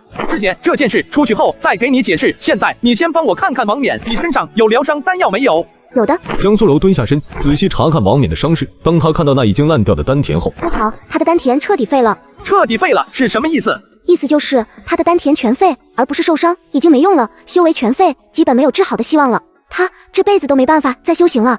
抱歉，我只能用丹药吊住他的命，以后他还可以自由活动，但是也是个不能修炼的废人了。不能修炼的废人。他的脑海里回想起曾经和王冕一起相处的一幕幕场景，一起吹过的牛。陆晨，别哭，跑，快跑！王冕，以后我养你一辈子。现在我先给你报仇。陆晨把王冕抱起来，交给了一个江家子弟。兄弟，先帮我照顾他。叶龙渊，我抓叶龙泉是因为他当初帮你杀过我，可王冕与你无冤无仇，你为何要这样对他？为何？你为何不问问你自己呢？要不是你，他至于落得这个下场吗？小子，我奉劝你赶快放了我弟弟，以后还能给你留个全尸。住手！你要干什么？只见陆晨一剑刺穿了叶龙泉的丹田，而后用力一扭，将叶龙泉丹田搅碎后，再猛地一挑，一块拳头大小的丹田便被陆晨给挑了出来。陆晨，你敢这样对我弟弟，我要你死，我要你碎尸万段。是吗？后悔了。你这样对王冕的时候，有没有想过自己也会遭到这样的报应呢？你刚刚说王冕成了那个样子都是我害的，那么叶龙泉变成这个样子就是你害的。你抓紧龙泉，高喊退出，让传送阵把你和他一起带出去。知道了，我退出。陆晨与叶龙渊已经战斗了到了一起。叶龙渊，你的护身法器没了，看你还怎么跟我斗！陆晨，你这个穷鬼，该不会以为小爷我就一件护身法器吧？是，我承认你很厉害，单纯的力量和速度对拼，我打不过你。但你别忘了，我是叶家人，而你只是一个穷鬼，一个泥腿子，一个土鳖而已。我有着很多的护身法器，还有着很多的帮手。你打碎一个，我还能拿出来一堆；你打退我一人，我还有一群帮手。这就是穷鬼和大族子弟的区别，懂了吗？最后败的还得是你。给我上，一起打，废了陆晨。10几名叶家弟子齐起了脸，拿起武器，向着陆晨一起杀了过去。祭祖大典不是公平比斗吗？一群人打一个算什么好汉？就这样还想在祖师爷面前表现？之前说人家陆晨不跟你单挑，不是个爷们，现在人家来了，你倒是跟人家单挑啊！叶龙渊，不要脸！肃静，再扰乱秩序，本座就把投影关了，不让你们看了。老子的对手是叶龙渊，谁再往前冲，老子就先废了他的修为，让他这辈子都当废人。老子拼了命也要把你们全废掉，打不了打完你们以后，老子就退出，看谁狠。叶家弟子看着那个被刺穿丹田的弟子，一个个脸色顿变，心有余悸了下来。陆晨，把你手里的那个人还给我们，我们不参与你和叶龙渊的事情了。叶文，你在胡说八道什么？你闭嘴！你这个混账，你害得叶家子弟还不够吗？陆晨，把他给我。陆晨想了想后，拔出了剑，将那个叶家弟子给叶文扔了过去。叶文，好样的，一起上，干死他！叶文这个王八蛋，竟然用欺骗的手段来偷袭陆晨，出尔反尔的小人，无耻之徒！这么多人打一个，竟然还欺骗，还偷袭，叶家的人都是这样的王八蛋吗？老子刚刚说的一点都不错，叶家的人全都卑鄙无耻，没有一个人是无辜的，蛇鼠一窝。真没想到啊，共事了那么多年的叶家，竟然是这样的蛇鼠一窝。陆晨这下糟了，要被围殴了，这么多人打他，他一个人怎么扛得住啊？赶紧退出吧。爹，平心而论，若是您的好友被仇人害成了那个样子，在您还没有给好友报仇雪恨的时候，也不会退出吧？陆晨现在满心都是怒火，他不会退出的，至少在击败叶龙渊之前，他是不会退出的。哎，是个好孩子啊，也怪我没有尽早发现他的天赋，没能给他资源宝物啊。现在他的对手有护身法器，有疗伤丹药，有攻击法器，还有那么多帮手。也怪我，其实我早就知道他天赋异禀，是我没说。回去后自己去祠堂里跪3天请罪。你听我的，你要发挥你的优势，他们人多，跟他们硬拼是最愚蠢的方法。你速度快，谁也追不上，但对方修为高低不一，速度有快的有慢的，你只需要拉开距离，对面慢慢的也都拉开距离了。你不要管速度最快的叶龙渊，用你最快的速度逮住一个落单的直接干废，然后再跑再打，要不了几个回合，你就能干废好几个，其他的也就吓跑了。有道理呀，小狐狸你智商可以呀。陆晨立刻照做，带着一群叶家弟子在这一片区域里兜圈子起来。果然如小狐狸所说，这些人的速度有快的有慢的，不一会就干废了好几个。还追啊！我警告过你们的，不想废掉的就滚远点。可你们出尔反尔，执迷不悟，那就不要怪我心狠手辣了。你们接着追，谁追谁废，这辈子你们都完了。叶龙渊，我们帮你的已经够多了，家族损伤的人手也不少了，剩下的看你自己了。这终究是你的事情，还是你自己处理比较好。都是同门师兄弟，公平对决吧。别走，回来啊！渊哥，没事，我还帮你。好兄弟，虽然我不知道你叫啥，但以后你就是我的亲兄弟了。喜欢逞英雄是吧？你真应该庆幸这里边不允许杀人。叶龙渊，你已经众叛亲离了，你的那些兄弟们已经废掉了，现在该轮到你了。好了，都住手吧。我们两家没必要再打了，这终究是叶龙渊跟陆晨的私人恩怨，就让他们自己去解决了，跟你们没有什么关系了。现在江家人想要去祈福，或者是退出离开，我们都不会阻拦。但是你们不能去帮陆晨，同样的，作为交换，我们也不会去帮叶龙渊。但你们如果要继续出手的话，我们不介意接着打。陆晨怎么对我们家人的，我们就怎么对待你们家人。毕竟在人数上，你们并不占优势，而且你们伤势也都不轻了。江素柔想了想后，确实经过刚刚的一番鏖战，身上个个带着伤势，确实不适合再打下去了。轮流去祈愿，其他人警戒，祈愿完了先别走，回来继续警戒。是。但是江素柔也不放心陆晨，陆晨现在正在跟叶龙渊打，叶龙渊身上有不少丹药和护身法器，而陆晨身上什么都没有。你敢不敢跟我打个赌？打什么赌？我来跟你打，我若是打赢了你，我就去帮陆晨；你若是打赢了我，你也可以去帮叶龙渊，怎么样？江师妹，难道你没看出来，我们是怕了陆晨吗？什么？陆晨的打法太不要脸了，他速度快，实力强，一直跑，抓我们落单，我们的人数发挥不出优势来，只会被他各个击破。所以，就算是我打败了你，我也不会去帮叶龙渊的。既然如此，我为什么还要去和你打？那你们就不怕陆晨击败叶龙渊后再来找你们都要麻烦？当然不怕，陆晨能够打败我们的基础是我们去追他，如果他来打我们，我们一群人被动防守，一波就能轰死他。陆晨不是傻子，他不会来跟我们所有叶家人打的，他恨的只有叶龙渊一人而已。所以说，他们俩的事情就让他们俩解决吧。我身为叶家弟子，唯一能做的就是帮叶龙渊牵制住你们江家的人而已。咱们两家没有深仇大恨，没必要再动手伤和气了。当然，如果江师妹非要动手的话，我们叶家也不介意辣手摧花的，其他江家人也得跟着你们倒霉。那你为什么不用我们来威胁陆晨呢？既然你们那么厉害，我说了，我们两家没必要伤和气，而且我们叶家人也不全是卑劣之人，利用他人来威胁同门的事情，叶龙渊能干得出来；欺骗偷袭的事情，叶文能干得出来。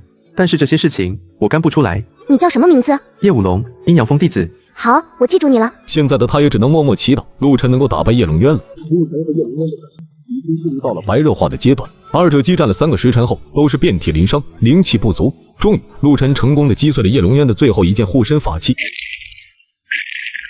你还接着拿啊？你还有多少护身法器？用完了吧？对，我的护身法器确实是用完了。不过你要以为这样我就输了，那可就大错特错了。现在你还有多少灵气可以用？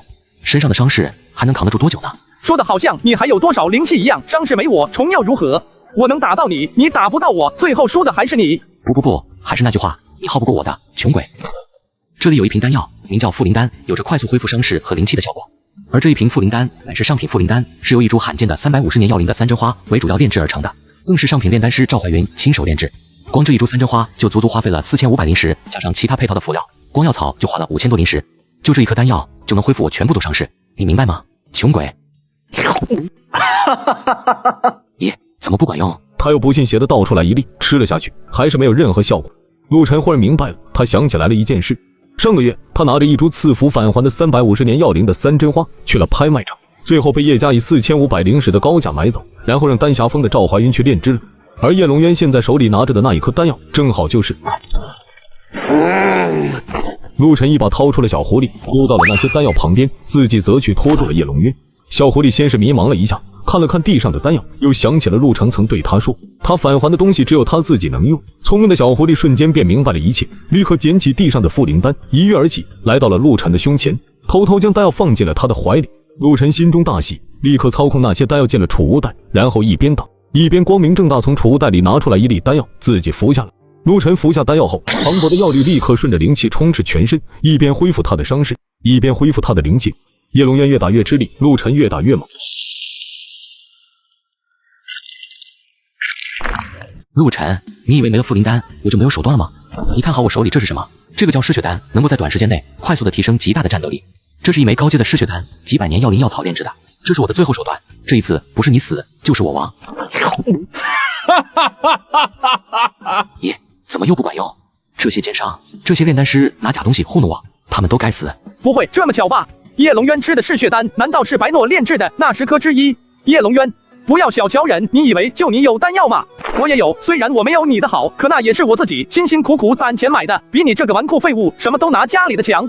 我吃丹药，我承认，不像你这个卑鄙小人，吃了丹药还装作不管用，还骂人家炼丹师，真是端起碗吃饭放下碗骂娘。你们叶家都是这样的无耻小人吗？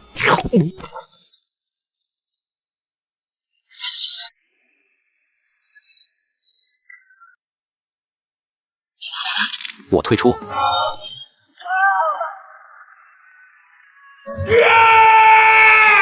叶家人全体退出。没关系，反正就是废了，他也杀不了他。咱们等以后有机会了，亲手杀了他。你怎么样？伤得重不重？他伤得很重，重伤垂死了，需要道侣的亲亲才能够好起来。哎，你这小家伙胡说八道些什么呢？当着这么多人的面，我怎么可能下得去嘴？不对，这不是重点，重点是我怎么能去亲陆晨呢？他又不是我的。咦，好像他真的是我的道侣啊。不对啊，我从什么时候开始接受这件事情了？肯定是因为我才连累他这样，我才会关心他的安危，一定是这样的。谢谢师姐关心，我没事，你怎么样？伤得重不重？我没事，一点内伤，服下丹药很快就能好。就是你伤得实在是太重了，先把丹药吃了吧。王冕怎么样了？他恢复了一点伤势，但是丹田基本上无望了。我去看看他。王冕，可以安陆晨，刚刚你打那一架，我全看见了。你小子可不是个废人，你厉害着呢。以后我出去了，也能跟人吹牛逼说，我有一个天桥兄弟了。王冕，对不起，都是我害了你，都怪我。别这么说，害我的是叶龙渊，不是你。冤有头债有主，你不是也废掉了好几个姓叶的吗？咱不仅够本，还血赚啊！那些叶家人可不会认为是叶龙渊害了他们，我也不会认为是你害了我。不过先说好啊，我现在是个废人了，不能修炼了，以后可就指望你保护我了。你得好好活下去，哪怕是为了我。兄弟，你还没祈愿吧？来，咱俩一起向老祖祈愿，让老祖宗显灵，帮你治好伤势。就剩这俩了，一颗是江师姐给我的，一颗是从小狐狸嘴里抢来的，咱俩一人一个。好，有一个就足够了，这小狐狸就是贪嘴，哈哈哈。先祖在上，后世子孙在下，求您帮忙，显个灵，把我兄弟王冕的伤势想个办法治疗一下吧。修仙路对他实在是太重要了。先祖雕像，后世子孙在下，求您保佑陆晨，让他一生平安，好好活着。赐你上古先天外门炼体之术，不死金刚诀，无需丹田，淬炼肉身，以肉身吸纳灵气于经脉血肌之中，转化为先天内力，强筋健骨，可将肉身开发到极致，金刚不坏，肉身不毁，不死不灭。难道这个上古炼体功法就是仙道祖师特意选择了那个时期的一道功法传给我的妈妈？关你先天风灵根，适配于风属性神通功法，赐你功法神通，训自觉出篇。这就是祈愿吗？传闻祈愿可以获得神通功法，亦或是增长修为之类的，原来是真的。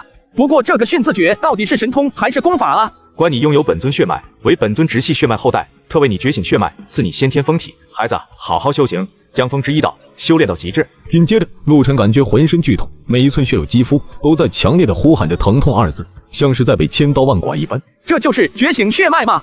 可是老祖宗为什么会说我有他的血脉？新祖，赐福的新祖，您在吗？弟子有事不解。我在。刚刚这些您都看到了吗？您能不能听到老祖宗对我说的话？看到了。你在疑惑什么？2件事，那个训自觉是什么？听起来一点都不霸气啊！越是简单的名字，名字包含越多，并越厉害。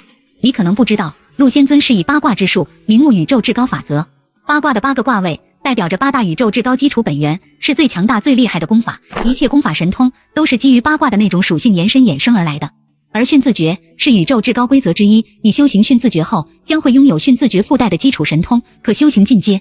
但你得到的只是出篇，仙道以下的篇章，可能陆仙尊认为你还没有资格获得完整的训自觉吧。那我如果把这个训自觉送给道侣，能得到10倍返还，返还的会是完整的训自觉吗？理论上，你现在要了完整的训自觉也没用，但规矩是我定的，我也得遵守。你将其送给道侣，我将为你返还完整版训自觉。多谢。第2个问题，先祖说我有他的血脉，这是怎么回事？因为你就是陆仙尊的后人了，他姓陆，你也姓陆，这有什么可奇怪的？可我有这么厉害的先祖，为什么我还是一个农户家的孩子？那你可知道，陆仙尊已经是上1年前的人了。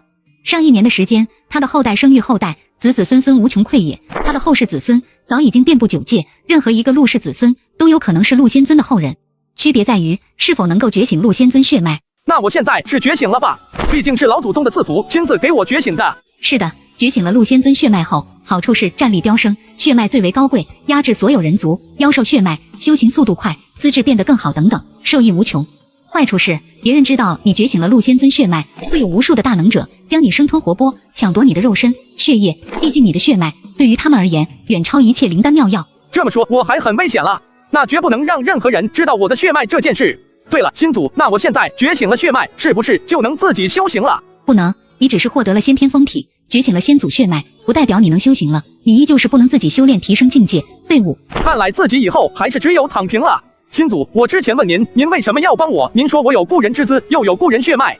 现在我觉醒了陆仙尊血脉，那么您的那位故人是不是就是陆仙尊呢？现在的你不需要知道那么多，我们这个层次的事情，还不是现在的你有资格知道的，只会给你带来灾祸。敌人无处不在，我们必须小心。记住，不要向任何人提起你的血脉，不要向任何人提起我。小狐狸知道了就算了，但不要再让任何人知道，否则你死了不要怪任何人。还有，善待小狐狸。我靠，怎么回事？别人赐福都是3秒钟完事，陆晨这都已经3、4个时辰了。不应该吧？是不是赐福出问题了？以前时间最多的不也才1炷香的时间吗？后来那人成了绝世天骄。陆晨，你终于结束了，我们大家都很担心你。哎，话不能乱说啊，我们可没有担心，担心的只有你一个人而已。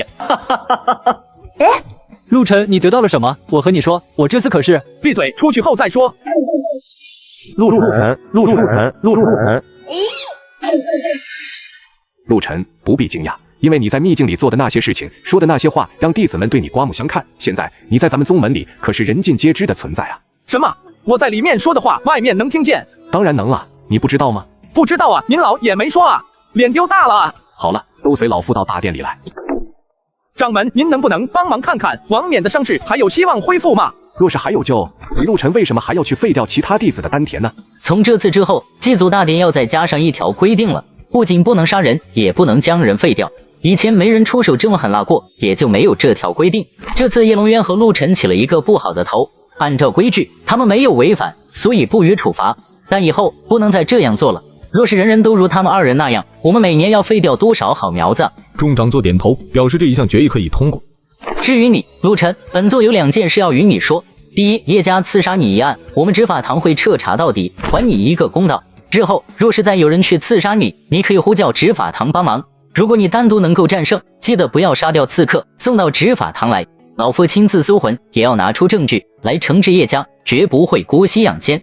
铁链长老铁面无私之名，弟子早有耳闻，极为敬佩，也相信长老会给弟子一个公道。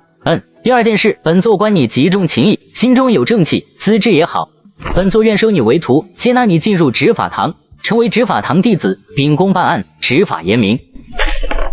这大堂里的椅子也太不结实了，该换新的了。铁长老啊，陆晨毕竟是落霞峰弟子，这要挖人也得先问过人家司狱长做不是吗？我为何要问他？每一个弟子都有自己选择师傅的权利，师傅也有选择弟子的权利，只有双方都点头，师徒关系才算成立。难道各峰弟子都要拜长座为师？那我执法堂还招不招弟子了？原来是自己封的长座，看到铁链长老想要收自己为徒，生气了啊！也难怪自己表现出来的资质和战力确实不错，大佬们想要收徒也是应该的。只是看这样子，这位长座脾气好像不太好啊。先坐下，整个宗门里就属你俩脾气最火爆。当然，你们都有资格收徒，其他长座也有资格收徒。本座现在问一下，谁愿意收陆晨为徒啊？众长座们，你看看我，我看看你。正要举手的时候，司狱长座忽然鼻腔里发出一道声音，吓得其他长座都不敢举手了。自家长座这么霸气的吗？一声冷哼，吓得整个宗门的长座都不敢开枪了。妥妥的大腿啊！此时不报，更待何时？司狱，你什么意思？你不收，还不许别人收吗？我有说不收吗？我也没说不许你们抢啊。你这样子，谁敢抢？怪我喽。你哼，难与夫人共谋。收与不收是我说了算的，我收徒要求很严格的，资质差的绝对不行。这陆晨自己说自己是风属性天灵根，本座还没有亲自检验，如何能妄下结论？站直了，不要动。司狱长座伸出手，输入灵气，放开神识探查。片刻后，确实是风属性的天灵根，且肉身强度很高，气血雄厚，血脉上也有着一些活性的特殊灵动，还不知道是什么血脉，但应该不错。还是厨子。这最后一句话是非说不可吗？之前我徒儿江苏柔选择你的时候，我还有些不解，但也懒得管。现在看来，你确实可以配得上他，他眼光不错。那既然陆晨资质不错，你可愿收他为弟子吗？陆晨，你可愿拜本座为师？陆晨，本座也愿意收你为徒。你想好了，在我们执法堂有着很多立功的机会，也可以出任务换取贡献。在宗门内，贡献功劳是可以兑换资源的，跟着老夫得到的东西可要比司狱长做多呢。人家都开价了，您不也说说自己的好处，来让我选择一下吗？你看我做甚？等着我给你抬价吗？在我那里，除了偶尔的指导修炼以外，其他基本没什么事情。以你和柔儿的资质，想来要不了多久就能突破筑基，到时候你们两个天灵根弟子可以成为本座亲传弟子。除了偶尔的指导以外，你们绝大多数都是自己修行，没什么事情可做。没什么事情可做，这个好啊，能躺平啊。至于铁链说的那些资源什么的，我要来也没用啊，又不能自己修炼。自己能不能提升全靠江苏柔，而人家江苏柔背靠江家，也不差那点资源。铁链长老，弟子想问一下，加入执法堂后是不是得每天干活啊？那是自然，我们执法堂的弟子每一个都要经常外出巡查，制止斗殴等违法乱纪事件，这是每一个执法堂弟子义不容辞的责任。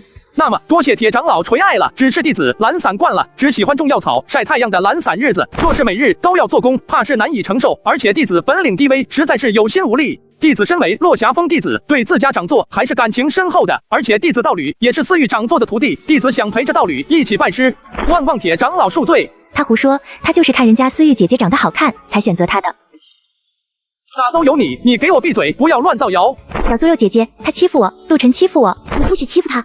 是啊，本座确实说没有人家司狱长座生的美貌，没办法吸引年轻弟子啊。你这老东西还执法堂堂主呢，再造谣本座撕烂你的嘴。好了，你既然选择了我做你的师傅，那就没什么事情了。回去后先去办理手续，成为外门弟子，选择一个住处，安顿好后可去落霞峰顶峰寻我，为师送你一份见面礼，以后安心修行即可。多谢师尊。好了，你们也回去吧，祭祖大典再有一天就结束了，我们这些老家伙们还得继续盯着点。掌门、众位长座、铁长老、弟子等人告辞。爹娘，你们来了。陆晨，这位是我爹江庆尊，这位是我母亲李沁，这位是我哥，你也认识。这个看着不像好人的是我姐江茵茵。你这死妮子，就你姐我不像好人是吧？陆晨拜见伯父伯母，拜见师兄师姐。陆晨啊，这次你表现真的很好，让我们江家对你刮目相看啊！没想到咱们这落霞峰上还有着你这样一位天骄，能看到你，我心中十分欣慰。谢伯父夸奖，这次多亏了江家的兄弟姐妹们，我才得以成功活下来。不是江家帮了你，而是你帮了江家。上个月我一直都在外面忙处理宗门事务，直到祭祖大典前一天才回来，也才知道了柔儿和你的事情。本想着祭祖大典在即，等你们结束后再见见你的。现在想想，若是在大典之前见到你，能够发现你的天赋资质，按照你的战斗力，给予你足够的灵宝灵气和丹药，你也不至于对战叶龙渊的时候那么辛苦。这件事全怪我没有给你们做好准备，轻视了这一场祭祖大典，也小瞧了叶家的心狠手辣和厚颜无耻。伯父莫要这么说，这些事情都是始料未及的，毕竟谁也想不到叶家会那么狠。从一开始我也没想跟叶家打，只想着祭完祖就出来的。不光是我们，换做任何人都没有想到叶家会做出这种事情来啊！你能这么想，我很高兴。我担心你心里有疙瘩，话不说不明，咱把话说开了，什么都好。这一次因为柔儿的原因给你添麻烦了，你也帮了江家，江家欠你一个大人情，以后有什么事回家里来，只管招呼一声，别拿我们当外人就行了。瞧你说的，没事就不能回家里来了。江家永远欢迎陆晨。多谢伯父伯母了。这孩子也是个好孩子啊，可惜被害成了这样。回去之后我会略备薄礼，给这位小道友送去，表示歉意。没事，都小事，伯父不用担心。爹娘，没什么事，我们就先回去了。现在还有不少事要处理呢，陆晨还得去拜见师尊呢。好，你们快回去吧，回去后好好休息。行了，这下没外人了，有啥话可以直接说了。我先说，你是不是应该先解释一下你的修为是怎么回事呢？怎么回事？你不是个废人吗？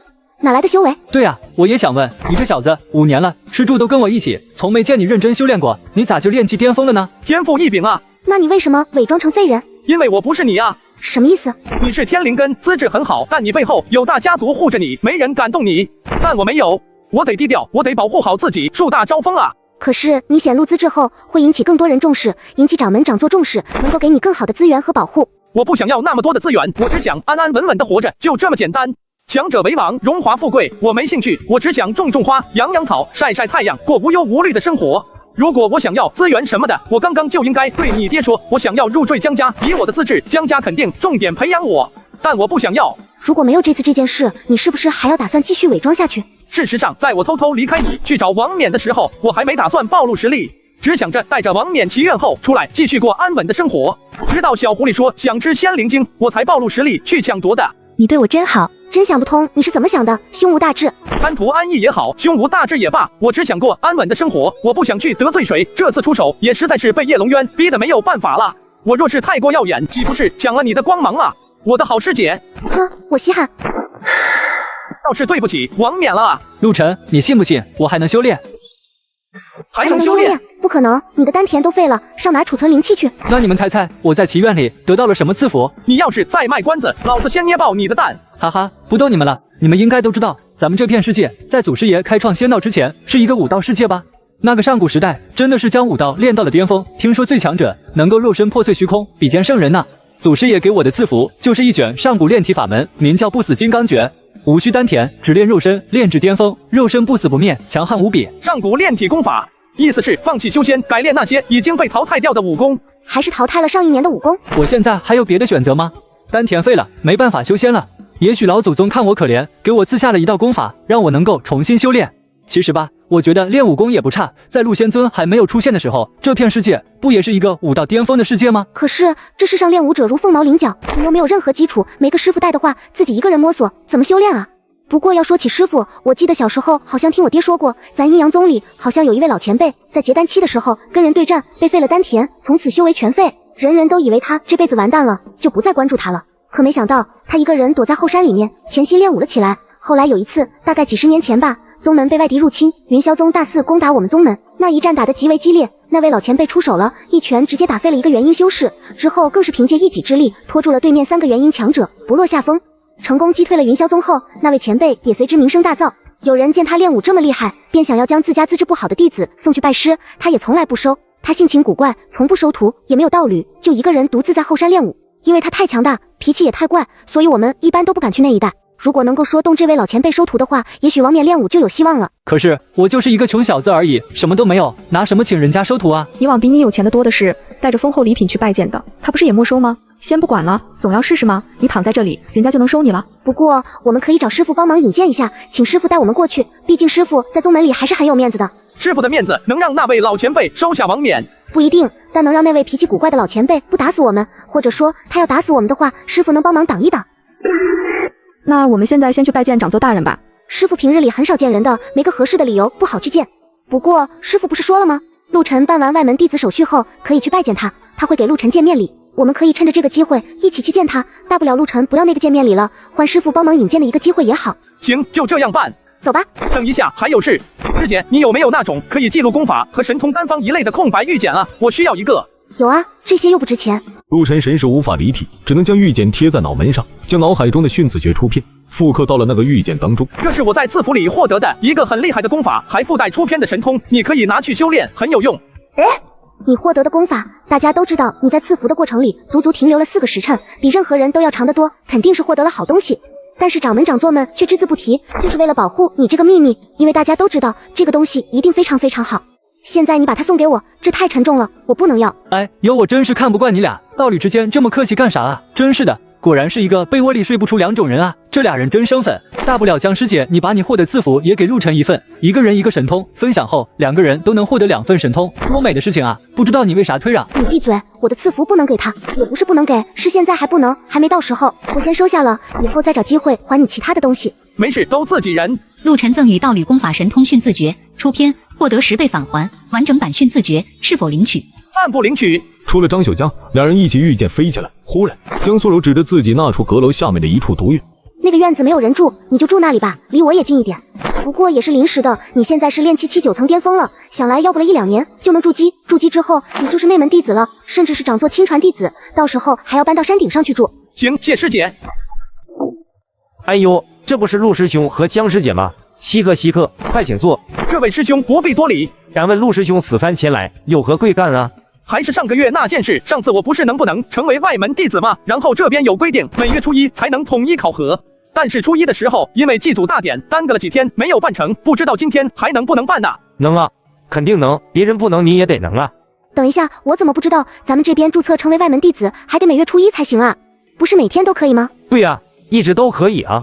不对呀，上次我来的时候，那边那个牌子上写着只能每月初1。牌子？哪来的牌子？没有牌子啊。哼，他们就是想偷懒。负责检查修为的是一个筑基执事弟子，他想腾出来时间修炼，所以才把人都集中到初1来登记的吧。江师姐莫怪，都是我们的错。支持陆师兄的每月物资，外门弟子配额是每月5块零食，实力名气单，这次给您3份的，别怪罪了，求您放过。拿了东西后，陆晨和江苏柔便一起带着王冕去找他师傅私域掌座了。弟子江苏柔带弟子陆晨、王冕、张秀求见师尊。进来吧。陆晨，本座先前答应你，你成为本座弟子，本座要送你一件礼物。本座观你用的那把剑挺不错的，但只有1把尚可，应该是中品灵宝。用它对敌，便不能用它飞行；用它飞行，便不能用它杀敌。你的速度很快，风属性本身就极为擅长速度，而本座送你的这份礼物，可以让你的速度再快上几分。只见私域一伸手，手中出现了一对薄如蝉翼的翅膀，那羽毛宛如一根根利刃一般，看着就很锋利。此乃全形风翼，乃是从一头结丹期凶兽风行水燕的身上取得，坚固耐用，可飞行，可防御，羽毛也可以用来杀敌，炼化后会藏于体内，即便是受损了，因为它是生灵之翼，而非炼制的法宝，你疗伤的时候也可以顺带着将它恢复。这是为师送你的第一个见面礼，乃中品灵宝，拿去吧。多谢师尊赠宝之恩，只是弟子无功不受禄，不敢接受这么贵重的宝物。如果师尊想要帮助弟子，弟子有一事相求，还请师尊给几分薄面。我这位好友王冕在秘境中被叶龙渊废掉了根基，从此无法再踏入仙途，但他还是想要修炼，既然修仙不成，他想要学习上古时期武道修炼之法。听闻后山有一位老前辈，武功堪比元婴期大能，弟子请求师尊出面，待我等去见那位老前辈，看那位老前辈是否愿意收徒。若是愿意，我这位好友便可以修炼了，也算是了弟子一桩心愿，从此便可以潜心修行了。所以你是想拿本座送你的礼物来跟本座谈条件吗？本座欠你的。弟子不敢，弟子只是心忧好友，不得已才出此下策，望师尊勿怪。所以本座送你的礼物，你就敢拒绝不要吗？江苏柔闻言，立刻把陆晨推了过去。他可太清楚自己师尊的脾气了，性情古怪，喜怒无常，要做什么事情谁也阻挡不了。同样的，要送谁礼物，谁也不敢不要。多谢师尊。好了，你的事情说完了，说说你这位朋友的事情吧。你也是我落霞峰的弟子，按理说你的事情本座该管的。你的这个伤势是可以恢复的，但是恢复所需的灵药不是我们阴阳宗能够找得到的，即便是找到了也买不起，宗门都买不起，你还有更不要想了。毕竟盘山那个老东西当年要是有这灵丹妙药，也不至于自己跑到后山练武功去。这时候众人才知道那位老前辈叫盘山，不过那老东西性情古怪得很，不好沟通，喜怒无常，笨，就跟我似的。您还知道您的脾气不好沟通啊？以前有不少人去找他，想要请他收下徒弟练武，但都被一一拒绝，给的奇珍异宝、灵石宝物全都扔出去，登门拜访的。全都轰走。他谁的面子也不给，掌门的都不给，更别提我了。我跟他说不了几句话就得打起来。你们来之前应该也了解过一些了，何必再痴心妄想去见那个古怪的老头呢？长作大人，听您这么说，那位前辈淡泊名利，不恋财物，潜心修炼，一心追寻武道，是个值得敬佩的人。别人没什么礼物能够打动他，那么如果我有一卷上古炼体神功呢？上古炼体神功那些东西早就失传了，也许只有那些传承了上一年的老古董势力还会有些存货。你又是哪来的所谓神功？是赐福给的，失传已久，别人没有，不代表仙道祖师也没有。他老人家可是从那个时代就存在的，他肯定有，他给了我炼体神功。此言当真？那功法叫什么名字？可以，还算有点防范意识，只不过本座不会去抢你的功法，消息也不会外露出去。仙武不能同修，即便是当年的仙道祖师爷，也是舍弃炼武后才修的仙道，这是两个完全不同的修炼体系。修仙者也有炼体之术，但是和武道有着天差地别。所以本座就是拿到了你的功法，也不会去修行，因为我不可能舍弃自己的元婴修为，去苦哈哈的练武，还不知道上限在哪里。不，长作大人误会我了，实在是这个功法的名字过于离谱，弟子怕说了您不信。哦，什么功法能有多离谱？这个功法名字叫做不死金刚诀，炼至巅峰，肉身不死不灭，天下无敌。任何功法修炼到极致都能天下无敌，可又有几人能够修炼到那一步呢？不过你这个不死不灭的功法，听起来倒像是能够增强肉身强度和生机的功法。那您看我这个功法能够打动那位老前辈吗？不清楚，毕竟我也不懂武道。不过送武道功法的，你这还是头一个，别的都失传了。你这老东西沉迷武道的性子，说不定还真能打动他呢。把你的功法分别记录在这2个玉简里面，先把前半部分给他看，他若是愿意收你为徒，你再送他后半部分；若是不愿意收，那半部功法他也练不成，你也没什么损失。行，多谢长座。王冕恭敬地接过玉简，学着陆晨的样子，将自己记下来的功法分别复刻到这2个玉简里面。看在我这2个徒弟的面子上，就带你们去一次吧。谭神老前辈，晚辈乃是叶家子弟，100年前您与我爷爷叶青梅乃是至交好友，现在晚辈有要事相求。说吧，什么事？前辈，是这样的，前几天不是祭祖大典吗？混进去一个恶徒，我们叶家人没招他，没惹他，就因为他和某个叶家劣迹弟子的一点点私人恩怨，就痛下狠手。那无耻恶徒足足废掉了我们5名叶家弟子啊，全都是丹田被碎，此生再无修仙的可能，断了他们的仙路啊。前辈您当年也遭受过这样的痛苦，想必一定能够感同身受吧。果然是无耻恶徒，对同门下手都这么狠，这样的人应该立刻击毙，以儆效尤才行。后来呢？掌门有没有杀掉那个弟子？没有啊，那弟子虽然品行卑劣，但资质不错，掌门将他保下来了，到现在还逍遥法外呢。诸如此类，死不足惜。算了，不关我事，你说吧，找我什么事？让我帮忙杀掉那个弟子？不，这点小事哪能劳烦前辈您亲自动手啊？我们叶家自己就办了。前辈，这5个孩子都是好孩子啊，眼看着仙路无望，一辈子就这样完了，我们这些做家长的实在是于心不忍啊，这才带着厚礼来拜访前辈，期望前辈看在晚辈爷爷的面子上，能够收下他们几人为徒，让他们跟着您练习武功。说完了没？说完了就滚吧，拿着礼物带着你们的人滚。前辈，晚辈等人都是真心实意的啊，他们都是好孩子，不该就这样毁了一生啊，望望前辈恩准。哪怕是看在家族的面子上，给几分薄面，随意指导1、2也好啊。若不是看在叶青梅那已经死掉的老东西面子上，你们连我的面都见不着。每年来找我拜师的弟子，没有上百也有数十了，你见过我收下一个吗？走吧，再来烦我，休怪我不讲情面了。这上面那伙烦人的麻烦精，你们是来干什么的？咦，好雄浑的血脉之力，是个练武的奇才，你是何人？看起来一副不像是好人的样子，瘦瘦巴巴的。我他妈哪不像好人了？就因为比你瘦，无耻恶徒！你骂我？前辈，晚辈不是骂您，是自我介绍而已。晚辈就是叶家人口中的那一位无耻恶徒，那几个弟子都是被我打废的。狗贼陆晨，你也知道自己是无耻恶徒了是吧？对同门下此狠手，料想也是个心狠手辣、作恶多端之辈。既然你送上门来了，那老夫就替掌门清理门户了。前辈难道只听叶家一面之词就断定晚辈罪无可恕吗？那叶家要是说整个宗门都造反了，都要杀他们叶家人，那前辈是不是也只听他们一面之词，把全宗门的弟子都杀光啊？那怎么可能？那晚辈也是宗门弟子，就连执法堂都知道要当堂对质，明辨是非，才能不冤杀好人。前辈身为我阴阳宗的老前辈，受万人敬仰，成就我宗门于危难之中，现在为何却要冤杀一个曾经你誓死保护的弟子呢？哦，有点意思。世人皆知老夫脾气喜怒无常，你一个小小炼气期弟子，却敢不卑不亢的跟我这么说话，眼中毫无惧色，倒也难得。那你说说吧，事情的前因后果是什么？当然了，老夫并没有要给你们做主的意思，就是听个乐子。那晚辈就长话短说了。叶家有个弟子追求弟子道侣，但弟子的道侣并没有选择他，而是选择了我。于是他怀恨在心，3次派人暗杀我，1次栽赃陷害我，但都被我一一化解。来到了秘境后，他见奈何不得我，便抓了我这位无辜的好友，将他废成了这样。那个叶龙渊3番5次对付我，还算事出有因，输赢各凭本事，我也认了。可我朋友与他无冤无仇，甚至是素不相识，他为了威胁我，便将我朋友废掉，伤成了这样。前辈也是一位快意了恩仇的侠义之人，晚辈想问您，仇人将您的朋友害成这样，您会不会为朋友报仇雪恨？那自然是要报仇的，有仇不报非君子。更何况朋友还是因为你被害成这样，若是不报仇，那还配做人吗？所以他们几10个人来围攻我的时候，我就顺手废掉了几个。陆晨，你不要血口喷人，几10万人看着呢，你们赖得掉？你不错，恩怨分明，有仇必报，和老夫的口味。现在故事也听完了，你们几个来找我有什么事情？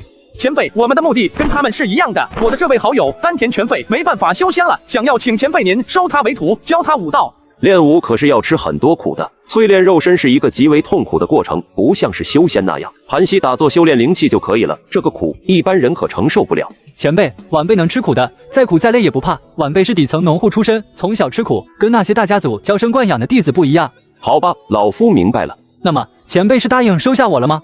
不收，小子，我虽然没有亲自探查你的血脉，但你的气血很充沛，活跃，气息雄浑，十足的练武好苗子。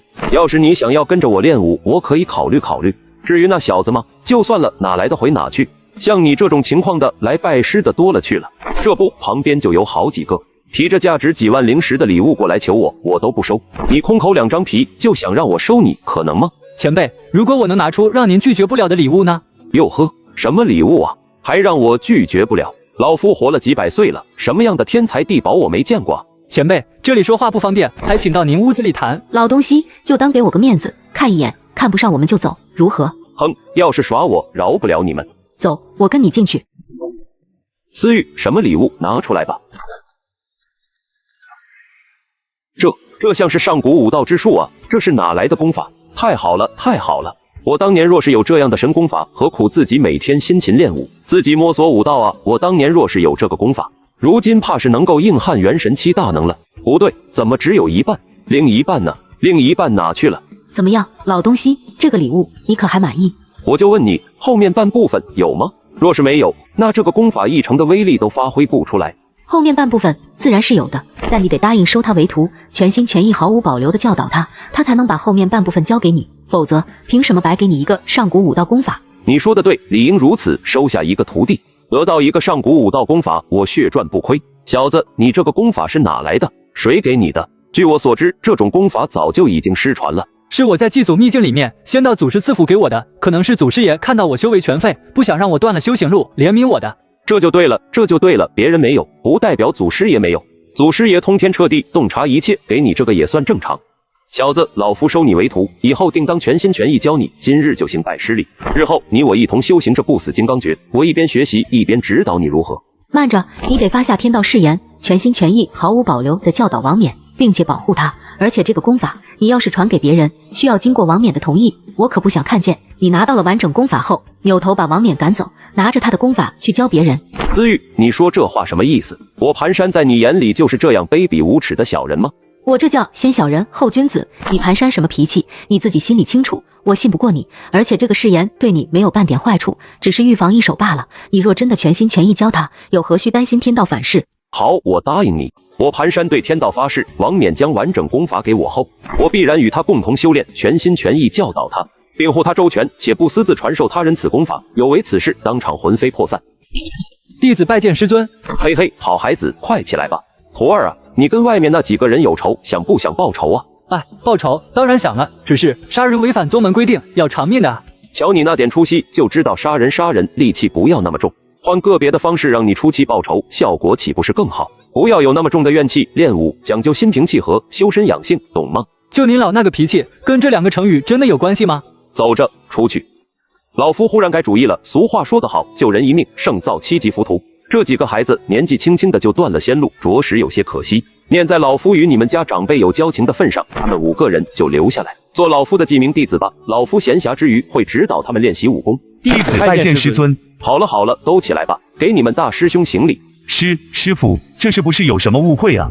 王冕怎么就成我们大师兄了呢？他是本座收的第一个弟子，而且也是唯一的亲传弟子，怎么就不是你们大师兄了？不可能，绝对不可能！师傅，这个王冕就是个乡下来的土包子，他怎么能做我们大师兄呢？他配吗？你是在质疑老夫的决定吗？哼！质疑师傅，侮辱师兄，罪不可赦。王冕，去抽他10个大嘴巴子，让他长长记性。前辈，这是何意啊？何意？他们磕了头，拜了师，那就是老夫的弟子了。在老夫的地方，就什么都得听老夫的。家有家规，师门也有师门的规矩。可不管在哪，尊师敬长，这都是应该的吧？话虽如此，可这王冕资质平平，他有何资格做前辈的大弟子啊？那就是老夫的事情了，跟你们没有关系。你们若是不服气，大可以拿着礼物滚蛋。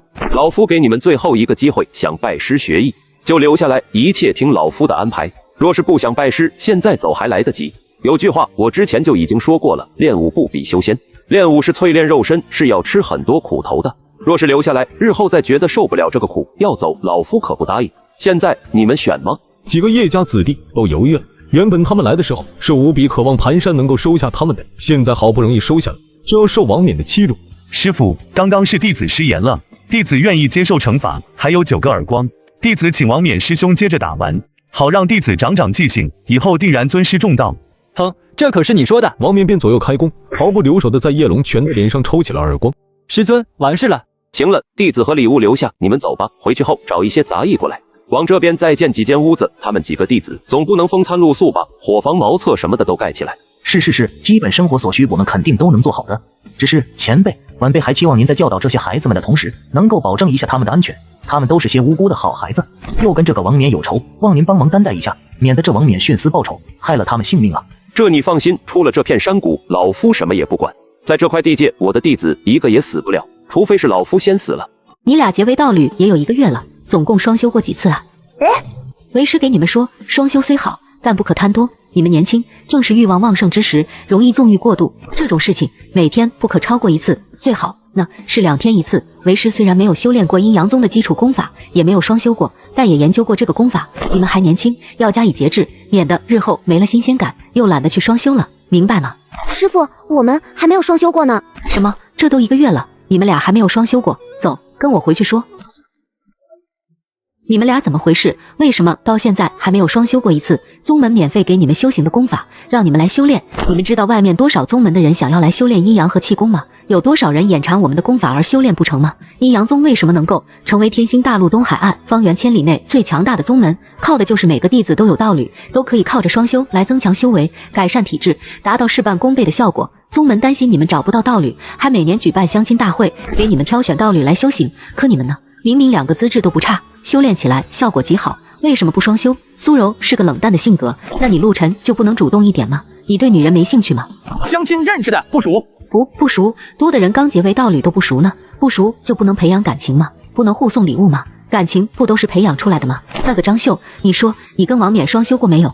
除了月事，1天1次。王冕这么恶吗？闭嘴，说你的问题，人家张秀都知道1天要修炼1次，你们呢？明明那么好的资质条件，年龄相仿，又是道侣，却不双修，简直是暴殄天物。你们俩现在回去后立刻去双修，以后至少每2天1次，不得有误。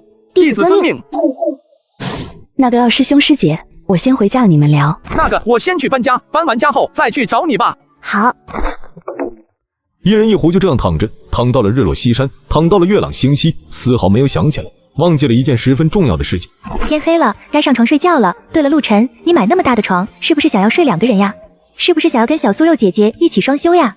双修什么双修？别想歪了。等等，卧槽，双修！糟了，姐姐要生气了，快去！师姐，我来了。阁下何人？为何擅闯女子闺房？这是生气了。这不是下午一直在忙吗？忙着布置新家呢，刚忙完就立马过来了。是吗？你还不知道吧？从我这个院子里往下看，你院子里的情景一目了然。你可是从傍晚躺到了晚上，躺了足足2个时辰。陆师弟既然这么不重视双修之事，那便请回吧，恕不招待。师姐别生气了，咱这不是奉师傅之名要一起双修吗？这双修对修为都有好处，是不是？拿师傅压我是吧？哦，是了，你是因为师傅下了命令才来找我双修的，而不是自己真心实意想要这么做。也是，陆师弟当初本就是迫于无奈才与我结为道侣的，是被我逼着选择的，本身也并没有选择我。后来我虽说过每10天可以来找我双修1次，提升修为，可1个月过去了，陆师弟1次都没有提过。小女子痴傻，原本不明白，现在也懂了。陆师弟是根本就没有看得上小女子啊。也罢，倒是我自作多情了。陆师弟既然不愿双修，亦没有倾心于我，那我们便好聚好散。我们和离之后，陆师弟再去寻觅良人，结为道侣，你我各自安好。日后见了呀，也能点头打个招呼，总好过相看两厌。你说是吗？这咋还离婚了呢？咱俩才认识1个月的时间，彼此不太熟悉也是正常的。你和我都是个安静慢热的性子，这你也是知道的，要不然当初你也不会选择我啊。我那是看上你慢热吗？我那是看你没有背景，资质平平，不会影响到我修炼而已。哪曾想你也是个天骄弟子，还是罕见的风属性天灵根，修为比我还高。哼，真能隐藏啊，连我都被你骗过去了，你是故意的吧？怎么，江师姐现在是后悔了吗？担心我以后会抢了你的光芒啊？不过后悔也来不及了，道侣已经结成，可不是你一个人说离就能离的啊！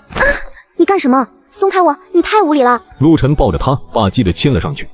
怪不得叫苏柔呢，真是又酥软又温柔呀，味道真不错。你这个灯徒子！好了，我的好师姐，别生气了，我这不是想哄你开心吗？有你这么哄人的吗？你这是明目张胆的占便宜，我打死你都是应该的。好，让你打行不行？来，笑一个，天天跟个冰山美人似的，没人说过你笑起来很好看吗？我说过。你既然不喜欢我，对我没兴趣，只是奉师尊命令才过来找我的，那又何必占我便宜？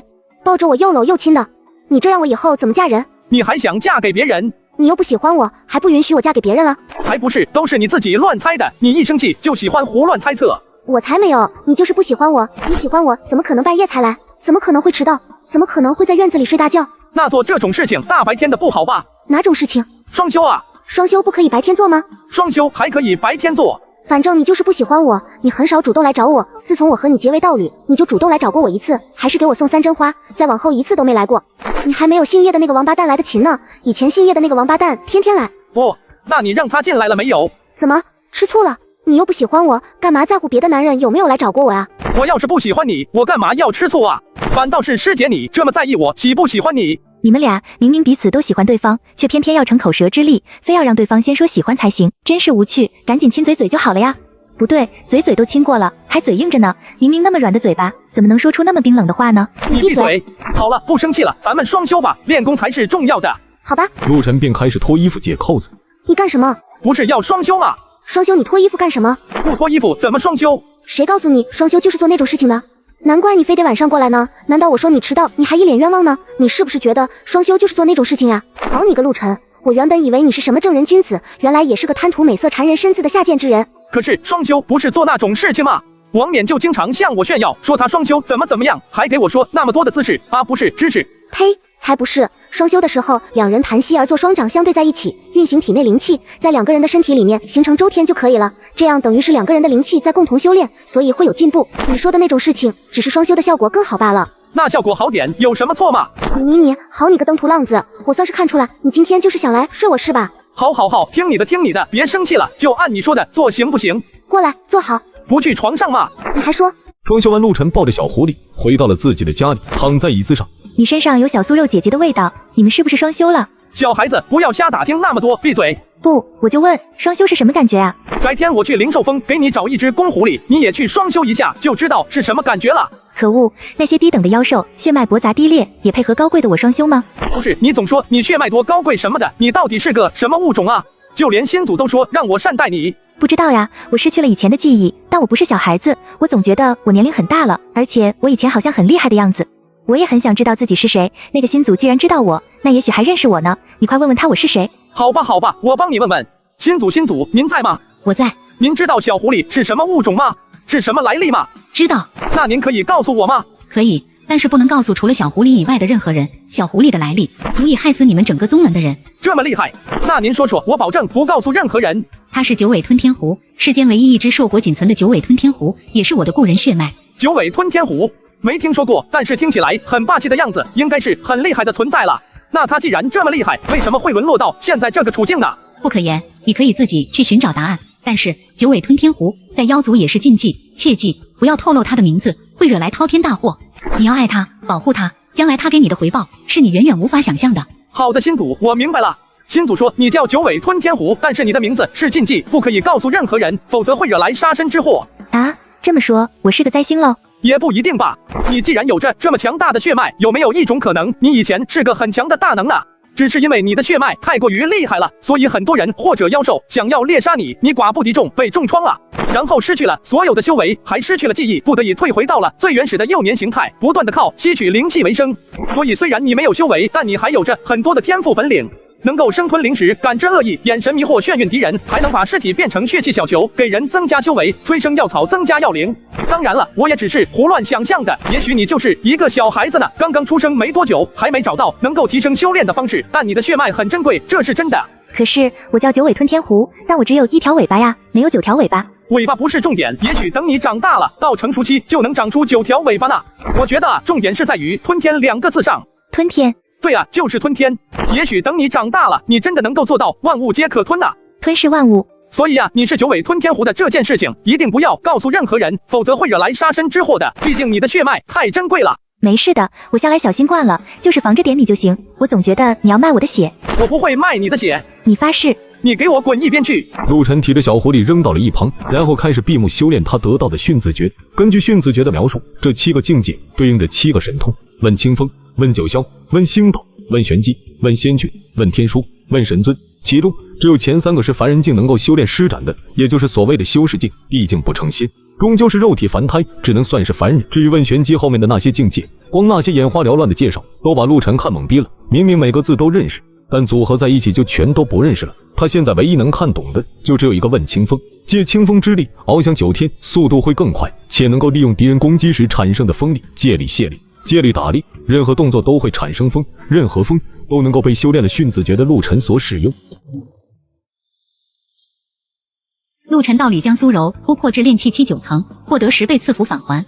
陆晨目前境界炼气期11层。金祖，这是怎么回事啊？炼气期不是只有9层吗？哪来的炼气期11层啊？赐福返还宿主修为到达每一个小境界顶点后，若是返还的修为可以突破，则会突破到更高境界。但是每一个大境界的突破，其感悟和突破的过程需要你自己来完成。赐福只负责返还修为，大境界的提升需要靠你自己的努力。修仙从来都不是一个能量堆砌的过程，若是只要能量够了就能突破，那还要天地法则、宇宙规则感悟仙道做什么？在你突破之前，当前境界多余的修为会根据返还继续增长，但不会突破大境界，所以你筑基还是要靠你自己凝聚基台。你如果一直这么懒下去，你也很有可能会炼气期10000层，可以手撕元婴强者，但依然是炼气期。闹了半天还要自己凝聚基台来突破筑基期啊！看来自己得问问江苏柔有没有筑基丹的丹方了，想办法搞点药草来炼一枚筑基丹也好。此时的陆晨还不知道筑基丹的价值。师姐，你来了，看样子是突破成功了啊！我现在已经是炼气期9层了。陆晨，给你介绍一下，这位是师尊的内门弟子，我们的师兄高海，他是筑基修为。见过高师兄，见过陆师弟。陆师弟先前秘境一战，师兄我也是全程看着，战力无双啊。这次任务有陆师弟帮忙出手，想来也会圆满完成。任务？什么任务呀？你不知道，每一个弟子每个月至少也要做一个任务的。还得做任务？我这5年咋没接到过任务呀？肯定是要做任务的呀，要不然宗门白养这几10万弟子的。你以前做杂役的任务就是种药草，不也每个月都上交药草吗？那就是你的任务。宗门里不论是长老还是弟子都要做贡献的，长老们出任务也是做贡献，教导弟子也是做贡献。丹霞峰的弟子们炼丹，气阵峰的弟子们炼气，灵兽峰的弟子们饲养灵兽。咱们这些主要任务是修炼的弟子们每个月也有自己的任务，所有人都奉献自己的力量，才能够支撑起这么大的宗门呀。我知道了，那咱们这次的任务是什么？请高师兄来说吧。事情是这样，我们阴阳宗不是地处天星大陆东南沿海岸吗？方圆数千里，都是我们阴阳宗的庇护范围。我们身为修士，理应庇护凡人百姓，免受邪魔妖道的侵扰。毕竟有了百姓，才有人口基数，能够提供优秀的弟子来源吗？今天早上有弟子传来情报，说在往东800里的焦明岛上有一座城池，去了一个邪修，那邪修要杀光全城的百姓来炼制血丹，用几万人的性命来帮助他突破筑基。我们身为仙门正道，对于这种人神共愤、草菅人命之事，自然要责无旁贷的去解决。确实，这种人就应该千刀万剐才对。陆师弟一身正气，师兄佩服。这件事汇报到掌门那边后，掌门便将这个任务交给了我们落霞峰。思域师尊知道后，便让我带领2个炼气期弟子一同前往处理这件事情。但是师尊的弟子中，炼气期的只有3个人，没办法，我只能来找江师妹和你了。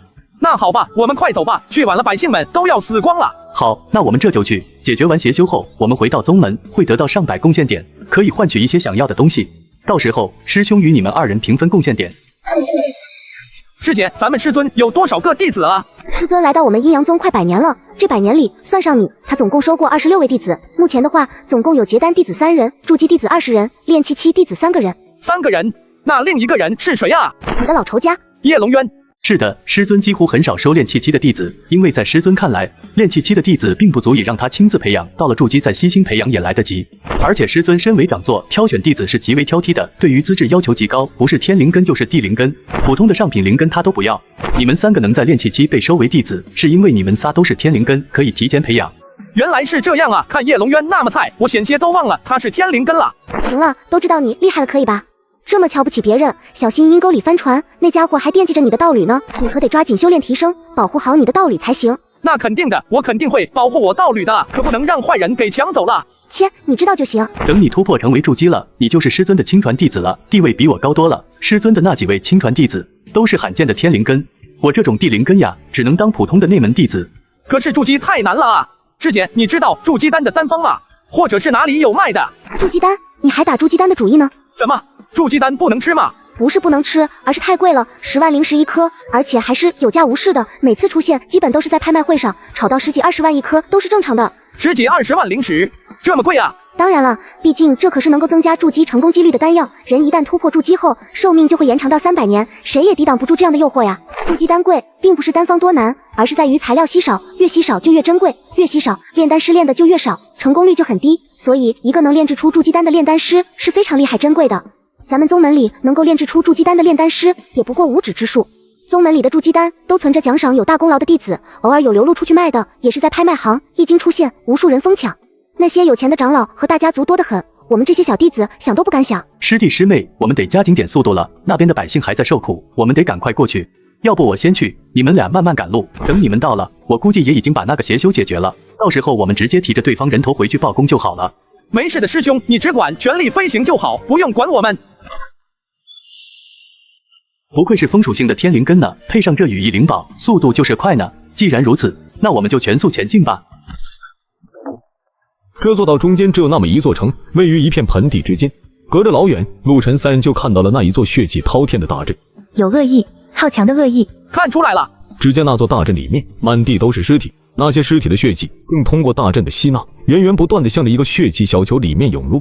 只是陆晨看那个血气小球，感觉好他妈熟悉啊！他不由得扭头看向了身旁的小狐狸。你看我干什么？我的跟他的不一样，他这种太低级了，只练血气，那么多的血肉精华全都浪费了，还浪费损耗了那么多的血气，杀几万人才练成这么一颗血丹，要是让我来，陆晨赶忙捏住了他的小嘴。那个结界也没有在闲着，而是跟一个小女孩在激烈的战斗着。我们还是来晚了，这里的人都死光了。还没死光，还有个小女孩，赶快打破大阵，把这个小孩子救出来。关键问题是我们不可以貌取人，邪修是那个男的还是那个小女孩啊？管他呢，先打破大阵，看哪个着急哪个就是邪修。几位英雄，快来救我呀！你们是什么人？少多管闲事，赶紧滚蛋！再攻击我的大阵，老子让你们全都死在这里！你是何人？为何要在这里杀人炼血丹？难道不知道这片区域归属我们阴阳宗管辖吗？立刻束手就擒，跟我们回宗门审判问罪。你们是阴阳宗的，看来要快点炼制出血丹了，要不然他们喊来更多的人，那就麻烦了。我能够拼命缠住他，但是你们要赶快破开阵法，绝不能让他的血丹成型，一定要快呀！千秋为记，海思召起。快，时间紧迫，我们全力攻击大阵，将阵法破开。这种大阵阵脚都在里面，我们不懂阵法，没办法取巧破阵眼，只能使用蛮力了。这小女孩是什么人啊？这么小的年纪就能跟一个炼气期9层的修士打的有来有回，真厉害呀！可能是谁属性的灵根吧，不过这么小就这么厉害，真的很难得了。别看了，她不是人，是妖。妖？这小孩子是妖兽？为什么没有一点妖兽的特点啊？化形化的这么好吗？而且能化形的妖兽基本上都能碾压咱们整个宗门了吧？为什么还解决不了一个炼气期？那就不知道了，我最多只能看出来这小女孩是妖，具体什么妖看不出来，因为她的体内根本就没有人类的五脏六腑，我神识探查出来的。不管是人是妖，他在帮我们阻拦邪修，那就是好妖。我们加快速度吧。3人加紧速度，都拿出了自己最好的法宝，拼尽全力来攻击这个大阵。随着他们的不断攻击，这座大阵上面的裂痕也越来越多。里面的那个邪修见到大阵快要破开了，心头大急，也顾不上再跟小女孩缠斗了，也顾不上血丹还没有完全成型，立刻便要去拿那一枚血丹。这是你逼我的。我才不怕你呢，来吧。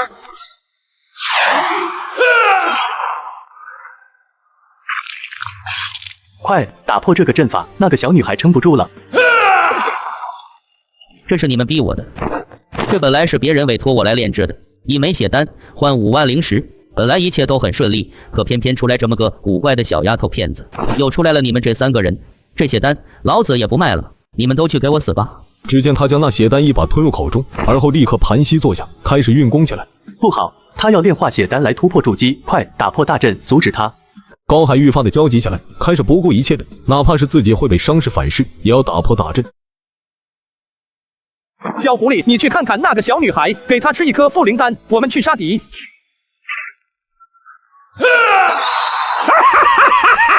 原来炼血丹突破这么容易啊！我的血气机台比一般的筑基机台要强大太多了，怪不得那些道貌岸然的伪君子这么想要血丹呢。凝聚数万凡人的气血，铸成我的血色机台，你们都要死！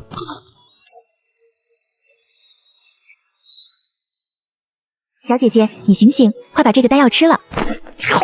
水，这我上哪给你找水呀？海水也不能喝呀！你再坚持，等他们干掉了坏人，让他们带你回宗门去疗伤。我们都是好人好妖，小姐姐你不要担心。水。好小子，扮猪吃老虎是吧？那个筑基期的我一刀劈下去，他都得受伤，劈你竟然毫发无损。可你明明是炼气期，却能够发挥出堪比筑基下层的力量，还能应接我一剑，你小子古怪的很啊！若是把你也杀了炼成血丹，那肯定格外的美味。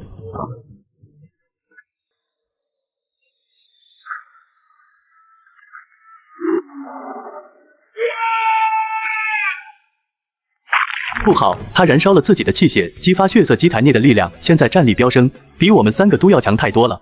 那怎么办？只能求援了。高海说完话，忽然看向了西边，而后大喜道：“不用了，我们的援兵来了。”陆晨和江苏柔也回头看去，只见西边飞过来2道长虹，那2人没有飞剑和飞行法器，却能够御空飞行，显然是筑基强者。叶青云、叶柳川前辈，我们在这里，快来帮我们一起杀敌啊！来者竟然是叶家的人。没事的，这是宗门指派的任务，叶家人不敢在这个时候对我们动手的，除非他们把我们3个都杀掉。若是对你动手，你觉得高海师兄不会去告他们吗？哟，这不是那个要和我们叶家不死不休的小贼吗？真是巧啊，竟然在这个地方遇见你。2位，这邪修格外的难缠，我们快一起出手将他干掉，回去后平分功劳也好。聒噪，黄口小儿，这里有你说话的份。血丹呢？你们来得太晚了，他们攻击得太紧，我打不过他们，没办法，只能吞了血丹，突破了筑基，才能坚持到现在。这血丹是你们叶家指使他炼制的。聒噪！你敢把我们叶家的血丹给吞了？我们叶家精心挑选出了这么一块地方，就是为了炼制血丹，给我的侄儿叶龙渊突破筑基用的。这冒着这么大风险才炼制的血丹，你敢把它吞了？姓叶的，当时他们已经打破了大阵，血丹还没有完全形成，你觉得就凭我一个炼气巅峰，能够打得过这一个筑基2个炼气巅峰吗？我若是不吞血丹，我现在早就已经死了。血丹也被他们抢走了，你们连个毛都捞不着。这次血丹我自己吃了，你们的报酬我1分钱不要，大不了我再去远一点的地方，再给你们炼1枚血丹，再做交易好了。你说的也有几分道理，是我们来晚了，让这3个小贼给搅和黄了这件事。这样吧，咱们先一起干掉这3个小贼，再一起去寻找其他合适的地方杀人炼丹。他们听到了我们的事情，绝不能让他们活着离开。行，我也想杀这几个小贼。3大筑基强者全都虎视眈眈地看向了陆晨3人，一个邪修他们仨都打不过，更别提还有2位筑基中层的强者了。之前祭祖秘境的时候，就觉得你们叶家没一个好东西，如今竟然杀数万无辜百姓炼丹，就为了让一个叶龙渊突破到筑基，尔等无耻至极，仙门败类。哼，小子，你是真幼稚啊！成王败寇的道理你不懂吗？修真界本就是弱肉强食的，只不过因为铁链那个老东西把你们保护得太好了，让你们以为修真界是一片乐园，这对你们并不好。我们叶家始终认为，该所有弟子知道修真界残酷的一面，才能够让你们成长起来。陆师弟，你速度快，快带着僵尸妹先逃，一边逃跑一边求援。这里面有记录的战斗过程和叶家的罪证，我来拦住他们，给你们争取时间。高师兄，少废话，你们俩只是炼气期，留下来咱们都得死。叶家的罪证也没办法汇报给宗门了。僵尸妹修为最弱，你也不忍心看到她死在这里吧？快走！高海取出一粒嗜血丹，自己服下，然后快速拔剑，向着那3人杀了过去。高师兄，对不起，我若是能够回到宗门，定然会为你报仇雪恨。师尊，快来救我们！叶家的人叛变了，血丹是他们炼制的，要追杀我们。哥哥，快来救我们！叶家人杀人炼丹，要杀我们灭口。爹，快来救我们呀！那2个小贼带着证据跑了，得赶紧杀了他们，让他们也跑不出多远。我们先杀了这小子，再去追那2个炼气期。这小子才是重要的，若是不管他，反而被他钻进海底跑了，我们可去哪里找他？要杀也是先杀强的。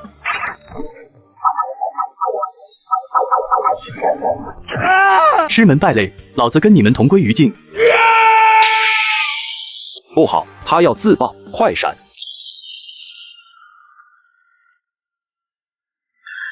大意了，快起来，快去追那2个小贼，别让他们跑了。我们得快点了，万一这小子给宗门传信，要是结丹或者元婴强者来了，我们就完蛋了。你的意思是说，你们宗门的强者会来？是的，但我们能够在来之前杀掉那2个小子。那你们去追吧，我还有事，先走了。你们要找我，就去老地方，我等你们3天，3天不来，我就离开了。不多时，他们已经在身后的天边看到了那2个叶家人。不好，他们追上来了，高师兄肯定是战死了。水，你别说话，我们逃回去后给你水喝。把我扔到海里，快扔下他！他既然是妖兽，这里附近全都是大海，那肯定是海生妖兽，在海水里有助于他恢复。敌人的目标是我们，不是他，不会去追杀他的。好，没了小女孩，他们的速度略微快了一点，但身后的敌人越来越近，像是随时都有可能杀到他们身边一样。快炼化它，然后用它来飞行，能让你速度更快。不行，给我了，你用什么？你是风属性的，这对全形风翼更适合你。少废话，我还有更好的，你快炼化。江苏柔见状也不再犹豫，立刻炼化了全形风翼。然而陆晨却把小狐狸和那个铜镜也塞给了江苏柔。我来引开他们，你快跑。陆晨，快走，我速度快，他们奈何不了我，赶快求援。我不想再抛弃别人逃跑了。小狐狸，你会游泳吗？会呀。放到储物袋里，躲到水底，等到我们的援兵来了，你把这个交给他们。小狐狸，希望以后还能见到你，不要丢下我呀。陆晨赠与道侣中品灵宝全行风翼，获得10倍赐福返还，上品灵宝，贺西归羽，是否领取？领取。刹那间，陆晨的背后便出现了一对纯白色的鹤翼，鹤翼展开，道道流光自其内浮现，根根羽毛直立而起，宛如利剑一般。陆晨意念一动，那些利剑向着敌人铺天盖地的射了过去。就在这时，江苏柔来到了陆晨的身边，与他一起并肩作战。你怎么又回来了？快走啊！我速度快，他们奈何不了我的。别以为我不知道你想牺牲自己救下我，你再强也是炼7，怎么可能打得过2个筑基中层？要死一起死，我绝不会抛下你苟活。你这个傻子！你才是傻子！那就一起吧。这2个小贼速度太快了，不能再拖下去了，再拖宗门就该来人了。用玄罗盘吧。叶青云拿出来了一个罗盘，在其上输入灵气，轻点了几下后，那个罗盘刹那间爆发出光明，而后一道八卦阵从罗盘上出现，在半空中展开了，一股庞大的镇压之力出现，刹那间冲向了陆晨2人。那排山倒海般的镇压之力出现，让陆晨和江苏柔的速度一下子慢了下来，原本灵巧的身法也变得举步维艰。陆晨，你不是速度很快吗？你不是很能跑吗？接着跑啊！在这天地领域里面，你是龙也得盘着，是虎也得窝着。原本我2人就只是过来取一下血丹而已，没曾想被你小子给破坏了。前段时间你还废了我们叶家好几个弟子，现在新仇旧恨一起算，你小子就把命给老夫留在这里吧。用翅膀把咱俩包起来。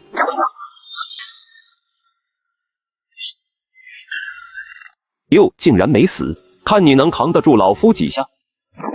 师姐，看来我们还是走不掉了。逃不掉就逃不掉吧，修仙路本就是充满了危险。朝闻道，夕死可以，能够与心爱之人死在一起，也算是一种幸运。这辈子我们手拉手共赴黄泉，下辈子希望我们还能在一起吧。能够从你口中听到心爱2字，我也死而无憾了。2个小贼去地底下做一对苦命鸳鸯吧。就在那一剑将要劈下来的时候，一扁突起，下方忽然传来了美妙悠扬的歌声。只见海面上掀起一朵海浪，将一个双马尾蓝头发的小女孩给拖了起来。哼，一只小海妖而已，真以为他能够救得了你们？小女孩一挥手，无数的海洋妖兽齐齐冲出水面，每一只都散发着极为强大的气息，都要比叶青云2人的修为强悍太多。五哥，这么多妖兽，灭掉咱们阴阳宗，怕是都轻而易举吧？跑，快跑啊！干掉他们！哎呀，你们受伤了呀，我们快去疗伤吧。那边有一片海岛，去岛上疗伤吧。看到你们没事真的太好了，我好担心你们呀。你这小家伙也是命大，多谢姑娘相救，在下感激不尽。呵呵呵，你们也救了我呀，这叫互相帮助，我们是好朋友了呀。我的好朋友们，快告诉我你们叫什么名字吧。我叫陆晨，这是剑内江苏柔和我们的好朋友小狐狸。姑娘，你叫什么名字呀？我有好多名字，海里的好朋友们说我是海洋之灵，叫我海灵；陆地上的渔民们叫我海神，人鱼妹妹叫我小神仙，龙女姐姐给我取了个名字叫安和鱼，也喜欢叫我安安。你们想要叫我什么呢？还是叫你安安吧。安安呀，你为什么可以召唤那么多的妖兽过来帮你打架呀？因为他们都是我的好朋友呀。船行民水域外，风泊海北天南，四海便无相识，万里也是同乡。全世界所有的海洋里面都有我的好朋友呢。那你可真厉害呢！你真可爱。你是什么物种的妖兽呀？我是妖兽，我不是神仙吗？呵呵，你这小家伙哪有你这么弱的神仙啊？连个炼气期都打不过。那不一样的，我在陆地上和天空里是很弱，但我若是在大海里面，可是强的离谱呢。而且我还有很多好朋友帮忙，在大海里面谁也不敢欺负我。而且我真的是神仙，不骗你们，我是大海之灵，是所有海洋的意志巨献，有着海洋的力量呢。妖兽是动物修炼变强产生灵智，而我就是海洋本身产生灵智呀。我在岸上很弱，但是在海洋里那可是无敌的呢。可你对付2个筑基期，还是要靠着别的妖兽来帮忙呀。哎呀，你别管，反正我就是很厉害了。你确实很厉害，能够认识你，我们很开心。安安，你为什么会在那个绝明岛上的人族城池里面啊？安安喜欢交朋友，也很喜欢玩耍，岛上的渔民们都把安安当成海神，安安也经常去岸上找他们玩耍呀。可是这一次遇到了坏人呢，坏人突然间出现，布置了一座大阵，要杀死所有的百姓。安安没办法回到海里去，为了保护百姓，只能跟坏人打架。可是安安在岸上太弱了，根本打不过坏人，只能眼睁睁地看着那些凡人被他杀死。凡人们给我立祠庙，供奉我的雕像，还写下了赞美我的诗句。那些凡人都信奉着我，我却没有保护好他们，都是我的过错。安安，不要伤心了，那都是坏人犯下的罪，不是你的错，不要用别人的错误来惩罚自己。我们这次回去后会向宗门禀报那些罪魁祸首的罪状，让宗门来狠狠地惩罚他们，为那些无辜惨死的百姓报仇雪恨。可是杀害凡人的坏人还是逃跑了，我已经让好朋友们去追他了，一定要抓住他，狠狠地惩罚他才行。安安，你愿意和我们一起去宗门里玩吗？不了，你们人类的世界太危险了。不过要是你们愿意跟我去海里做客，我会非常开心的。好，我们有时间一定会找你玩的。那我送你们一个礼物吧。这个是什么？黄金吗？看起来挺值钱的样子。才不是呢，这是我送给你们的礼物。你们如果想要找我玩，或者是在海洋上遇到了什么事情，需要我来帮忙，就吹响这个海螺，我就能听到了，就能来找你们了。记住喽，在全世界，只要是有海洋的地方，你们吹响这个海螺，我就能听到，就会立刻出来见到你们的。好，这个礼物十分珍贵，我们收下了。那就好，那说好了，且凭罗音为号，诚愿必至，应召必来，可不许跟我客气哟。我还想带着你们去找我的好朋友玩呢。人鱼妹妹和龙女姐姐都是非常好的朋友哟。说好了，有机会的话，我们一定会来海洋上找你玩的。哎呀，你们人类的强者来了，我该走了，有困难记得来找我呀。海角天涯，再来相见吧。拜见师尊。敌人呢？死了，不是说3个筑基吗？你们杀的？是被海妖杀的。先前高海师兄为了让我们顺利逃脱，便留下来断后，结果被敌人杀死了。后来2个筑基敌人过来追杀我们，但是追击的路上被一群突然出现的海妖给吃掉了，我们赶紧躲到了岸上，逃过了一劫。可怜高海那孩子了，本是一个资质不错、品格也极好的弟子，好好培养，将来也能成为强者。可惜半路夭折了。师尊，高海还有什么家人吗？高海是我从外面捡来的孩子，那时候他才3岁，是个孤儿，是我抚养长大的。也怪我错估了对方的实力，应该多派一些人过来的。等我看到你们的求援后，立刻赶来，可还是晚了。幸运的是，你们俩没有事。如今高海战死了，长作心里也一定很痛苦吧？师尊，高海师兄临走前把叶家犯罪的证据交给了我们，我们可以用这个来指控叶家的。小狐狸，快把铜盘拿出来。本座知道了，走吧，先去把高海的尸体收回来。可惜的是，他们找了一圈也没有找到高海的尸体。这里有很强烈的灵气爆炸残留波动，现场也没有高海的尸体，他最后应该是自爆了。陆晨和江苏柔都低下了头，他们想到了这个结果，只是没有说出来罢了。哎，本是无根之人，如今无根而去，便是想要落叶归根，也无根可寻罢了。走吧，我去见铁链长老，先把证据提交给他，看他如何审判吧。叶家此举丧尽天良，败坏宗门名声，罪不可赦。你们俩先去休息疗伤吧，等执法堂传唤你们的时候，你们再过去作证。是，师尊。我觉得高师兄不能就这样平白无故的没了，我们应该记住他的。虽然他没有失手了，但我想给他立一个衣冠冢，给他刻墓碑，好好祭奠他。理应如此，我们一起去吧。江师妹，你怎么来了？江苏柔把事情一五一十的说了一遍。那几个师兄听完后，个个义愤填膺。叶家太过无耻了，竟然杀那么多的无辜凡人炼血丹，还对同门弟子杀人灭口。高师弟竟然被他们害得尸骨无存，是可忍，孰不可忍？咱们去灭了叶家。对，喊上那3位结丹师兄一起去灭了叶家，为高师弟报仇雪恨。都闭嘴！陆晨，这位是咱们师尊的首席大弟子尚云，乃是结丹上层修为。这2位分别是柳星和王道师兄，都是结丹期的强者。陆晨拜见诸位师兄。这位便是师尊新收的陆师弟吧？祭祖秘境一战，师兄我虽然没有去看，但我也有所耳闻。这次的事情，刚刚我已经听见了。我就一个问题，师尊现在去哪了？师尊拿着证据去执法堂了。对，就连师尊都知道，这种事情要靠执法堂来审判。可你们呢，一个个要拿着刀剑去跟叶家人拼命吗？第一，宗门之内严禁私斗，违者重罚，杀人更是要偿命的。若是能直接动手，师尊自己便杀了他。堂堂元婴巅峰强者，难道还灭不掉一个小小叶家吗？第二，你们也别太小看叶家了，叶家发展了数百年了，其家族子弟枝繁叶茂，至少也有万人之多。虽说大多数都是炼气期，但其中筑基弟子怕是也有100人之多。结丹长老更是有着足足5名，就凭咱们这20多个，想要灭掉叶家，那是痴心妄想。大师兄，你怎么长他人志气，灭自己威风啊？难道就任由叶家屠杀大量凡人，任由叶家杀害我们的同门师兄弟吗？之前叶家可是3番5次去刺杀咱们这位小师弟呢。那自然不会，感动我上云的师弟，我必要让他们全族都灭，否则难消心头之恨。但是我们贸然行事是行不通的，非但报不了仇，还会害了我们自己。我已经想到办法了，这里人多眼杂，去给高海师弟收拾一些衣服，做衣冠冢葬了。咱们到陵园去说。这里没有外人，咱们当着高海师弟的面，好好商量一下，该如何灭掉叶家，为他报仇雪恨。大师兄，你说吧，我们都听你的。好，根据江师妹和陆师弟的描述，他们与高师弟3人一同前往海外岛屿，调查一起杀人炼丹的屠杀事件，并逮捕那个邪修。结果大家也都知道了，叶家2人赶到，高海师弟为了掩护2位炼气期的师弟师妹逃走，牺牲了自己。高海做的没错，身为强者，是身为师兄，就理应保护比自己弱小的弟弟妹妹，他是伟大的，也是光荣的。而这份证据也被2位师弟师妹成功的拼死护住，带了回来。可你们想过没有这份证据交给执法堂，铁链长老会怎么处理？以铁链长老体面无私的性格，肯定不会放过叶家的，一定会严厉审判，从重处罚的。好，那么问题来了，审判谁？凶手已经葬身于腹了，死无对证。即便是有证据证明确实是他们2人指使的邪修杀人炼丹，叶家完全可以去说这都是他们2人的个人行为，跟其他人有什么关系？跟整个叶家有什么关系呢？不管在哪，犯错都是一人做事一人当，总不能你的亲戚杀了人就把你也给砍头了吧？连坐也不是这么个连坐法，也根本伤不到整个叶家。所以这件事最后的结果大概率还是死无对证，不了了之。叶家依旧逍遥自在，只是那2个死掉的人来背负罪证就好。但叶青云明确说过，炼制出来的血丹是给叶龙渊吃的。有什么用？叶龙渊到底不也没吃吗？叶龙渊也可以说他一直都在闭关，完全不知道外面的事情，都是他那2个叔伯自作主张干的，跟他没有关系。以前我怎么就没看出来，在我们面前那么谦虚恭谨的叶师弟，竟然会是这么一个卑鄙无耻、残忍嗜杀的小人呢？那如果我们能够抓到那个邪修，让他过来作证呢？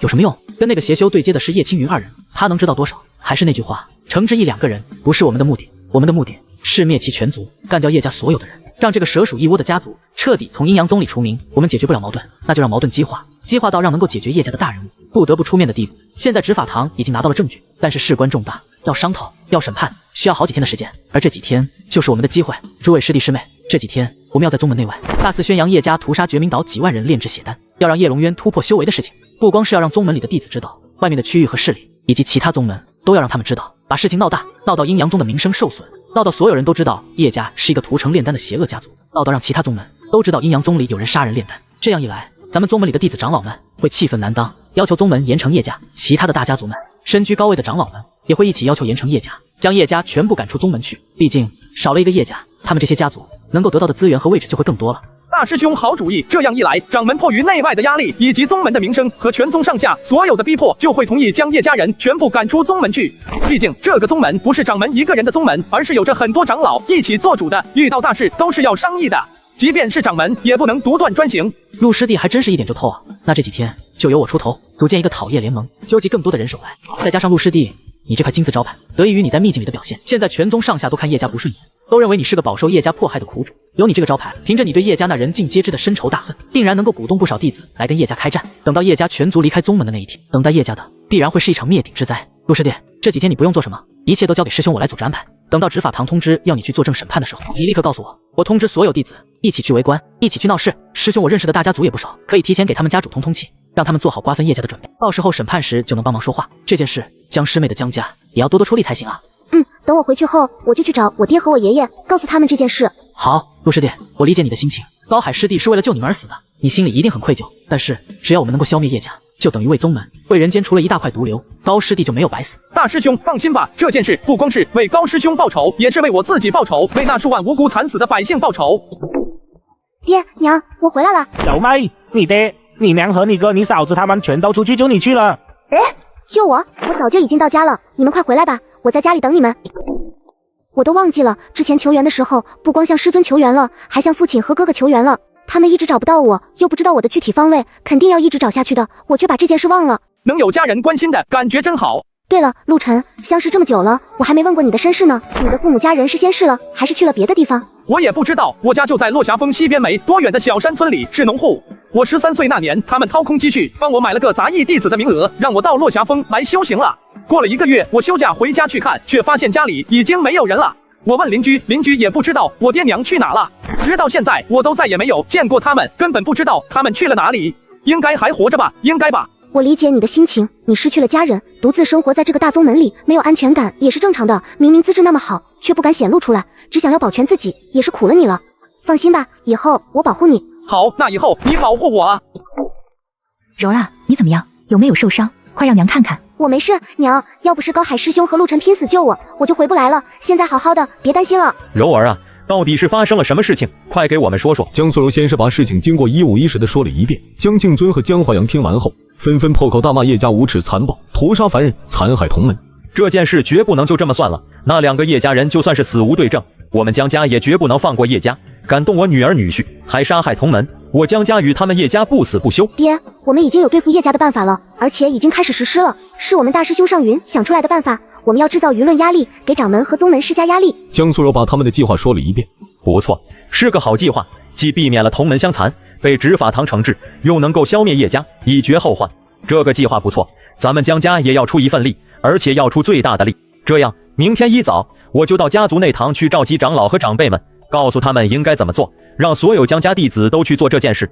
等到追杀叶家的时候，咱们江家全员出动，杀他个片甲不留。好，到时候我和陆晨也要过去亲自报仇雪恨。放心吧，到时候叶龙渊肯定是要留给你来亲手击杀的，让你亲手干掉这个仇人。谢伯父。陆晨啊，这几天里我们要不断的制造舆论，但叶家的人也不是傻子，他们定然会对你怀恨在心，想要将你和柔儿这2个证人干掉，为后面的对簿公堂来做准备。这几天你们俩先不要回落霞峰去，就留在江家暂住即可。江家有结丹长老，还有我在，可保你们万无一失。谢伯父好意了，只是我觉得我们还是住在落霞峰的家里比较好。怎么？你是嫌江家不好吗？还是说在这里住着太过于拘束了？不是的，伯父，我是在想，如果叶家真的派人去杀我和师姐，反而是一件好事呢。正好我们能够拿到叶家更多的罪证，制造更大的舆论来指控叶家。我曾与2个筑基中层交手，非是我托大，我虽然打不过筑基，但筑基想要秒杀我然后逃之夭夭，那是不可能的。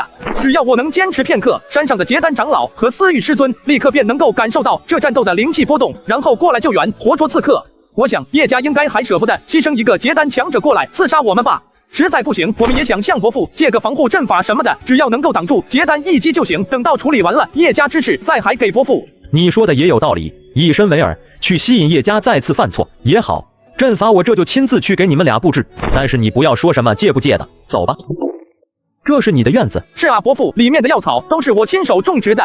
不是，我的意思是，你俩还没住一块。爹，你在胡说八道些什么呢？我们的事情不用你管，我们自己开心就好。行行，我不管。对了，上个月江家给嫡系弟子的每月资源，你们俩收到了没？都收到了。上次江家送来资源，陆晨推脱不得，但转手就全送给了江苏柔。江敬尊很细心的弄了一座大阵，将陆晨和江苏柔的小院子全都护在了里面。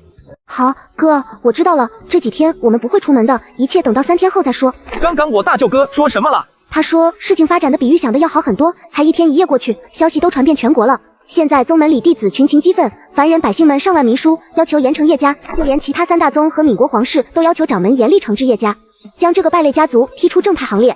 掌门迫于压力，宣布3天后清晨，在阴阳峰的主殿广场上，当着仙道祖师爷雕像的面审判这个案子，并邀请所有弟子和其他宗门的人过来观看。到时候，不光所有的弟子会去，就连其他3大宗门和皇室都会派使者过来观看。这件事说小也小，说大也大，主要是闹得太厉害了，舆论压力太大，关乎到我们所有名门正派的名声，所以其他势力才这么关注，给咱们宗门联合施压。陆晨，你说咱们这次是不是闹得有点过了呀？一点都不为过，我甚至觉得还不够。这件事要是处理好了，宗门的名声非但不会削弱，反而会更上一层楼。只要掌门能够狠下决心，严厉惩治叶家，将他们赶出宗门，让外界看到我们阴阳宗绝不姑息养奸，立志除魔卫道的决心，别人反倒是会认为我们阴阳宗是真的名门正派，不袒护自己家犯错的人。这样刚正不阿的好宗门，谁不愿意来投呢？那好吧，只要能够解决叶家就行。这个败类家族，是时候该让他们付出代价了。我也期待着能够亲手报仇雪恨的那一天呢。第一个到来的是玄天剑门的人，以修炼剑道为主，每一个弟子都有一把本命宝剑，从小带在身边，培养剑灵，培养自己宝剑的契合度，达到人剑合一的境地，也是4大宗门里实力最强、最擅长功法之道的宗门。天剑子道友，别来无恙啊！天剑拜见端木掌门。天剑子道友能来我们阴阳宗，让我们蓬荜生辉啊！蓬荜生辉就算了吧，毕竟我们是来看你们丢人啊，不是看端木掌门如何秉公执法。我等也好学习一下，回去后也学贵宗一样严肃整顿宗门啊。你刚刚是不是说漏了什么？没有啊，你听错了。端木掌门为你介绍一下，这是老夫新收的亲传弟子，今年才18岁，乃是金属性天灵根，更是先天剑道之体啊，天生适合修炼剑道，进步神速啊。他原本名叫范金，老夫探测出他的资质后，亲自为他改名为范剑，望他以后能够恪守剑道，努力修炼啊。本来这次不想带他来的，可这孩子非要跟过来，想要到贵宗来见见世面，这不求了老夫3天，老夫这才勉为其难把他带来了，望端木掌门莫要怪罪啊。这貂毛分明就是来炫耀的，先天剑道之体啊，我们宗门怎么就没有这么好的苗子？范剑拜见端木掌门。好，是个不错的好苗子。玄天剑门的道友们，请入座吧。拜见端木掌门。妙玉仙子，教罗真人，欢迎2位到来我们阴阳宗。好久不见了，端木掌门，什么时候也去我们妙音谷做客呀？青霞姐姐可是对你每天茶不思饭不想呢。下次一定，快请坐吧。别呀，我这次来就是要替我青霞姐姐问问你，你这负心汉呀，就这样一直对我们青霞姐姐不管不顾的，这可不符合你们阴阳宗倡导的爱护道理的精神呢。怎么，端木掌门这是要自己违背精神了吗？也好，今天是个审判大会，我们要不顺便把端木掌门你一起审判得了吧？您说呢？我有什么错？哎呀，你快别说了，这么多弟子看着呢，一点都不害臊，这么大岁数的人了。咱们掌门道侣死得早，后来就没再续，在数百年前的时候相识了妙音谷的青霞，二者感情很好，算是情投意合吧。但因为双方势力的缘故，一个要当阴阳宗掌门，一个要当妙音谷掌门，谁都舍不得抛下宗门去跟对方，而且妙音谷也不收男弟子和长老，所以就这样耽搁了。那妙音谷的女子都不找道侣的吗？找啊，但是他们只收女弟子，男人在那边只能以道侣的身份修炼，没有道侣进不了宗门的，而且男人地位比较低，哪个有实力的男人愿意受这委屈？老端木，你我相识数百年，就不必客套了。就问一个问题，死玉那个女人，你打算什么时候交给我们？教罗道友，你若是来我们阴阳宗做客的，我们阴阳宗欢迎至极；可你若是来找麻烦的，来公然羞辱我们家长做的，那就是我们阴阳宗的敌人，恕不招待。你哪来便回哪去吧，我们阴阳宗不欢迎敌人。端木掌门叫什么真吗？老夫就是一时失言而已，毕竟我们血云宫跟思玉的恩怨，你又不是不知道。老夫不管你们以前有什么恩怨，但思玉现在是我们阴阳宗的人，你若是再口出狂言，休怪老夫翻脸。只此一次，下不为例，请坐吧。小酥肉，咱们师父跟血云宫有什么恩怨啊？不清楚，师父是哪的人，我们都不知道，只知道100年前思玉师尊被血云宫全体追杀，受伤很重，逃到了阴阳宗，被掌门救起。血云宫要求我们把人交给他们，但掌门不同意，调解了一番后，血云宫这才不甘心的退走了。但是这100年，血云宫和咱们师尊的仇恨并没有化解，时常想要找师尊的麻烦，双方应该是死仇。我知道了。另一边，3大宗的长老们没说话，他们的弟子倒是先对上了。玄天剑门的范剑和妙音谷的那个高冷女弟子，以及血云宫那个其貌不扬的青年，都在相互看着对方，眼中似有火花闪过。陆晨也从周围人的小声嘀咕中知道了这3人的身份。原来各家都有一个被推出来的天骄弟子，每一代的每一个大境界里都有一个被称之为大师兄的标志人物，而4大宗门加上皇家，共有5位年轻天骄被称之为闽国五子。玄天剑门的范剑，先天剑道之体，是这2年的新起之秀，非常厉害。妙音谷的浣溪，极善音律，在那个修炼乐道以及精神力的妙音谷中，他的资质也是顶尖的。血云宫的王爱，年纪轻轻便在战斗中长大的，非常嗜血。这3人便是眼前眼神里放火花的3人了。再加上阴阳宗的白灵玉、闽国皇室的4公主方元心，这5人都是炼气巅峰的实力，也被称为这一代里最有希望成为大能的5个人。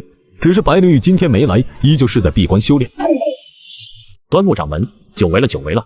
见过景王，道友也是好多年不见了，风采依旧啊。风采不敢当，主要是陛下格外重视这件事情，敦促老夫过来亲自观看，也希望端木长老能够给冤死的百姓一个交代啊。景王放心，老夫一定会秉公执法的。元心见过端木掌门，这便是元心公主了吧？真是巾帼不让须眉啊！快请坐吧。元心见过几位师兄师姐，见过元心公主。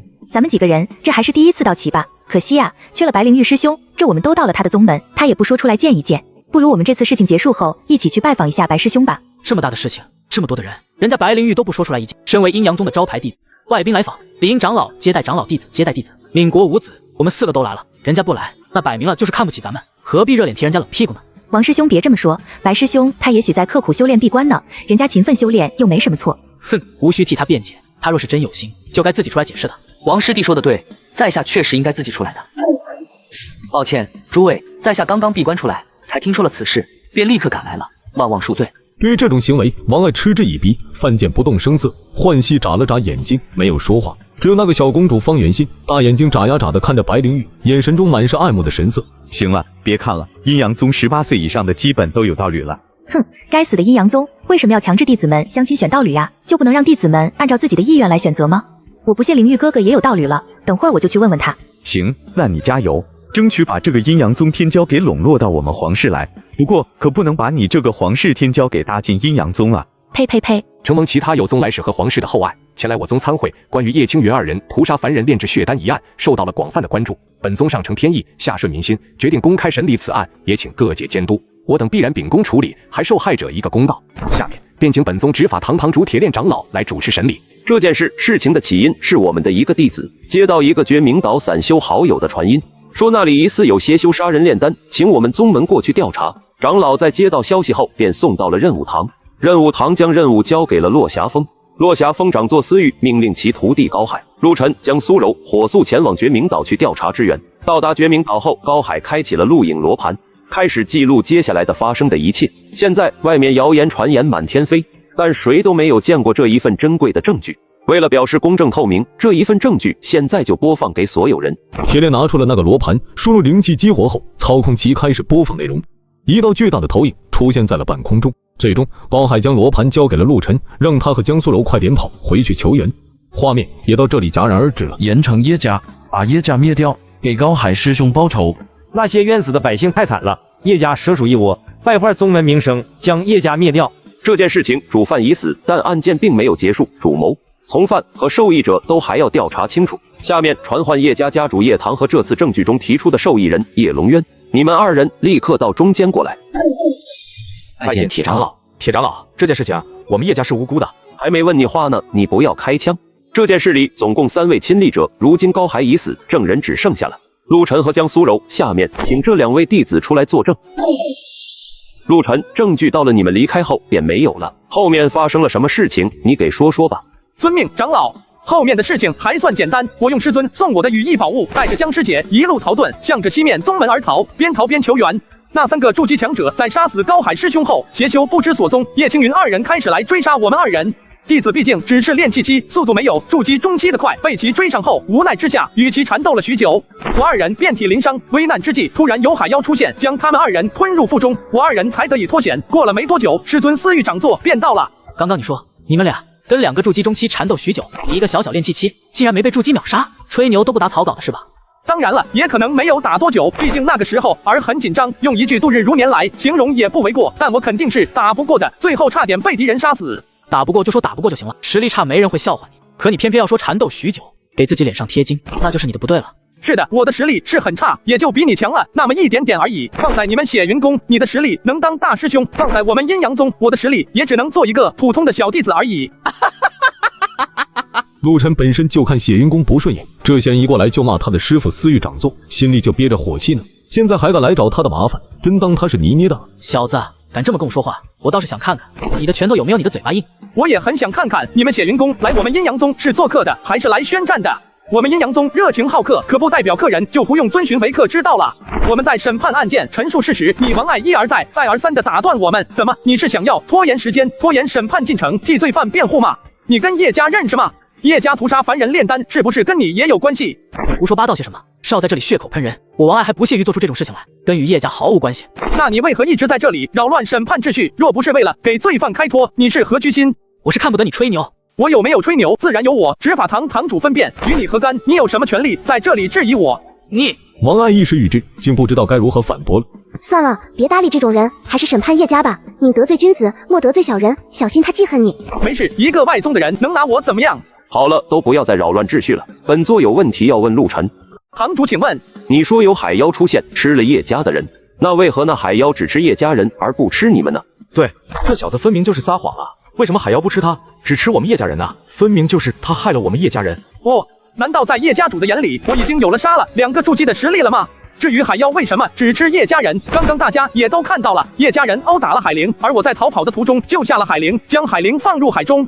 海灵记恨叶家人，操控海妖吞掉叶家人，这不是理所应当的吗？他不吃叶家人，难道要吃我这个救命恩人吗？好了，事情都已经明了了。陆晨没有说谎，确实是叶家人屠杀了数万百姓。对于这件事，叶家主你可有质疑？我当然有质疑。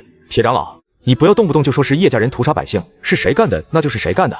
这件事全是叶青云、叶柳川2人所为，跟叶家人有什么关系？这件事情完全就是叶青云2人的个人行为，与整个叶家有什么关系？他们俩杀了人，就要我们整个叶家去陪葬吗？叶龙渊、叶青云说，炼制血丹是为了给你突破筑基来用，这件事你可知情吗？铁长老，弟子在上次秘境一战后被陆尘所伤，回到家里便一直在闭关疗伤，不问世事。直到2天前这件事传出来后，家父才唤醒了我，告诉我这件事。这件事弟子完全不知情，他们是不是为了我也不知道。也许是他们想要给自己的孩子吃，却反而要栽赃到我的身上呢。事情到了这一步，陷入了僵局。叶家人死不承认这件事跟他们有关系。然而就在此时，迎来了反转。叶龙渊，我爹他帮你杀人炼丹，到头来生死道消，到了你这里，你不思感恩也就罢了，竟然还说这件事你不知道，还说我爹炼血丹是给我吃的，你还要不要脸了？住口！你在胡说八道些什么？速速退下！你们不仁不要怪我不义，先前说好的，大家都装作不知道就行了。可叶龙渊这话是什么意思？我爹为了他，指使邪修杀人炼丹，就是为了给他突破，可到头来竟然成了给我吃的，这屎盆子要往我头上扣，那就休怪我翻脸了。铁堂主，弟子愿意做证人，这件事情叶家所有高层都有份。在秘境一战后，叶龙渊惨败，在家里大发脾气，闹着要突破筑基，找陆尘报仇。叶家人也咽不下这口气，连夜开会，最终确定了杀人炼丹，来帮助叶龙渊突破这件事。这件事情就交给了我爹叶青云和我六叔叶柳川去办。长老，我有罪，我承认，我知情不报，害得那数万百姓死去。我现在愿意做污点证人，来指证叶家所有筑基级以上的高层，包括叶龙渊，他们全程谋划了这件事情，他们都有罪。住口！你这个逆子！怎么想要杀证人灭口？叶龙渊，你不就是记恨我在秘境里没帮你，让你输给了陆尘吗？想把屎盆子往我身上扣，那你是痴心妄想。我爹都死了，我一个亲人都没了，你们不让我好过，想让我当弃子？好啊，那就一起毁灭吧。叶无龙，你所言可当真？你说的一切都将成为呈堂证供。弟子所言句句属实，若是不信，可以搜魂。弟子就算是魂飞魄散，也要让叶家这些歹人付出代价，给那些凡人和高师兄报仇雪恨。诛灭叶家，诛灭叶家！叶家滚出阴阳宗！掌门，这全都是叶武龙的一面之词啊！他是在撒谎，想要把整个叶家拉下水啊！掌门，祸不及家人，首恶已除，我等无罪啊！今日若是因为一个叶家人犯了错，就要惩治整个叶家，那么明日因为一个宗门弟子犯了错，就要惩治整个宗门吗？至于你说的宗门的代价，因为你们叶家人干的事情，宗门的名望大大受损，弟子离心离德，百姓不再信奉我们，其他有宗指责我们，皇室更是勃然大怒，斥责我们宗门。若是不严厉惩治你们，我宗门还有名望吗？还如何服众？好了，现在证据确凿，该结案了。所有长老举手表决，同意将叶家全体驱逐出宗门的举手。一大半长老都举手了。好，票数过半，决议通过。即日起，驱逐叶家离开宗门。叶家家主叶唐为主谋，废除修为。叶家弟子叶武龙作证有功，免其罪责，可以继续留在宗门。给叶家1天时间，明日午时之前离开宗门。此案了结。叶唐被掌门亲手废除了修为。弟子多谢掌门秉公执法，为那些枉死的百姓们伸冤。等他们离开了，你还是要去追杀叶龙渊吗？是的，掌门，弟子早就说过，与他不死不休。哎，年纪轻轻，杀心太重也不是好事。学会放下，学会原谅，让自己的心性变得柔和、宽容，有时候也是一件好事。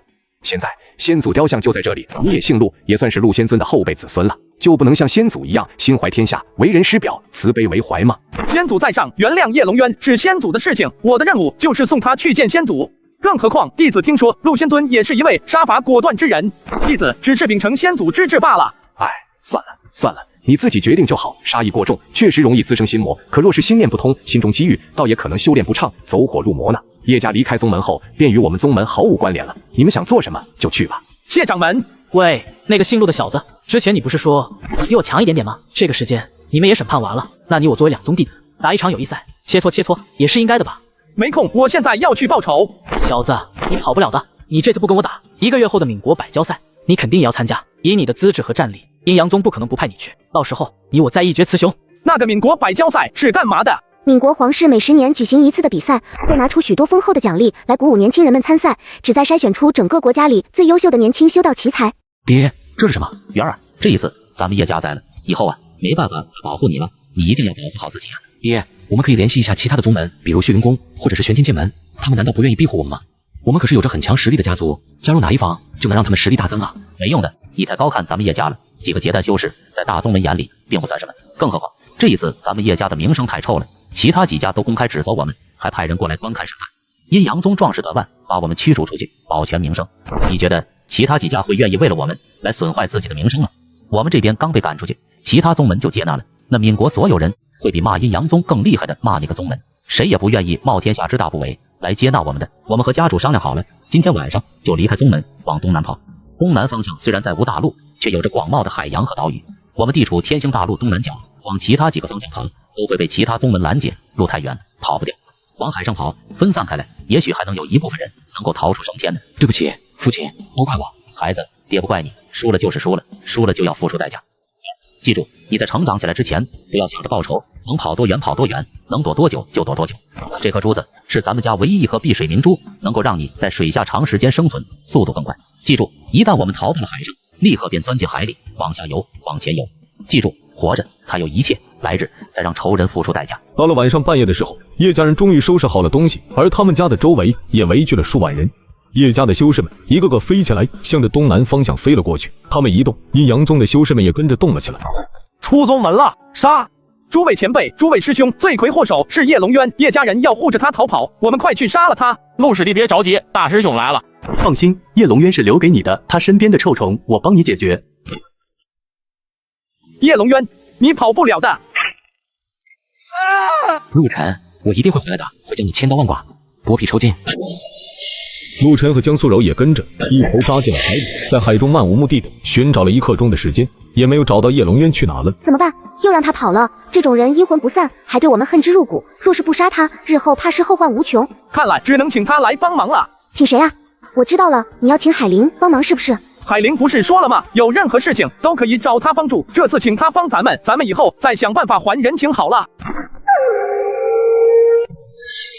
远道而来的朋友们，你们这么快就来找安安玩了，安安好开心呀！安安，我们找你是有事情想请你帮个忙。没问题，你说吧，安安很愿意帮助你的。是这样的，上次在绝明岛屠杀凡人的真凶，我们已经找到了。是那个刀疤脸吗？我们也一直在找他，可惜他可能是躲到陆地上了，我们一直找不到呢。不是刀疤脸，刀疤脸只是个执行者罢了，真正的幕后主使是一个叫叶龙渊的人，杀人炼丹也是为了给他提升修为的。但是那个叶龙渊跑到了海里，不知道去哪里，我们找不到他，你看能不能帮忙把他找出来？你是海灵，一定对大海有感应吧？那当然了，只要是在海里，就没有我找不到的人。那个坏人太可恶了，竟然屠杀信仰我的渔民，我一定要让他付出代价。好了，这片海域的所有海妖我都通知了，那家伙跑不掉的，他很快就会被送过来的。实在是太谢谢你了。突然，不远处的海浪一阵翻滚，一群巨大的海妖出现，同时还撞出来了好几个人，那是叶龙渊和几个叶家弟子。怎么回事？怎么会有这么多的海妖来攻击我们？叶龙渊，我说过你逃不掉的。陆晨，又是你，你凭什么能够操控海妖？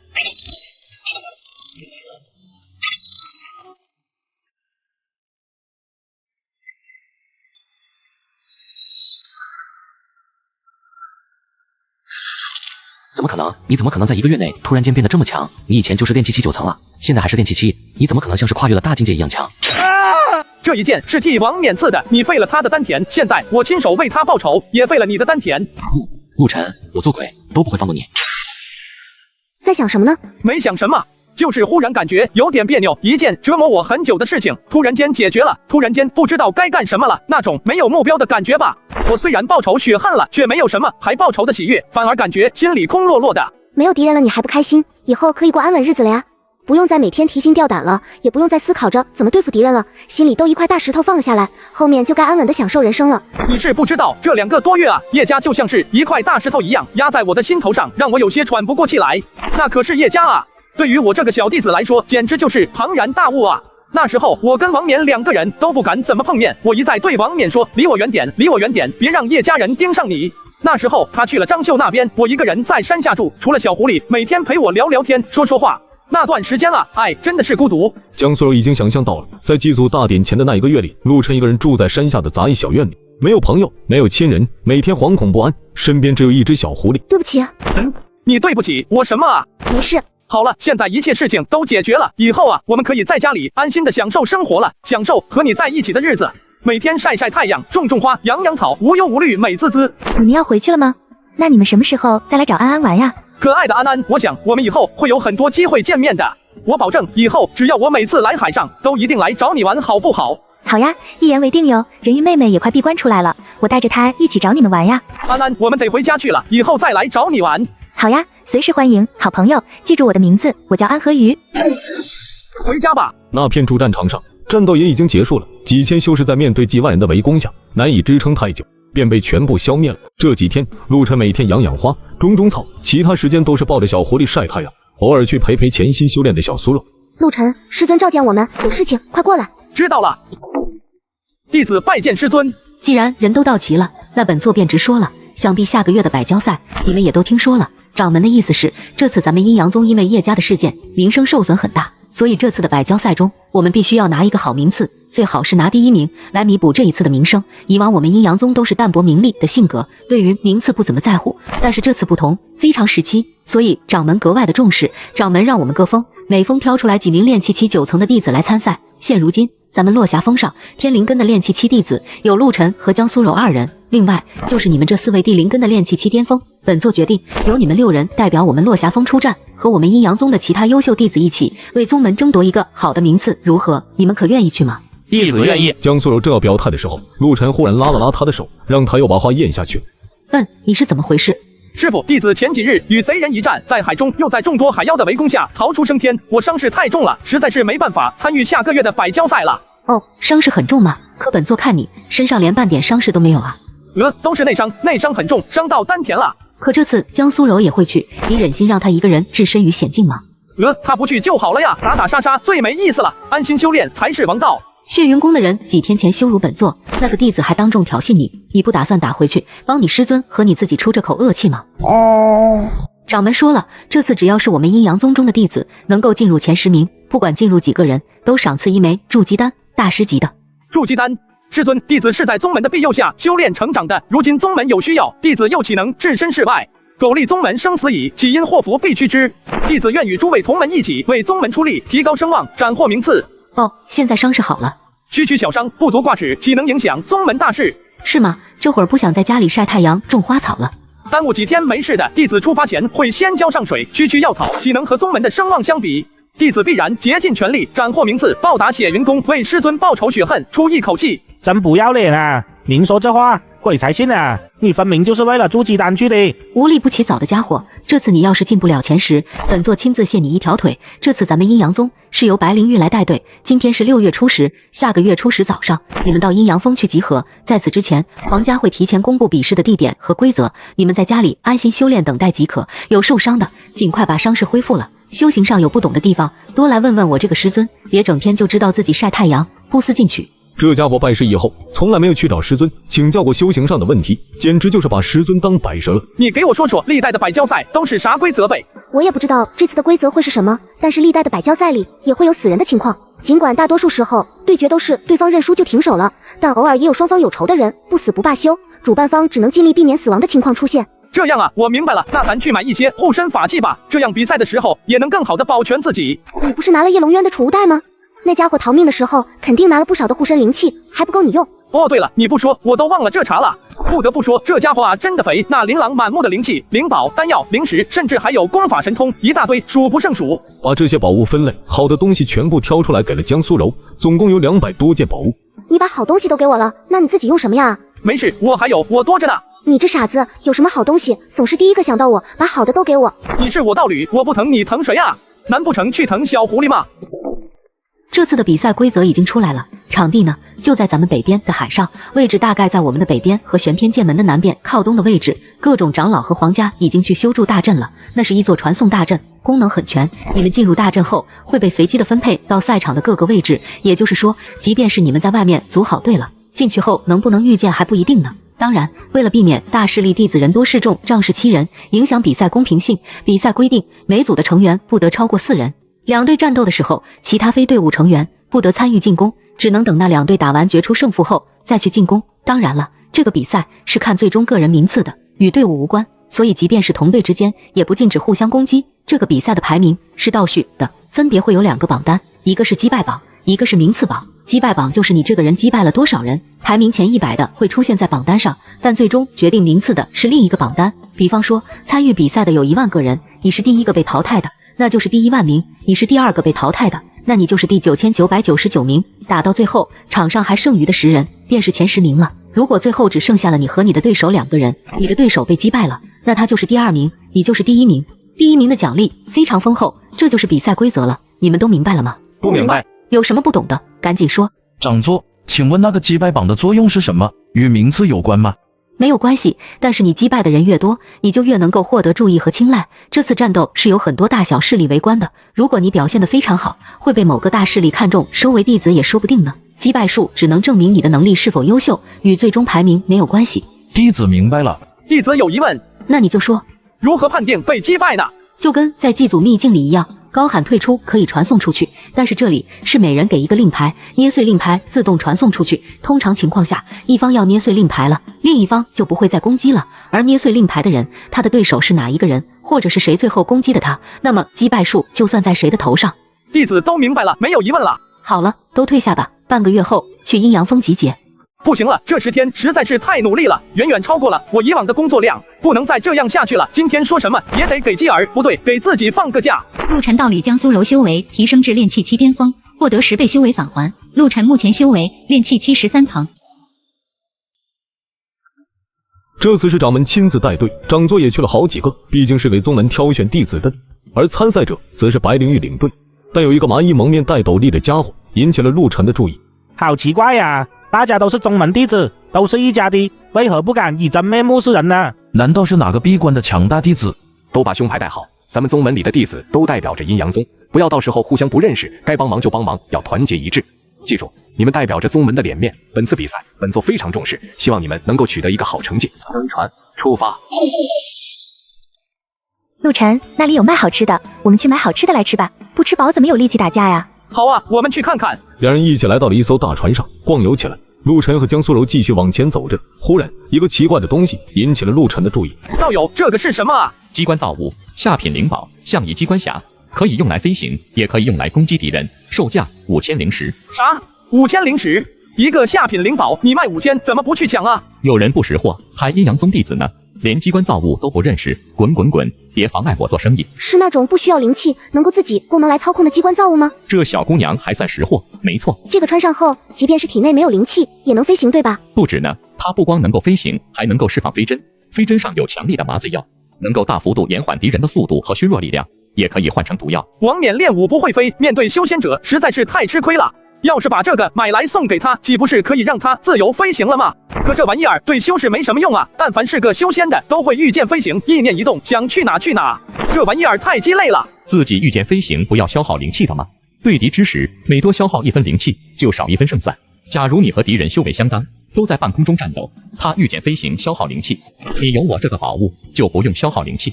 最后最先被耗死的肯定是对方，你就能杀了他。谁会打到灵气耗尽还没干掉对方啊？真要到那个时候，自己灵气也不多了，还不是被其他敌人捡漏？那是极端情况，你自己不会判断局势吗？那这玩意飞行不消耗灵气，它是靠什么飞行的啊？靠灵石啊。那他妈还不是要消耗灵气？你又想马儿跑，又不给马儿草，这世上哪有那么美的事情？你到底买不买？不买滚，别打扰我做生意。我就是好奇看看，这玩意儿摆这半天了，也没人来买，看着稀奇古怪的。虽说有些鸡肋，但还挺好玩的。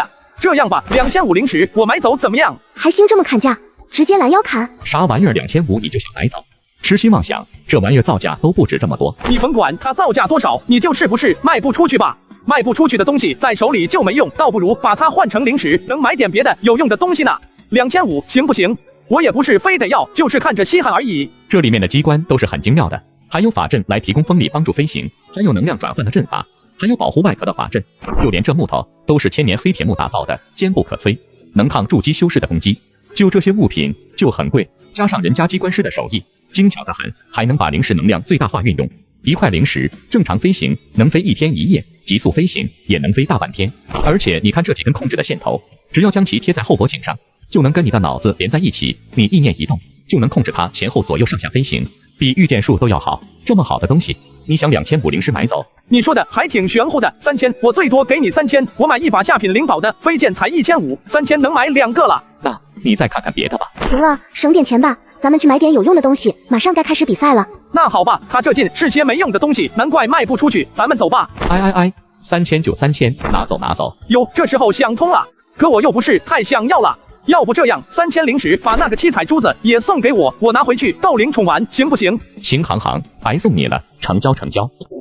首先欢迎大家来参加百交赛，我们5大势力热情欢迎你们，希望你们都能够取得一个好成绩。现在请5大宗以外的参赛弟子们过来领取令牌，在战场上如果不敌，可捏碎令牌传送出来。下面有人发放令牌，要参加的人报着自己的名字，那边核对后发放令牌，同时检查他们的修为。至于5大宗，都是自己的长老们直接发放。我们5大势力出于对你们的照顾，在战场上放置了许多的宝物，以及一些丹药等物，可以帮助你们恢复灵气上身。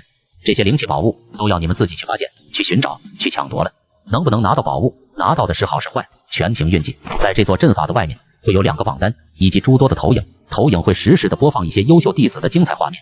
如果你们表现好，也会被投影出来的。而榜单排名也是随着比赛进行实时公布的，绝对的透明、公开、公正。凡有违反规则者，取消比赛资格的同时还严惩不贷。这是叶龙渊的宝物，他当初就是靠着这个长时间在水下活动的，好像是叫什么碧水明珠。一会儿传送进去后，你就先到水底藏着，然后咱俩传音，我去找你。那好吧，进去后联系。陆晨赠送道侣上品灵宝碧水明珠，获得10倍返还。下品法器辟水金钟1枚，可在水中形成大面积空气，如同在空中一样展开速度，并且调动水流来操控。下品法器，他知道修士的宝物分为灵器、灵宝、法器、法宝这几个档次。一个筑基修士，想要一件灵宝都难，他现在都有一件法器了。比赛开始，可以进入阵法了。这可咋知道自己在哪个位置啊？快给小酥肉姐姐传音呀，问问她在哪里。小酥肉，你在哪啊？然而，那一道本该发出去的神念，却被组织在了御剑之中，发不出去，怎么回事？我觉得这可能是主办方为了避免大宗门弟子集合起来欺负别人的手段吧。你说的有理，只是这样的话，我该怎么去找他呢？那就不找了。小酥肉姐姐是天灵根，还是炼气巅峰的修为，一点也不比你差，你不需要去担心她。你说的对，不用去担心她的，我们尽力找就好了。以她的实力，除非是遇到5大宗的第一弟子们，否则谁也奈何不了她。她身上也有那么多防护法宝呢。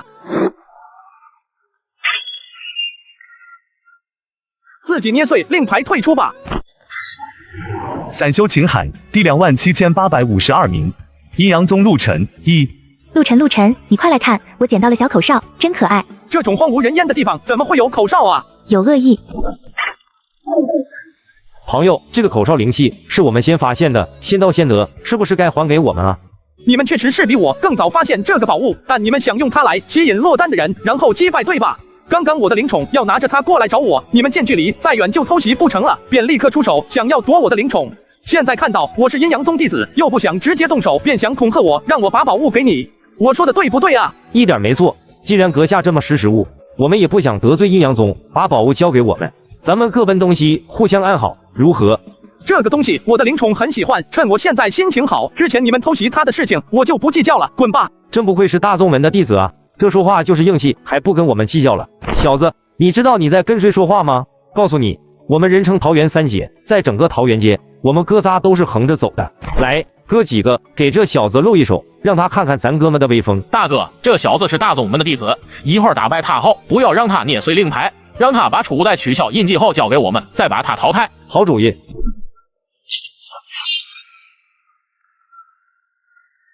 英雄饶命啊！刚刚你们说要怎么对付我来着？英雄，我们有眼不识泰山，看走了眼，求你饶我们一次吧。我就问你，刚刚你们说的打算怎么收拾我来着？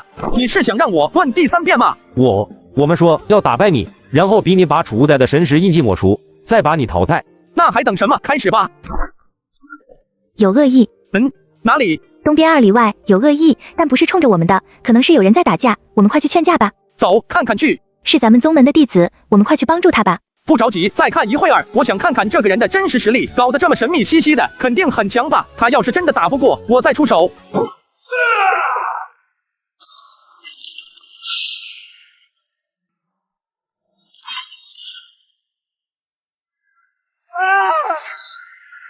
多谢道友，不客气，同门师兄弟嘛，互相帮忙是应该的。这2个储物袋是给你的报酬，你我互不相欠，告辞。道友留步，此物送给道友。这是何物？此物名叫象仪机关匣，乃是下品灵宝，无需灵气操控即可飞行。我关道友因为不能飞，战斗的时候太受限制，难以攻击到敌人，便想着将此物送给道友，日后道友在与人对战之时，便可以飞起来杀敌了。你这么早就认出我来了吧？咱俩认识5年多了，吃住都在一块，没人比我对你更熟悉。你为什么会以为你把嘴巴和鼻子遮起来，我就认不出你来了呢？这玩意儿是你专门给我买的，自己兄弟我就不多说什么了，以后有好东西我也给你。谁说是送你的？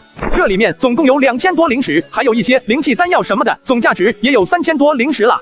那匣子是我3000灵石买的，就当是卖给你了，我还赚了点呢。你要来参加百蛟赛，为啥不跟我说啊？因为我穷啊，百蛟榜是要选出排名前100的天骄，都有丰厚的奖励。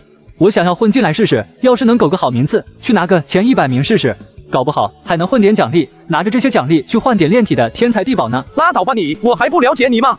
你来参加百交赛，无非就是2个目的。第一个是想找同境界的人来对战，来练手，连磨练你自己的武道境界。武者好战，只有不断的战斗才能让自己提升。第二个是想证明自己不比别人差。你要来参加百交赛，为啥不告诉我？还专门蒙着面，生怕我认出来。以你的实力，是要去争夺前10，甚至是第1的。我跟你说了，你会劝我这里面太危险，不让我来。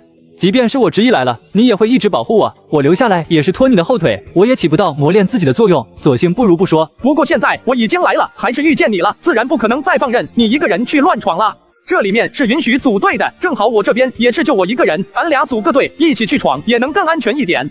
我的目标不高，进个前10就行，最后拿1枚筑基丹完事。你跟我组队，咱们跟他们一起打，你也能进前10，咱一起拿奖励。江苏柔呢？他不是也来了吗？还没找着呢，不过没事，他的实力也挺强的，只要苟一点，稳住就行了。圈子会越来越小，总能遇见的。咱这个队伍不要旁人，就咱俩组队就行，遇到小酥肉了再把他加上。以咱俩的实力，基本就是这片战场的天花板了，也能闯出一片天。2个人在这片岛上搜寻的敌人以及小酥肉，忽然他们看到远处出来了呼救声，救命呀！救命呀！安安，往这边来！安安，你怎么会在这里呀？昨天人鱼妹妹出关了，我们俩就一起出来玩。来到这里以后，发现岛上和海里忽然多出来了好多漂亮的小珠子，还有一些其他奇形怪状的人族宝物，我们就开心的收呀收，捡呀捡，还看到了不少人族在打架。我们没有管他们，就接着捡好东西，捡着捡着就捡到了这里，然后我们就捡到了一个漂亮的小珠子，结果这4个坏人就要追杀我们，我们就赶紧跑，赶紧跑。从我手里抢的也算是捡吗？安安不开心的撅起小嘴，心虚的把头扭向一旁。陆晨大概也就明白怎么回事了。这个珠子很贵重吗？土包子，说了你也不懂。这珠子虽然是下品灵宝，却是我们妙音谷拿出来贡献的。我们妙音谷主修的就是精神力量的音波攻击，这颗珠子能够增强神识之力，保护识海，算是比较稀有的了。若是他先看到的，我便不与他抢了。可我已经拿到手了，他还从我的手里来抢，那就是他的不对了。那你应该知道他是谁吧？知道啊，海灵啊。那你在海上得罪海灵，你是怎么想的？我又没有要杀他，只是想要把我的东西抢回来而已。这件事跟你没关系，阴阳宗的小子，我知道你认识海灵，之前审判叶家的时候我也去了，知道你救了他。你少在这里多管闲事，赶紧让他把珠子还给我。这事儿就这么算了，不然的话，不然你能怎么样？你还能在海上欺负海灵？安安，讲人家的东西是不对，以后不可以做这种事情哦。那颗珠子呢？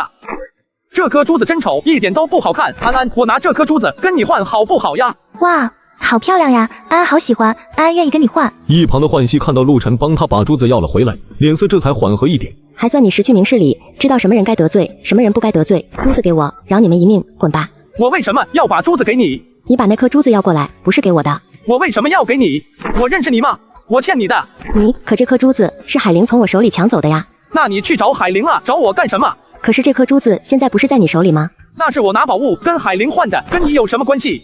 那你呢？把我的珠子还给我。珠子又没在我这里，你跟我要什么呀？可是你把它抢走的呀。可他现在不在我这里呀，我没法做主呀。谁抢你的你找谁去？外面的观众们在见到陆晨和浣溪对上了，一个个都打起了精神。开盘了，开盘了！阴阳宗新晋天骄陆晨对上了闽国五子之一的妙音谷浣溪，究竟孰强孰弱？大家开始下注了啊！赔率5比1啊！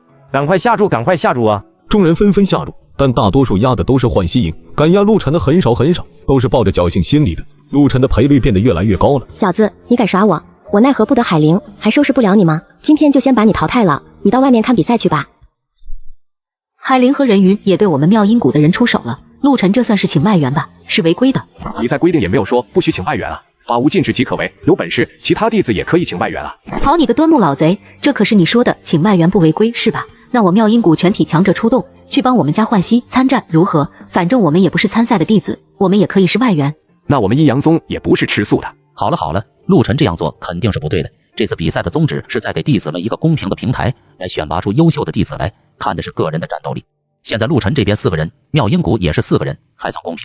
这样吧，只要不围攻某个人，就先不管。等这一场打完了，我等亲自前去劝劝海灵，你们看如何？不行，现在就去。我们那边的3个人已经败了，就剩下浣溪还在支撑着呢。好了，都先住手。再见海灵。我记得你500多年前的时候，我在海上遇到了你，你那时候在被海妖追杀，是我救了你。是啊，那时候多亏了海灵大人救我，否则我便已经殒命了。您的大恩我还没还呢。无所谓啦，你来这里找我们有什么事情吗？敢问海灵大人，您的实力现在解锁了几层啊？一层都没有哟。那就好，那就是炼气期的修为了。那敢问这位人鱼姑娘是何等修为呢？前段时间我在闭关突破修为，现在刚刚到了化神境。那你刚刚为什么被我们追着跑？你可是化神境啊！嘻嘻，好玩呀！海灵大人，人鱼前辈，我们现在是在比赛，这里全都是一些炼气期的弟子们在比赛，并且为了防止误伤海妖朋友们，我们提前将这一片海域里的海妖都请到了别的地方去，为的就是能够给弟子们一个公平竞技的平台。您看你二位进来以后，是不是就影响了公平性？怎么，这片海域我们不能来吗？这里有好多漂亮的珠子，我们不能捡吗？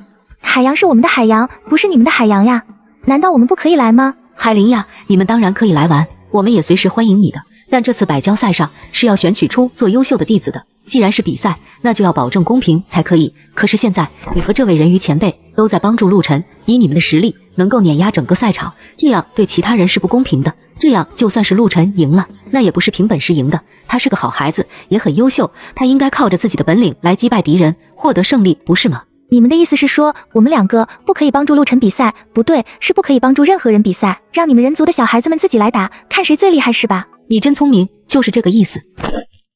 我不打你了，多谢。好了，现在你们可以公平对决了，我们走吧。王冕，现在对面有3个人，我们得先解决那2个弱的，再跟幻西一决胜负。你们俩去拖住那个人，剩下的陆晨交给我。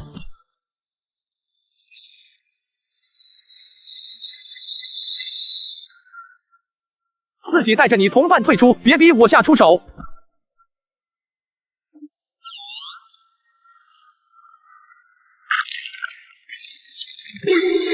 我的上品灵气的宝物竟然扛不住陆晨一剑。陆晨见到对方手中没有武器了，立刻乘胜逼近。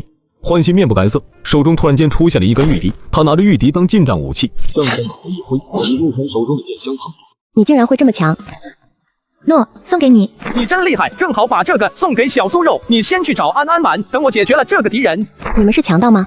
把我的宝物还给我，那可是上品灵宝，是我的本命之宝，还给我。又不是我抢的，你找我要干嘛啊？那是你的灵虫抢的呀。那你找他去啊。可是我的玉笛现在在你的手里啊。那是小狐狸送我的，跟你有什么关系？此时王冕也击败了他的对手，将那个女弟子打伤，退出了战场。还打吗？你是自己退出，还是我抢来你的令牌帮你退出？陆晨师兄，求你别淘汰幻西师姐，她这次来百交赛就是为了跟白灵玉一决高下的。她早就想跟白灵玉比试了，但是对方一直闭关，她没有机会。求你放过她一次吧。白灵玉的实力比我如何？至少白灵玉不可能在3招内打败我。也就是说，不如我了。陆晨，这次你放过我一次，让我能够和白灵玉比赛一次，之后的比赛里，我保证不和你作对，并且欠你一个大人情，如何？你和白师兄是有什么深仇大恨吗？为什么非要去打败他啊？不是打败，当然了，最好还是打败。我跟他并没有什么仇怨，这主要是老一辈人的恩怨。你们阴阳宗的端木掌门和我们妙音谷的青霞掌门，早年间乃是情投意合的道侣，但是他却为了掌门之位，抛弃了我们青霞掌门，二者之间就有了恩怨。我是青霞掌门的亲传弟子，白灵玉是端木掌门的亲传弟子，所以我想打败他，证明我们青霞掌门比你们端木掌门要强，证明端木掌门放弃我们青霞掌门是错误的。你确定是我们掌门抛弃了你们掌门，而不是你们掌门抛弃了我们掌门？那肯定是你们掌门先放弃的呀。他若是不想放弃，为什么不来我们妙音谷和青霞掌门长相厮守呢？那你们掌门怎么不来我们阴阳宗嫁给我们掌门呢？自古以来都是女人嫁到男方家里，哪有男方入赘到女方家里的？我们妙音谷的男子都是入赘啊，不可以吗？你不也是吗？入赘到人家江家了，我那次回去后查过你的资料的。我他妈什么时候入赘了？你不要血口喷人啊！江家是我道侣娘家没错，我是孤儿也没错，但不代表我就要入赘啊！我宗门指婚正是结为道侣的，是她嫁给我，不是我入赘她家。江家是江家，我是我，虽然说亲家，但我不是入赘，好吧？这样啊，那看来是我误会了。你可误会大了，幸好我今天澄清了一下，要不然还指不定把我传成什么样子呢。好了，不说这个了，你就说吧，这次能不能放了我，让我就有机会跟白灵玉交战？我欠你个大人情。陆晨，答应他吧，毕竟没什么仇怨，两家关系也不错，没必要这么早淘汰对方，名次太低，让妙音谷脸上挂不住。淘汰他对咱也没什么好处，放了他还能让他欠你个人情，让你和妙音谷关系也好一些，白赚的买卖。那好吧，咱们就这样算了吧。不过要真到了决赛圈，要争夺前几名的时候，我们遇到了，我可就不会再留手了啊。好，多谢。如果真的到了那个时候，场上只剩你我会直接认输的。拿来吧。拿来什么？我的玉笛呀，那是我的本命宝物，没了它我怎么跟白灵玉打？谁抢你的你找谁啊？找我干嘛啊？你就说吧，要怎么样才能把玉笛还给我？这根玉笛乃是我师尊亲手送给我的，不仅仅是我的本命宝物那么简单，还有着很重要的意义。你师尊应该也送给你过东西吧？你舍得拿出送人吗？舍得啊，师尊送我的见面礼，我已经送给我道侣了，好东西肯定先给他啊。这个玉笛我拿着也没用，准备送给我的道侣的。你要是能拿出一个同等价值的宝物，适合送女孩子的，那我就跟你换。看得出来，你真的很爱那个叫江苏柔的女子。那好吧，我拿出一件上品灵宝来给你，这一根金枝钗，可攻可防，戴在头上能当防护用具，保护周身，保护神识。拿在手里也可以放大，当做剑或者刺来杀敌。行，还挺漂亮的。多谢了，我们后会有期。对了，那个大小姐呢？不是总是跟你在一起吗？怎么不见她呀？正好要请安你帮忙找一下她呢，你看能不能帮我找到她？好吧，如果她在海里，我就能找到她，让我来试一试吧。安直接跳进了海里，吟唱了一番后又上岸。这片海域里并没有她，她没有在海水中。那可能是在天上飞着呢，我们再接着找找吧。没关系的，不要着急，我们还有人鱼妹妹啊。朵朵，你帮忙找一下她。好呀。朵朵来到了半空中，吟唱起了歌声，曼妙的声音很快便传遍了整片战场。找到了，他现在似乎有点危险，周围有100多个人正对他虎视眈眈呢，还有几个人正在跟他打架，他好像受伤了。什么？100多个人？他在哪？一起出手，速战速决，赶快杀了他，不要让他有机会捏碎令牌。若是江苏柔全盛时期，自然是不惧政权的，但现在的他伤势过重，再加上灵气空虚，还面对着围剿，再面对政权，根本难以取胜。他一边抵挡着攻击，一边想要从储物袋里取出来令牌捏碎，离开战场。毕竟名次没有小命重要。然而政权却猛地一甩手，一道鞭子出现，直接将江苏柔的左手给牢牢的拴住，让他没办法去取令牌。陆晨，伤得这么重？我没事，死不了。这些人都是血云宫的人。他们设下陷阱埋伏我，还侮辱我们师尊，我气不过就跟他们打了起来。他们不讲武德，一直车轮战跟我打，我才杀了8个，已经很厉害了。这些人都是想要杀你的人吗？是。那好，那就全部杀了吧。全杀我们。陆晨，我知道你阴阳宗兴起的天骄是吧？不过也是废物一个，还带来了一个废物，区3个废物，还想要把我们全部杀光，真是不知天高地厚。你以为你是谁？就算是你们家白灵玉都不敢说这种话。我们100多人包围你们，耗也能耗死你们。你应该搞清楚的是，你们这100多人被我包围了，你们一个都别想跑。陆晨从储物袋里拿出来一根玉钗，轻轻地插在了江苏柔的发髻上。真好看，这个是我从浣溪那边讹过来的，是个上品灵宝，能防护也能攻击，你戴上后能保护你。你真好。陆晨赠送道侣上品灵宝金枝钗1根，获得10倍返还；下品法器玉魂簪1根，有护佑灵魂、增强神识攻击之用，是否领取？领取，感谢新祖。那你把这个帮我带上来吧。好。陆晨，你到底打不打？不敢打就自己捏碎令牌认输滚出去吧。开始了，又没了10个，他真要把这100多人全干完。此子如此心狠手辣，杀这么多无辜之人，简直丧心病狂。这是魔修，必须将其除掉，以正我仙门威严。这话谁都能说，就你们血云宫说不得。你们血云宫哪个弟子没杀过人啊？再说了，陆晨不是什么魔修，纵观他进入赛场，凡是对他没有杀意的，他一个人也没有杀。别人怎么对他，他就怎么对别人，这有错吗？你们血云宫这次摆明了要杀我们宗门的江苏柔，怎得？许你们杀人，不许我们反杀；许你们100多人围攻一个弱女子，不许我们的男人杀你们，一点都不嫌害臊吗？100多人打不过一个人，被人家屠鸡杀狗似的。我要是你们血云宫，早就找块豆腐撞死了，没脸见人了都。你放屁！我们血云宫是名门正派，只不过更加磨砺弟子而已。不说我们，咱就说现在的那个弟子，这陆晨的速度和战力，绝对不是炼气期能够拥有的。严查！老夫有理由怀疑阴阳宗派筑基弟子过来参战了。你才放屁！之前海灵和人鱼帮忙的时候，咱们5个都亲自去过里面见过陆晨，他的灵气波动是筑基还是炼气？难道你看不出来吗？老夫又没神识查看，不放出神识，怎么能知道他体内丹田里是气海还是基台？那就等他打完后，我们5人亲自去查探一番，如何啊？老夫身正不怕影子斜，我们阴阳宗弟子就是炼气期，去就去，到时候被打脸了，你可别哭啊！弟子拜见掌门，拜见诸位前辈，这是有什么事情吗？陆晨啊，这次表现不错，成功登顶了祭拜榜榜1，要再接再厉，稳住名次啊！谨遵掌门教诲，你们到底是来干啥的？是这样的，陆晨，因为你这次表现实在是太过于突出了，导致血云宫的公主以及场外的很多观众们都怀疑你是筑基强者伪装的，所以应大家要求，我们一起过来亲自探查你的修为，这也是为了让大家信服嘛。哦，原来是这样啊，那可以呀。于是那5位元婴强者便放出神识之力，探查陆晨的丹田。好奇怪，这丹田内的灵气极为雄浑强大，远超一般的炼气巅峰弟子，但丹田内又都是灵气，而无基台，这是怎么回事？没有基台，那就是炼气巅峰，难不成还是结丹吗？你也没发现金丹吗？有恶意。陆晨头顶上的玉魂簪散发出光芒来，显然是开始防护了。前辈什么意思？你在攻击我的识海？没有，老夫只是好奇你的灵根和灵魂而已，想要探查一番而已。可你明明是抱着恶意来的啊！这小灵兽说的话也能当真吗？本座要对你有恶意，只一瞬间你便死于非命了，你还能在这里跟我说话？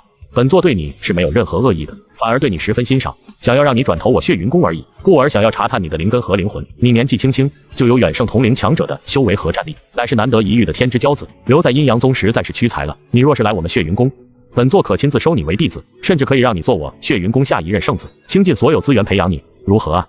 不必了，多谢前辈美意，晚辈还没有另投他宗之意。我师父对我很好，我不想拜其他人为师。哦，是私欲啊，那便罢了。不过你什么时候想通了，或者遇到什么困难了，都可以来我血云宫。我血云宫欢迎你这样的天骄。晚辈知道了。有些人啊，不要看见优秀弟子就想挖走。收弟子这种事情，不能光看人家的条件，还要看看自己的条件。你们血云宫天天腥风血雨的，不利于弟子成长，还是我们阴阳宗好啊！两个老家伙别斗嘴了，走了，不要影响弟子们比赛。比赛已经过去了一天，第一个完成100人斩成就的弟子出现，乃是阴阳宗的弟子陆晨，一己之力击败上百人，成为击败榜第1的强者，遥遥领先所有的弟子。希望你们能够勇于战斗，好好表现。记住，外面所有的掌门长老都在看着你们呢。另外，新增加一条奖励，击败榜前10名的弟子将会获得与百交榜名次前10名一样的奖励。新增加一条规则，每个人击败的数字可以累计给将其击败者。例如，张三击败4人，李四击败5人，那么李四击败了张三，他的击败数将会是5加3加上被他击败的张三，也就是击败榜规则重置，改为累计计算。目前排名，第1名陆晨454，第2名王爱156，第3名范建132，第4名白灵玉96，第5名方元新82，第6名焕熙81。另外，名次榜与击败榜将会对内展示，其内所有的弟子都可以看到。这是什么意思？是在鼓励弟子们战斗厮杀吗？总体规则还是没变的，决定名次的还是名次榜，只不过击败榜更能证明一个人的优秀与强大。他们在原有的规则上增加了奖励，也增加了更加透明公正的榜单，来让我们看见，看似是为了我们好，实则是为了更加的激励弟子们战斗和厮杀的想法。这时候人基本就会分为2种，一种是有实力的，到处找人打架的，另一种则是没实力的，会躲在海底去躲藏，但是在海底的时间不能超过1个时辰，而且阵法会不断的收缩，最后缩到中心岛上，所有人藏无可藏，只能战斗。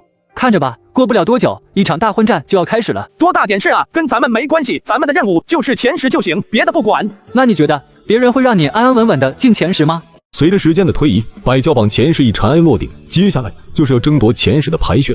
诸位，怎么说？就剩下8个人了，咱们自己定个规矩，公平决斗吧。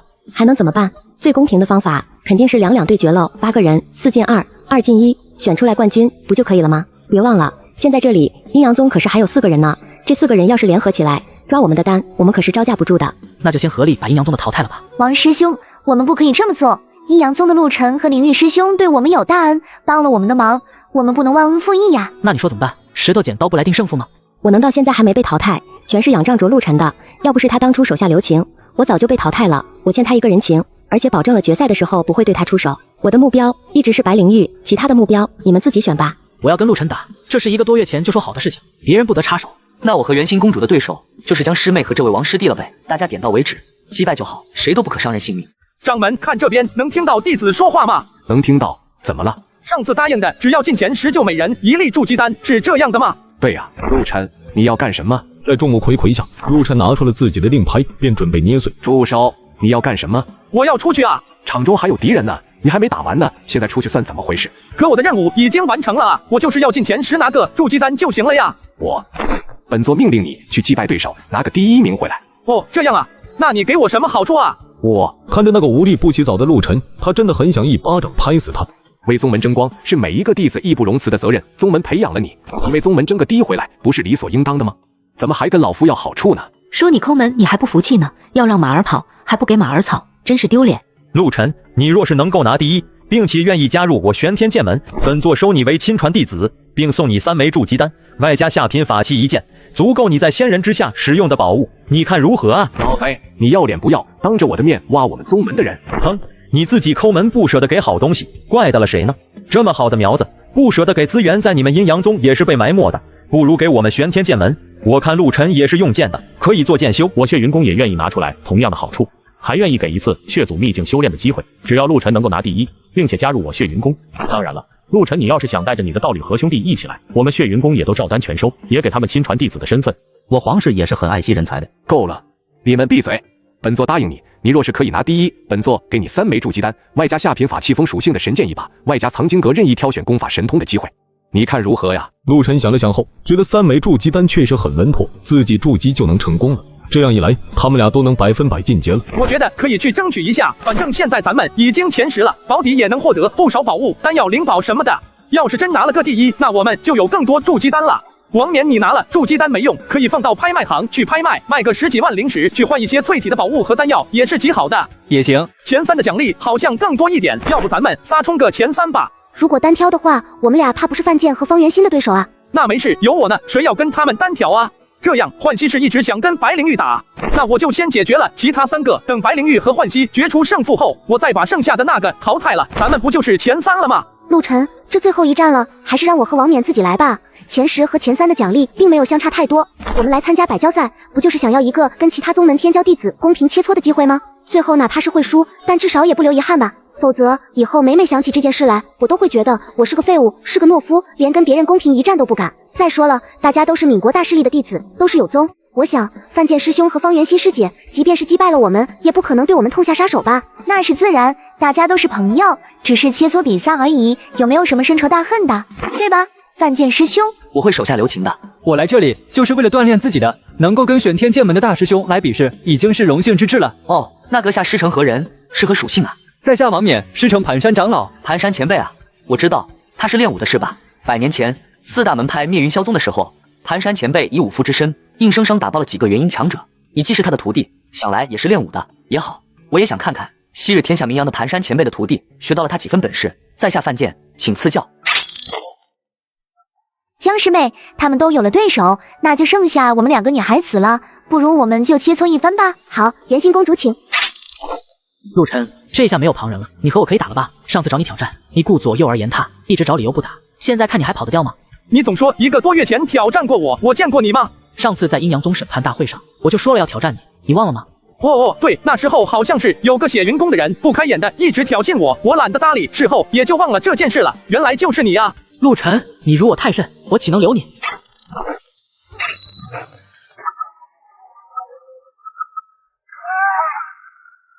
陆晨这孩子几个月前还是个杂役弟子呢，他一直在隐忍着悄悄修炼，如今不鸣则已，一鸣惊人，不飞则已，一飞冲天啊！这不是思玉教出来的好徒弟吗？跟你端木老儿有什么关系？王爱，看清楚了，你面前的陆晨那是思玉的弟子，想想思玉跟我们血云宫的仇恨，此战你只许胜不许败。弟子遵命。陆晨，这是你逼我的。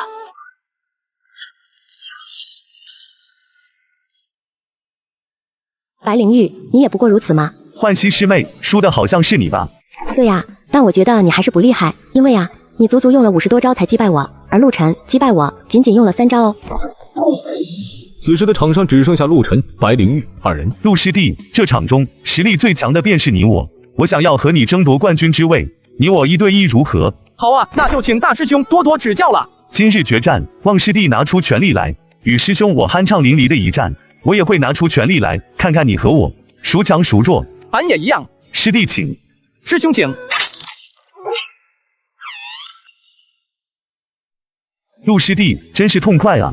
我承认，在力量和境界上，我不是你的对手，但我还有最后一招，这一招使出来，师弟若是能接得住，师兄甘愿认输。真是让人羡慕，你和王爱都有压箱底的杀招，就我没有。藏经阁里有很多啊，掌门没有去给你挑选合适的神通吗？没有啊，那老头子有多抠你，又不是不知道。那好吧，回家后我可以带师弟去挑选神通。现在请师弟准备好，我要来了。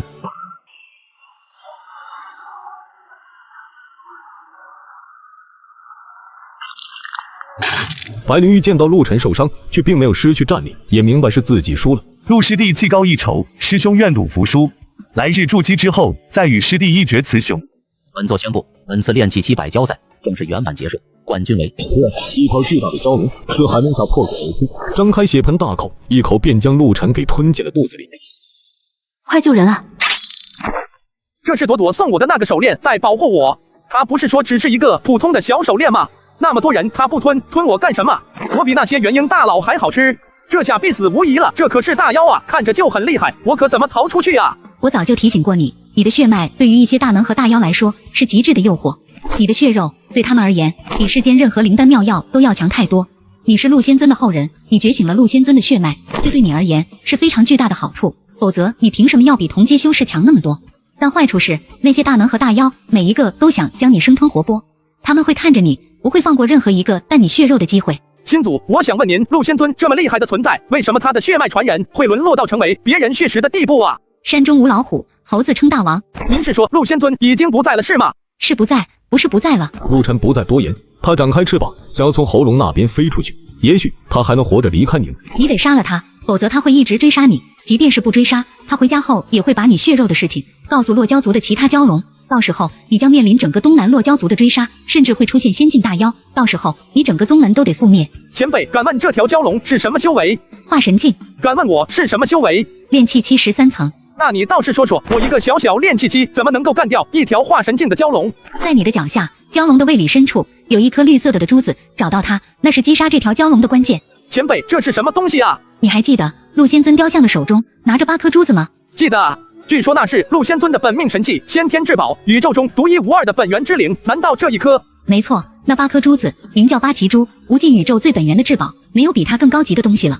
那8颗珠子分别对于八卦位里的乾坤里坎震艮巽兑，而你手中的这一颗就是那8颗珠子中的对字珠的高仿赝品。说的这么牛逼，到头来是个假的。这片世界总共有9块大陆，中间1块是为阴阳太极，周围8块是为八卦之位。八卦之道乃9界至高本源之道。当年我将8奇珠送入到了8个世界之中，帮助陆仙尊将9个世界融合为一，成就无上至高神。而这8颗8奇珠仍旧在这8块大陆之中。你手中的这一颗赝品，即便只是高仿，那也是伪神器级别的，炼化之后所形成的防护和施展的力量都能够大幅度提升。只是以你现在的修为，是施展不出来伪神器的威力的。新祖，伪神器是什么级别的宝物啊？算法宝一类的吗？宝物从下至上分为灵器、灵宝、法器、法宝、仙器、仙宝、伪神器、半部神器、神器。神器等同于先天至宝，宇宙级至高本源宝物。只可惜你是风属性的，拿到木属性的神器发挥不出最大的作用。你若是能够得到训字珠，便正好与你适配了。我已经很满足了。对了，我的道侣是木属性的，我若是把这颗珠子送给他，是不是就能发挥出最大效果了？仙人都发挥不出伪神器的最大效果，更何况你一个小小的炼气期，只能跟他更加适配而已。你若是将伪神器送给他，将会获得10倍返还，一件半部神器。但是你若是筑基之后再送，便可以获得20倍返还了，无论是修为还是赠送返还的礼品。我懂了，那我就等到筑基后再给他，而且我要先一步他筑基成功，这样他突破修为后就能给我返还20倍了。是这个道理，但刚刚你在说送给他的时候，脑子里并没有去想返还的事情，看得出来你真是真心爱他的，你很好。嘿嘿，多谢。那么新祖，现在您能不能告诉我该怎么弄死这条蛟龙呢？你先将这一颗伪神器对字珠滴血认主，陆仙尊的血脉能够激活一部分假对字珠的本源力量，为对字珠赋能。毕竟对字珠是陆仙尊当年的本命法宝，而这一颗也是仿造原本的那颗制作的。意思是我滴血认主后就可以拿着它打败化神境大能了？想什么美事呢？你现在不过是占据了天时地利而已。你拿着这颗珠子去找到蛟龙的妖丹，将珠子放到他的妖丹上。妖兽的妖丹相当于修士的丹田，是最关键也是最脆弱的核心之地。这条蛟龙的血脉太低劣了，陆仙尊血脉是这个世界最高贵的血脉，以他的血脉激活他的本命法宝所提升的位格，根本就不是一条小小化神境妖兽的妖丹能够吸收的。他会被这强大又高贵的血脉和珠子给撑爆妖丹，吸干生命力。我懂了，谢谢您，新祖。最后问一句，他的妖丹在哪啊？往下18米的部分有5条分叉，选左数第2条可以到达。很快，他便看到了那一片漆海中漂浮着的一颗妖丹。陆晨立刻甩出手里的假对字珠，扔到了妖丹上。假对字珠刚一触碰到妖丹，就像是一块烧得通红的铁球撞到了海绵上一样，瞬间融化了一大片的妖丹。整颗妖丹几乎肉眼可见的融化，被假对字珠吸收了全部的力量。妖丹一灭，落林重重的摔了下去。这死了？你把他杀死了？不是你杀的吗？我没杀他呀，我只是想要催眠他而已。可能这条蛟龙并没有多强，被我们联手攻击下被打死了也算正常，也不知道陆晨现在怎么样了。陆晨，看到你还活着，安很开心。感谢诸位出手相救，斩杀了蛟龙，此恩在下永世不忘。陆晨，你可知道这条蛟龙为何要吞你？我不知道啊，这妖兽吃人还需要理由吗？可能是我站得太靠外了，站在最东边的海域里，距离那蛟龙最近，所以他把我吃了。可能是这样吧，以后尽量多往人多的地方靠。谢谢师尊。陆晨，这位是咱们阴阳宗的老祖宗，也是我们宗门的开创者，阴明老祖，快来拜见。弟子陆晨拜见老祖宗，感谢老祖宗救命之恩。免礼了，你叫陆晨是吧？孺子可教，是个好孩子，老夫记住你了。这次大难不死，想来必有后福，以后要努力修炼，早日成为大能啊！谢老祖宗教诲。这次出关也不是毫无收获，这一条蛟龙的尸身，浑身上下都是天才地宝，拿去炼器炼丹都是很值钱的。洛焦族是群居的，什么意思？你把他的尸体拿走分割吃掉，是想让洛焦族和你们阴阳宗不死不休吗？洛焦族数量很少，但也很强，很团结的。你们杀了他们的族人，他们不会善罢甘休的。若是普通对战，输了便输了，没什么大不了的，他们也没法说什么。可你要是侮辱尸体，那就是血海深仇了。那敢问海灵前辈，这一次的事情该怎么处理啊？我带着洛林的尸体去洛焦族吧，把事情原原本本的告诉他们。毕竟这次是洛林挑衅吃人在先，技不如人，死了也就罢了。我再去调和，这件事情就这么算了吧。你们也都回家吧，不用担心，我的面子还是很值钱的。我们也回家吧。这次出来玩了好几天了。好呀，海角天涯，定会再见，我的朋友。而陆晨之名也彻底响彻了全国，甚至后面还辐射到了周边的区域内。这次阴阳宗进前100的也就4个人而已，分别是第1名的陆晨，第2名的白灵玉，第4名的江苏柔和第5名的王冕。掌门将分别属于他们的百交赛奖励送给了他们。下面的奖励是阴阳宗许诺弟子的奖励，进前10者每人赏赐1粒大师级筑基丹。而陆晨得了第1，可以得到3枚，外加1把风属性的下品法器神剑，外加1次藏经阁挑选神通的机会，全都送你了。这是你的奖励，你给我干嘛？我不要，我有筑基丹，而且你也需要突破呀。这会儿谦让起来了，你就是不收，过一段时间，那把法器也会落到你的手里，就像是那一对全形风翼一样，乃是本座亲手制作的，送给陆晨。过几天后，不就在你身上了吗？陆晨有啥好东西，都第一个想到你，送给你。他人就是这样，你该收就收吧，以后对人家好点，好好回报人家就行了。你就不能回去再给吗？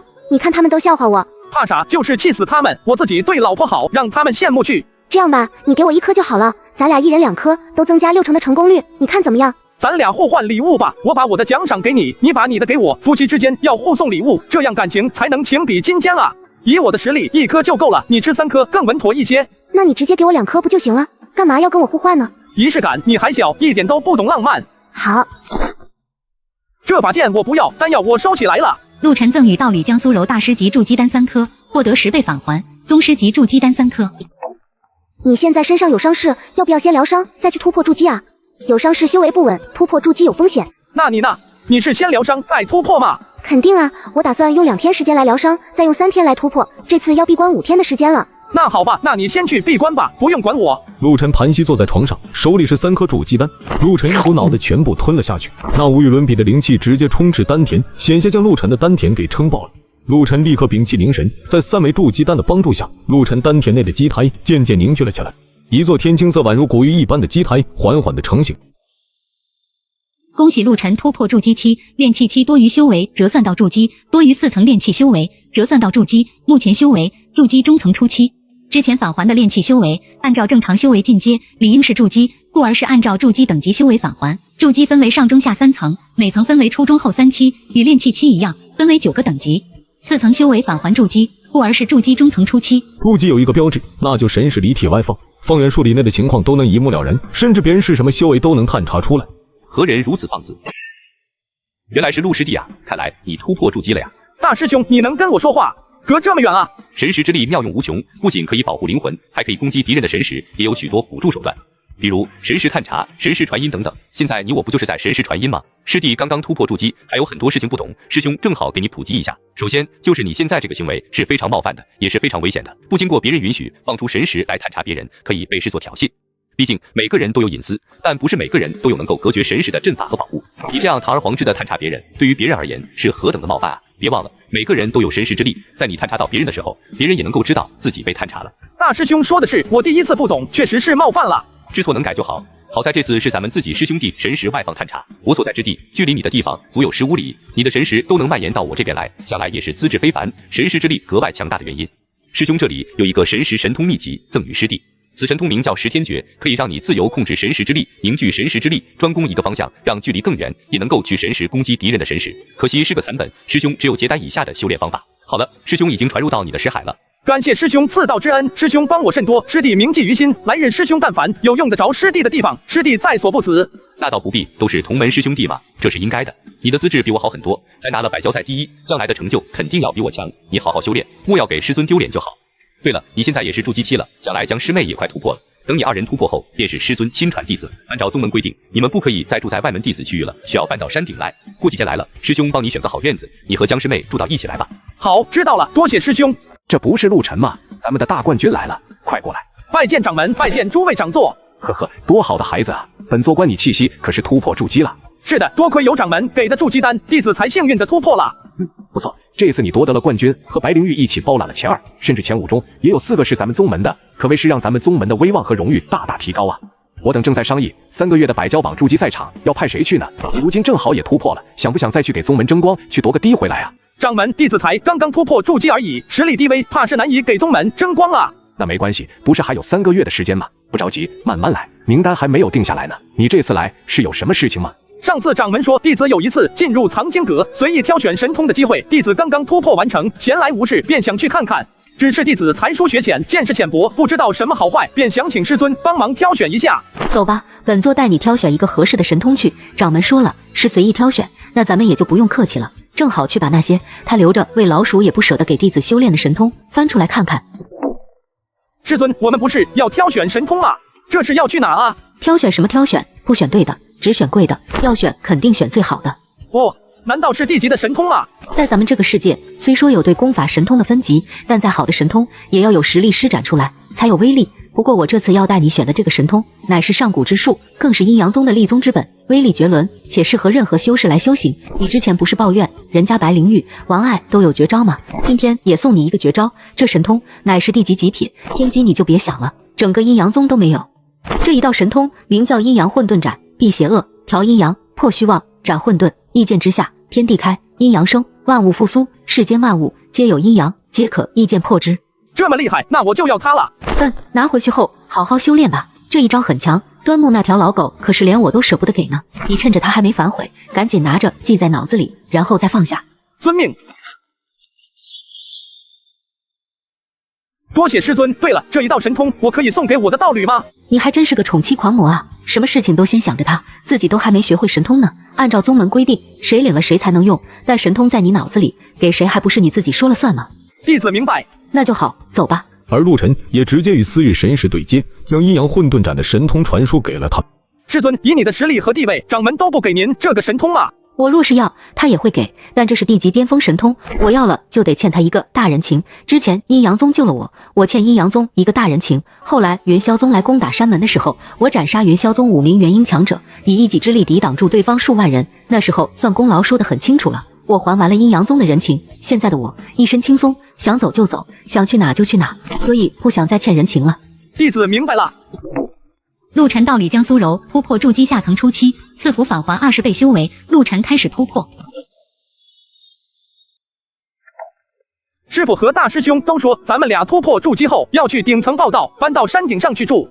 我知道这件事情，不过这阁楼我住了好几年了，还挺有感情的，这一下子要搬走，怪舍不得的。等明天吧，我们再去搬家。我有几件事要跟你说。我在突破筑基后，大师兄给了我一道神通，我现在传给你，是一道神识神通，名叫十天诀，我现在传输给你。好。陆晨赠与道侣十天诀，1级残卷，获得20倍返还。十天诀完整进阶版，天级普通神通，十天刃，以神识为刃，斩碎邪妄。这个十天诀真不错，能够修行神识之力，至少我们以后不用担心别人能够神识攻击我们了。第1件事完成了，现在是第2件事。还有。前几天我突破后去拜访师尊，师尊带我去藏经阁，直接把咱们宗门最厉害的立宗之本的神通给领了，名叫阴阳混沌斩，乃是基于咱们的基础功法阴阳和气功施展的。这是地级巅峰的神通，威力很强，若是咱们俩都会学会了，甚至能够一起施展，威力更加强悍呐。好，那你给我吧。陆晨赠与道侣地级巅峰神通阴阳混沌斩，获得20倍返还。天级巅峰神通阴阳生死盘。好了，现在是第3件事。还有，这把剑送给你，你到现在还没有一件法器武器呢。这把剑细长细长的，还挺软，我试了试，用着不顺手，这根本就是女人用的武器嘛。掌门就是故意拿这个来气我的，你拿着用吧。可你也没有法器啊，你现在用的主武器还是一把中品灵宝的风属性飞剑呢，这可是法器啊，哪怕只是下品法器，那也是元婴化神等强者们用的主武器啊。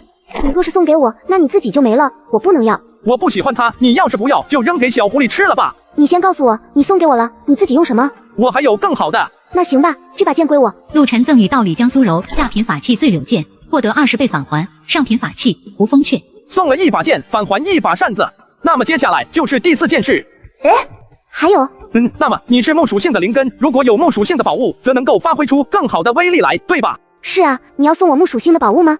我肯定不会拒绝的。猜对了。哇，这是什么？好强大的木属性力量，好磅礴的生机啊！这不像是法器能够拥有的力量啊，这是法宝吗？这是一个伪神器，是神器里面最低级的了吧？你哪来的这东西？这也太珍贵了，就算是仙人，怕是也会疯抢吧？这留在我们手里，我们怕是死都不知道怎么死的呀。那你说咋办？咱们把这个伪神器扔掉吧。扔掉？可这是神器啊！算了，还是留下吧。也许这颗伪神器将来会成为我们最厉害的武器呢。你把它放到你的识海里面去，这样一来可以保护你的识海和灵魂，二来不容易被人发现，三来嘛，这里面磅礴无尽的生机，几乎可以让你立于不死之地了，而且能够极大的增强你的战斗力。它木属性的特征与你非常契合，甚至可以说你哪怕是修炼到了仙人，它也足够当做你的本命武器来使用。这里面可是有着一条化神境蛟龙的全部生机呢。蛟龙？你是说吞掉你的那条蛟龙被这颗珠子吸干了生机？不然你以为那条蛟龙是怎么死的？不要小看神器的力量，现在它已经被我激活了，你拿着就可以用，快收起来吧。陆晨赠予道侣伪神器甲对自珠，获得20倍返还，先天至宝针对自珠，所在地址及具体位置。一个伪神器竟然只返还真神器地址。很快，陆晨的脑海中便出现了一幅画面，上面有着被损毁的3个大字：云霄宗。小酥肉，你对云霄宗了解多少？就几10年前的事情，怎么会不了解呢？你怎么忽然想起云霄宗了呀？没事，就是忽然想起来，前几天师傅说他也参与过云霄宗战役，就很好奇，这个曾经很强大的宗门为啥就覆灭了？云霄宗的位置在闽国都城的南边1000里外，算是闽国最中心最繁华的位置了。后来不知道怎么的，说是好像云霄宗得到了一件邪物，没人知道那邪物是什么，但是可以让人变得很强，修为也变得强大。但是这种变强是需要代价的，那就是活人血祭。云霄宗的2位化神老祖为了获得更加强大的力量，在他们周边境内大肆的捕捉平民百姓，带回到宗门内血祭。皇室得知此事后，雷霆大怒，责令云霄宗停下这种行为。但云霄宗非但不收敛，反而还要一举消灭闽国所有的宗门，要把所有的非本宗修士都杀掉血祭，喂养那邪物。他们的第一个目标就是我们阴阳宗，他们让1位化神老祖带队，一半的弟子倾巢而出。那一战，咱们阴阳宗血流成河，在阴明老祖的带领下，咱们的掌门司玉师尊、盘山老祖等人誓死抵抗，牺牲了不少强者，才勉强打退了云霄宗的进攻。但是我们也知道，云霄宗并没有尽全力，如果他们卷土重来，我们阴阳宗必有灭门之危。于是我们老祖宗和掌门便请皇室邀请其他几宗共聚国都，商讨消灭云霄宗的大事。在各家的通力协助下，才消灭了云霄宗。消灭掉云霄宗后，他们也没有找到那所谓邪物究竟是什么东西，只能无功而返。又过了几年，不少散修什么的都想去云霄宗遗址寻宝，闯荡机缘，但那里因为血气太盛，滋生出来不少邪恶妖兽，很多筑基炼气期的修士都死于非命。皇家无奈之下，为了保护他们，也为了不让那所谓的邪物重现于世，便派人封锁了那里，一些修士军人驻扎在那里，更是有着1位元婴和几位金丹，不让任何人进入。好吧，我明白了，也就是说云霄宗那边有很多强者镇压看守，外人进不去是吧？是的，但这种限制是为了保护修士的，毕竟那下面妖兽太多了，虽说实力没多强，但数量多，人少了过去根本扛不住。看来要等到以后再强大一些后，再去图谋对自诛吧。阴阳宗阴明、司玉、陆晨，滚出来受死！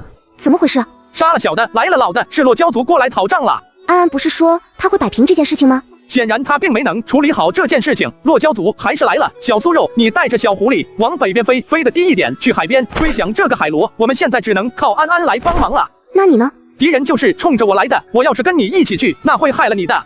我在这里有老祖和师傅保护，拖住他们还安全一点。你快过去啊，不要磨蹭。洛骄族，你们是海域妖族，与我们陆地人族井水不犯河水，为何要来反我阴阳宗？我为什么来？你自己心里没数吗？你们杀了我儿洛林，今天就要你们血债血偿，让你们整个宗门给我儿陪葬。老夫不知道你们为什么现在才来，但想来你也是知道的事情过程的。我们族的那个洛林忽然间出现，将我们的弟子吞入腹中。我等人族强者，难道要眼睁睁地看着自己的孩子被吃而不作为吗？放你的屁！那弟子就是个炼气期，臭虫一样的东西，还没一头普通海兽强，岂能与我儿相提并论？那照你这个逻辑，实力强便可以为所欲为了，对吧？就可以不顾人族和海族的和平了，是吗？那你们洛骄族的族人与我们同性相争，技不如人，输了也就输了，你还来找麻烦做甚？那尸体海灵不也还给你们了吗？哼，若真的是同辈相争，死伤在所难免也就罢了，可我儿的妖丹哪里去了？难道不是被你们拿走了吗？若是妖丹还在，看在海灵的面子上，我也懒得来找你们麻烦。可你们拿走了妖丹，那就不是争斗，是屠杀，是对我族的亵渎。什么妖丹？你在说什么呀？我等只是击败了洛林，不小心杀了他，何曾取过他的妖丹？我们连他的皮层都没有破开。你若是不信，可以去打听啊，可以去问海玲啊。你放屁！那我儿的腰丹哪里去了？不是被你们偷走了？难道是自己自爆了不成吗？那我哪知道上哪去了？我们又没有去你儿子的肚子里，那么多人看着呢，老夫还能说谎不成吗？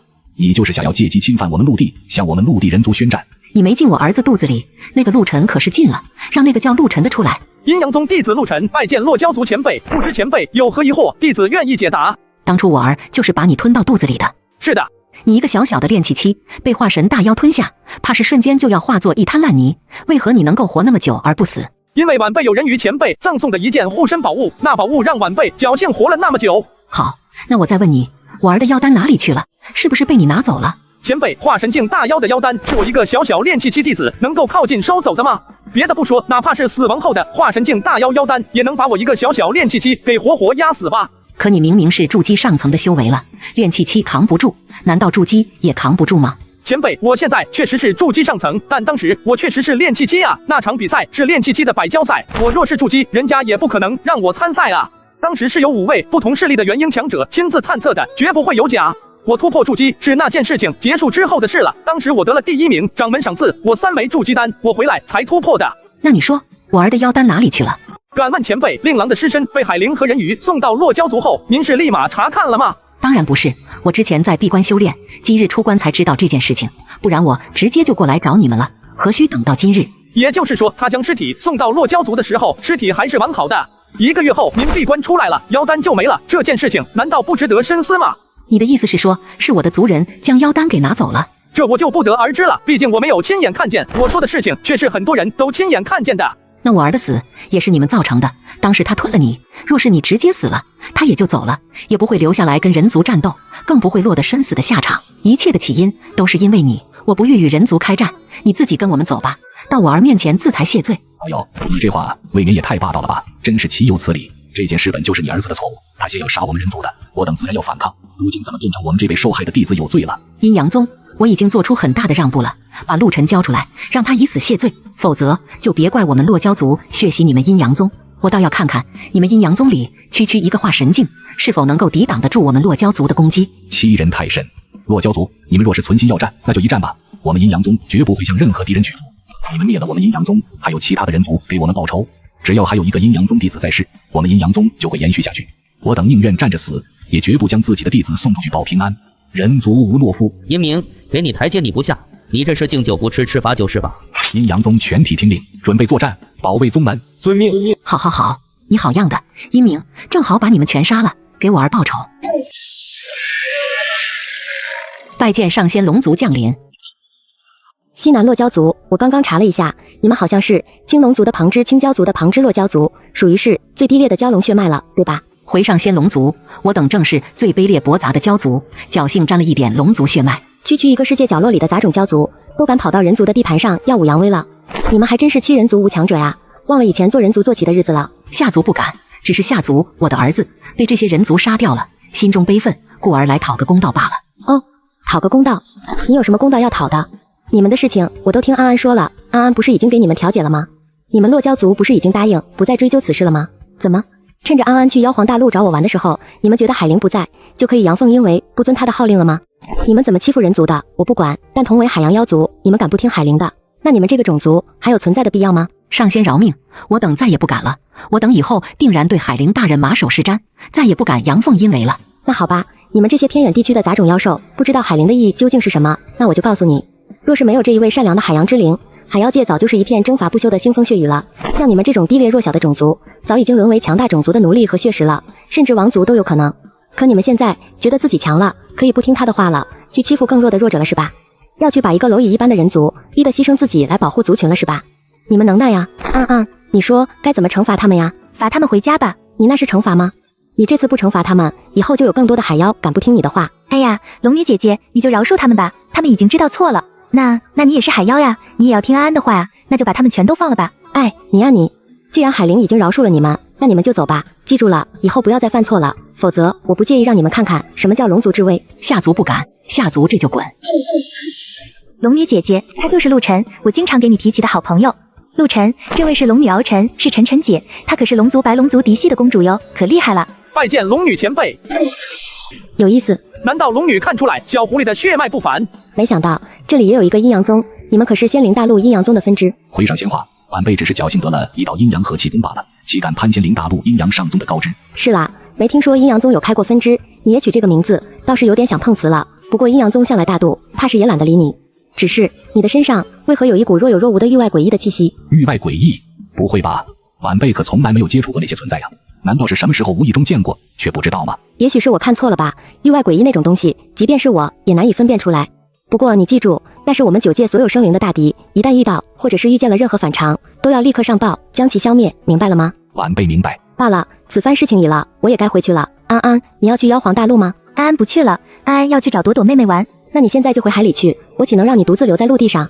人族很危险的，小心他们对你有歹心。那好吧，大小姐再见，小狐狸再见，陆晨再见，海角天涯，我们要记得相见呀。陆晨，你跟我来。啊，弟子遵命。陆晨，来与我跪拜先祖。阴阳宗后辈不孝子孙拜见陆祖、新祖。那个给自己赐福、教导自己修炼的新祖，他原来长这个样子啊！新祖，那是你吗？是我，记住我的提醒，不要告诉任何人你认识我，不要让任何人知道你和我有渊源。陆晨，你心中一定有很多疑惑吧？是的，老祖，弟子有2个疑惑，第一个是什么是仙灵大陆阴阳宗，第二个是什么是域外诡异。这2个问题我可以一起回答你。你所在的阴阳宗其实算是假的阴阳宗。假的？对，假的。真正的阴阳宗并不在这里，而是在仙灵大陆。你应该听说过我们这片世界名字叫做9界吧？应该知道9界的由来吧？是的，我知道9界以前是9个世界，后来被陆仙尊合9为一了。而我们所在的天星大陆就是东南方位，而我们阴阳宗也在天星大陆的东南角，算是最偏僻的地方了。你知道就好。而我要说的是阴阳宗的由来，阴阳宗比陆仙尊的时代都要早。陆仙尊当年也不过是阴阳宗的一个弟子而已。我无奈之下，只能一路潜逃，逃出了阴阳宗，逃出了仙灵大陆，跨过山川大海，来到了天星大陆，来到了这个世界的角落里，苟延残喘。于是我又在这里重建了阴阳宗，建立起了一个假的阴阳宗。听完了一鸣老祖的话，陆晨也终于明白了阴阳宗的由来和所谓的域外诡异是什么东西。多谢老祖解惑，弟子明白了。刚刚龙女说我身上有域外诡异的气息，你还记得吗？弟子记得。难道？没错，我被域外诡异寄身了。也许我能战胜诡异，即便是不能，我也能拉着他同归于尽。他魂不守舍的一直皱着眉头，心中思索着一鸣老祖刚刚的话。新祖，您是陆仙尊的妹妹吗？是。那您之说我有故人血脉，也是因为您和陆仙尊是亲兄妹，所以才帮我的吧？我和他不是亲兄妹，我比他大1亿多岁呢。只是他收养我的时候，我还是个小孩子，他养我长大，护我周全，他是我生命中最重要的人。就像是小狐狸比你岁数大得多，你不也把他当妹妹来看待吗？晚辈明白了。那刚刚阴鸣老祖说的都是真的吗？是真的，在外人看来，我就是个叛徒。为什么会这样呢？小孩子不要瞎打听，这是我与诡异的博弈，你没到那个层次，不应该知道太多，甚至就连刚刚你知道的那些，现在知道都为时过早，你还太弱小。好吧，那弟子不瞎打听了，弟子就想问问，有没有什么办法能够消灭诡异，救阴鸣老祖啊？有很多办法可以消除诡异，但我不能帮你，你应该能了解到我现在的处境。如果是你来做的话，只有一种办法，那就是拿到先天至宝对字珠，以陆仙尊血脉激活，让它成为你的本命宝物，来镇压消灭阴冥体内的诡异。那我现在就去云霄宗遗址取了那对字珠可好？不行，那里有很多人看守，还有很多妖兽，我打不过。不过我可以告诉阴冥老祖，让阴冥老祖带我去那里消灭掉那些妖兽，直接取出对字珠。你是在找死吗？才博动人心，更何况是上古神器，先天至宝。你告诉他，他会把对字珠据为己有，然后杀掉你。神器都有着侵蚀人心智的能力，想想云霄宗被侵蚀成了什么样子？你觉得一个被诡异侵蚀的阴冥能够抵挡得住这种诱惑？可是如果我拿了对字珠，还是要去帮他清除诡异的，他还是会发现，如果想要据为己有的话，他还是会对我出手。不一样的，你将对字珠认主后，可以隐藏气息，不告诉他这是神器，阴冥主导身体，会帮你压制诡异，将其镇压。在你帮他消灭后，你可以立刻逃跑，免得阴冥追杀你。但如果你先告诉阴冥，让他带你去云霄宗遗址，他体内的诡异会率先察觉，趁机出手抢夺。对字珠，只有你自己能够去拿，别人碰都不能碰，绝不能让任何人知道。那我该怎么办啊？耐心等待吧，机会很快就会来的。机会很快会来？什么意思？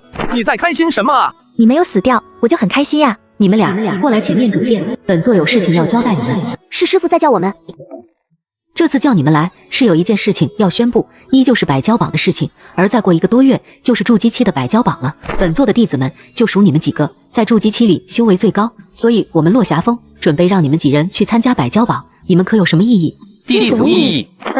师尊呀，弟子修为浅薄，刚刚突破筑基没多久的时间，真的是不适合去参加那种强度的战斗啊。那行吧，你不去就算了，江苏柔必须得去，他是本座亲传弟子，要去给本座争光的。师尊，他才是筑基下层啊，能去参加比赛的，最次也是个筑基上层，他去实在是太危险了。那肯定危险啊！这次比赛的场地可比上次的海域危险多了。这次的地方里面有着很多的嗜血妖兽，规则只有一个，那就是击杀妖兽，取下妖兽头颅，谁拿的头颅多，谁就是第一名。其他没有任何规则，甚至不会有投影让外面观看。所有弟子放进去，想怎么打就怎么打。最终结束后，就看谁拿出来的妖兽头颅多就好了。但妖兽又岂是善茬？那些妖兽都活在阴暗血腥的地底下，一个个嗜血狂暴，一不小心就会死于非命，甚至里面还会有结丹期的妖兽存在，非常危险。当然了，这一次的奖励也很丰厚，前10名奖励是炼气期比赛的10倍，而且掌门依旧是答应，只要咱们的人能进前10，回到宗门后，每人额外奖赏1枚玄元丹。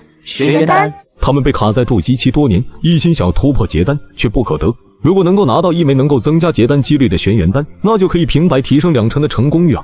别去了，太危险了，咱们现在还不算很强，去那么危险的地方，为了1粒玄元丹不值得，以后要突破的时候再想办法弄玄元丹吧。你可以给我神识传音的，别人都听见了。敢问师尊，这一次比赛的地点是在哪里？元宵宗遗址。难怪新祖说机会很快就会来呢。师姐，我们不能这么想，我们绝不能因为危险就放弃这个给宗门争光的机会。宗门培养了我们，给予我们庇护，抚养我们长大，教导我们修仙。师尊大人更是舍命保我多次，此等大恩，岂有不还之理？师尊，我陆晨身为宗门的一份子，理应与宗门同甘共苦，为宗门赴汤蹈火，抛头颅洒热血，在所不辞。来说说看，是什么让你这个只知道躺着晒太阳的懒汉，忽然间这么积极了？多大的诱惑能这么吸引你啊？当然是师尊的殷殷教导，师尊的培养，护道之恩，师尊的为人师表。无利不起早的家伙，也不知道这次什么东西吸引了你。既然你要去，那你回去后就多准备准备吧。还有1个多月的时间，你尽量多提升一些。还有就是，我希望你有时间了，能私下里找本座，给本座好好解释一下，你是怎么1个月从炼气期突破到了筑基上层的。我自治好。哼，退下吧，本座也要修炼了。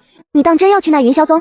原本你是不想去参加百交赛的，可为什么一听说云霄宗就改变主意了呢？因为我有一个不得不去的理由吧，为了报恩。又不想说，你身上秘密真多呀！我现在都怀疑你在背地里是不是还有一位师尊一直在暗中教导培养你。你知道哪里有卖能够炼体的天材地宝吗？就是能够增加肉身强度的。你这是想帮王冕吧？增加肉身强度的宝物倒是有，但那都是各大家族珍藏的，谁也不愿意拿出来卖，毕竟那些宝物对修士也是管用的。我家倒是有一些，你跟我去见我爹，让他去江家库房拿一些出来就好。行吧，明天先去山下变卖一些没用的宝物，换一些零食，我上江家去买一些来。买？又拿自己当外人了不是？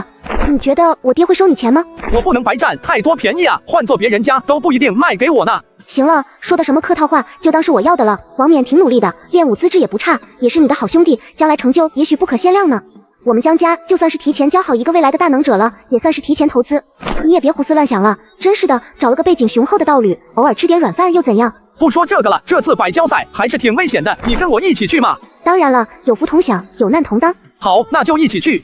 但是你要抓紧提升实力啊！筑基下层的修为去那里太吃亏了，你怎么着也得突破到筑基中层，加上伪神器的帮助，你应该至少能够发挥出筑基巅峰的战斗力来。到时候咱俩一起去闯荡，所向披靡，谁也不是咱们的对手。差不多吧，还有1个多月的时间，我多努力，明天让家里送一些好丹药过来，争取在比赛开始前突破到筑基中层，顺便再让他们把炼体的天材地宝送过来。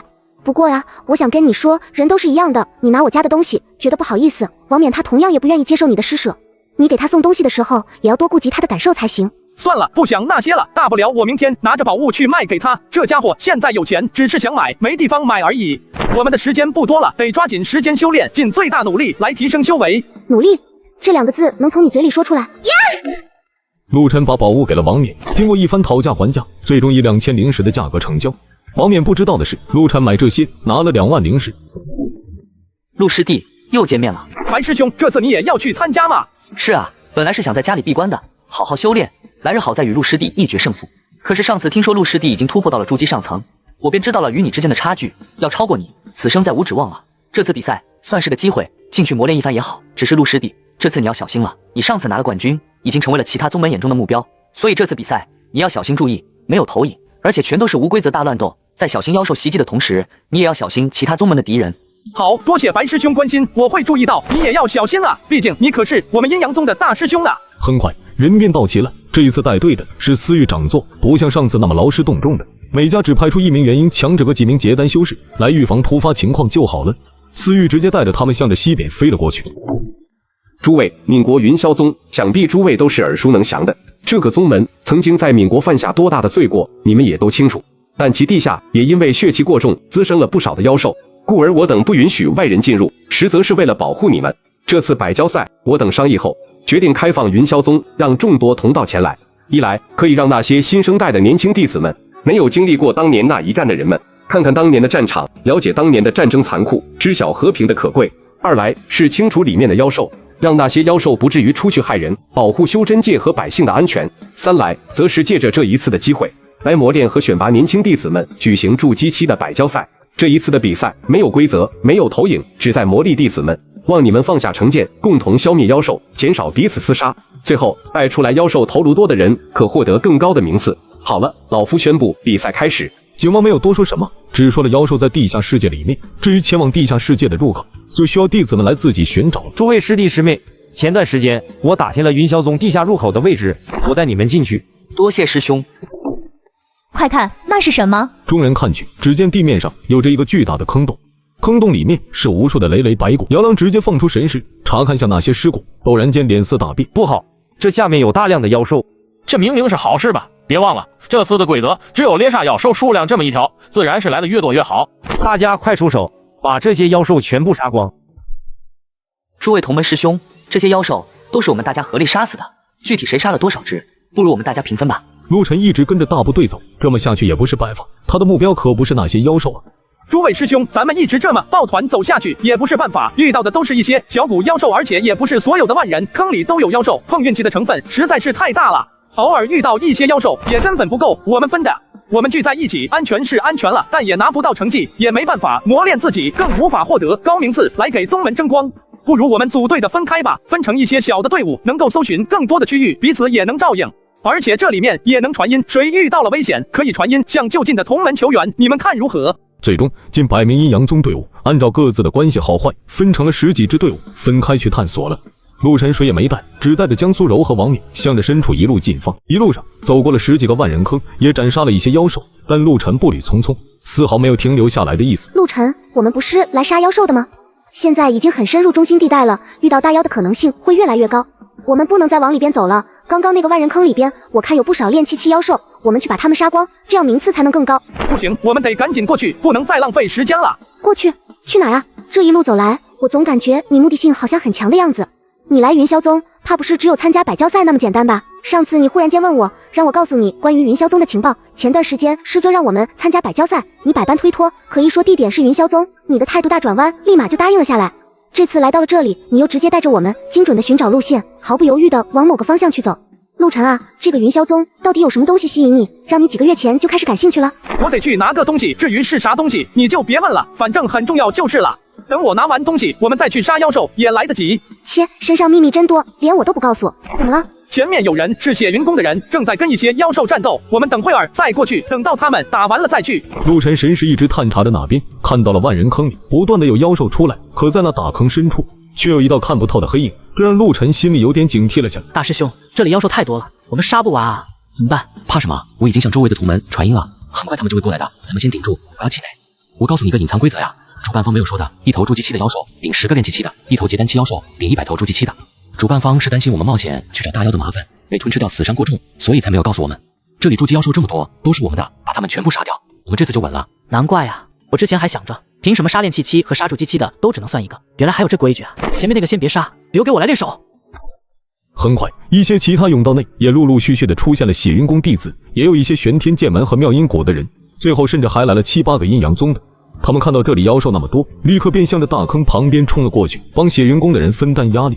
走，咱们也装作去帮忙打妖兽的，然后悄悄往祭坛那边转移。我要的东西在祭坛下面，你们俩在这里警戒，我来挖土。我取了宝物以后，咱们立刻就走，不在这里纠缠。这下面没多深，我会很快的。好，那你快点。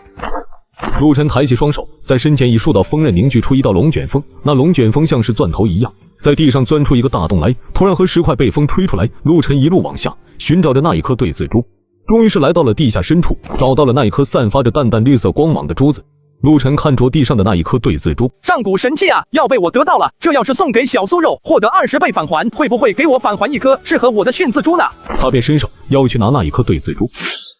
如果你想要死的话，可以直接用手去拿它；如果你想要让你的道侣暴毙的话，也可以将它送给他。金祖，这是什么意思啊？很危险吗？这颗对字珠乃是宇宙至宝之一，代表着宇宙至高本源，不是你一个小小筑基期能够承受得起的。我让你来拿，是因为你有韩仙尊的血脉，你的血脉可以帮助你获得对字珠的认可，能够承受得住。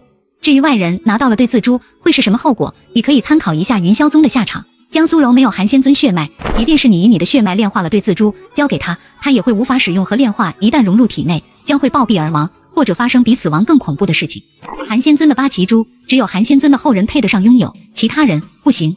那一颗伪对字珠已经是足够江苏柔修炼到圣人使用的本命法宝了，太贪心会害死他。金祖，您的意思我明白了，我就是开个玩笑，我还得靠他来帮阴冥老祖净化诡异呢，怎么能送出去呢？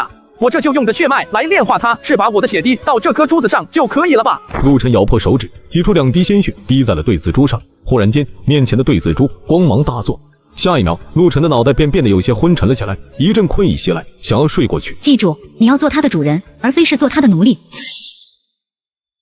恭喜陆晨通过了考验，成为了对字珠的主人，从此获得世界天骄序列号，序列13。序列号，金祖，这是什么意思？意思是当今世上第13名世界级天骄，最优秀也是最有潜力的年轻人之一。哦，那可太好了，有机会我很想认识一下其他那12位志同道合的朋友。朋友？不，你们将会成为死敌，他们可不会放过抢夺你的机缘，吞噬你的一切的机会。序列天骄距离过近的时候会有提示，到了那时，你要不惜一切代价的杀掉对方，抢走他的一切，或者被对方杀掉。您这怎么感觉有点像养蛊呢？快跑，又追上来了！这是在干嘛呀？放我下来！陆晨，你终于醒了。这是怎么回事？为什么这头骨蜥要追杀我们？我还想问你呢，本来那头骨蜥还在追杀敌人，可忽然间你所在的那块地面直接塌陷了，祭坛也砸下去了，你被活埋在了下面。那头骨蜥也不打别人了，直接往地下钻。我和王冕赶紧刨土要去救你，最后好险才在那头骨蜥吞掉你之前把你救出来了。之后我们就一直逃跑，那头骨蜥就一直追杀我们。我向师傅求救，可师傅说这是比赛，不能请外援，我们只能一直跑，这都跑了快3天了，还没找到出去的路，这里跟个迷宫似的。3天？我昏迷了3天的时间？对啊，马上就3天了，再过1个时辰，比赛都要结束了，我们现在排名还垫底呢。我本来想着再熬过1个时辰，等比赛结束了，师傅就能来救我们了，没想到你醒了过来。我们先杀了这头骨蜥，再去抢其他人猎杀好的妖兽，争取把名次多往上提一提。陆晨，这是怎么回事啊？这是你弄出来？对啊，这就是我来这里的目的。你看，一头结丹大妖就被我轻而易举的镇压了。你真厉害！我还是想知道什么玩意能让你昏迷3天的时间？就是这个啊！大丰收后，3人一狐便向着外面飞去。但奇怪的是，他们在这片地下世界里，一个人也没有遇到。咦，这人都哪去了？咱们记错时间了。你们确定我昏迷了3天而不是4天？肯定啊，这我们还能记错？要不我问问师尊？忽然，不远处的山沟里飞出来了2个散修。哎，2位道友，比赛的人都哪去了？你们是阴阳宗的吧？我好像见过你们，你们不知道吗？出大事了，比赛提前结束了。啊，提前结束，怎么回事？不知道。今天上午的时候，各大长老忽然间传唤了所有的弟子，让那些弟子们立刻回各自宗门去，散修们也赶紧散去，改日再拿着妖兽尸骨去评判名次。然后5大势力的元婴强者们就立刻往东边飞去了，好像是什么有大变故了。好像各大势力要集结强者，一起去攻打阴阳宗。什么？攻打阴阳宗？我们阴阳宗怎么他们了？好像不是，好像是要去救援阴阳宗，我听的是救援。陆晨3人顾不上听他们说话，立刻纷纷拿出自己的传音玉镜，发现里面有着不少的传音。柔儿，宗门出大事了，老祖宗变成了一个怪物，见人就杀，你在外面可千万不要回来。我们现在正在和宗门长老们一起对抗老祖宗，千万别回来。老祖宗不知道怎么弄的，整个宗门都被他笼罩起来了，根本出不去。王冕，宗门突然间变得好乱啊！天上出现了一个大怪物，我也不知道那是什么东西。盘山老祖去跟那个怪物战斗了，我好害怕呀！王冕，那个怪物好像在吃人，我想往外跑，但是整个宗门都被困住了，我跑不出去了。我躲在咱们家后面的山坳里，咱俩经常去玩的那个地方。你要是回来了，记得来这里找我。3人互相看了一眼，毫不犹豫的立刻向着东边以最快的速度飞了过去。然而此时的阴阳宗却已经大变样了。只见整个宗门都陷入到了一片血色滔天之中，一头巨大的怪物在那云层之上。怎么会这样？师傅，我们现在怎么办？能够杀死这一只大怪物吗？若是能够破开这一层防护，我们能够进去，几位化神境强者合力之下，倒也能够消灭这个诡异存在的肉身。但诡异是杀不死的，即便是消灭了他们的肉身，他们也不会死，而是能够继续附身其他人，继续蛰伏，直到再次苏醒。金主晚被叨扰了，实在是10万火急，请问有什么办法可以消灭掉那头诡异，救出阴冥老祖吗？然而，以前百试百灵的呼唤，此刻却没有了半点声响。诸位有什么压箱底的本事，就全都使出来吧！现在不是藏拙的时候，诡异是全人族的大敌，我们应该齐心协力来消灭掉。吞噬类的诡异，一旦放出来后，后果有多严重，你们是清楚的。如果我们不能消灭掉它，那么整个闽国都要被它吞噬，到时候即便是天星七宗三族也会为之头疼的。整整起来，7大宗3大族，怕是也难消灭。老夫已经拼尽全力了，对方的肉身并没有多强，但是他的领域里受到诡异规则保护，我们根本打不破呀。等到他吞噬了里面所有的生灵，吞噬了树木山石，会强到我们也无法抵抗。大家谁有这么拼法？快想想，今天就是拼了老命，也要将那诡异消灭啊！不然我们的宗门，我们的弟子都要被他消灭掉。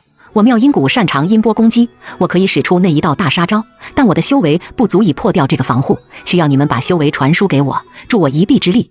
你就不怕我们趁机偷袭你吗？事已至此，我们还有其他的方法吗？我愿意相信你们，你们若真的不顾后果来偷袭我，我也认了。曼玉，既然你都这么说了，老夫这一身修为，你尽管拿去用。老夫若是有半点歹念，天打五雷轰。三人来到了妙音谷老祖的背后，将他们各自的修为传输给了对方。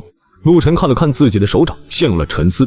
他记得新祖说过，陆仙尊的血脉是诡异的克星，而他的本命神器更是最克制诡异的存在。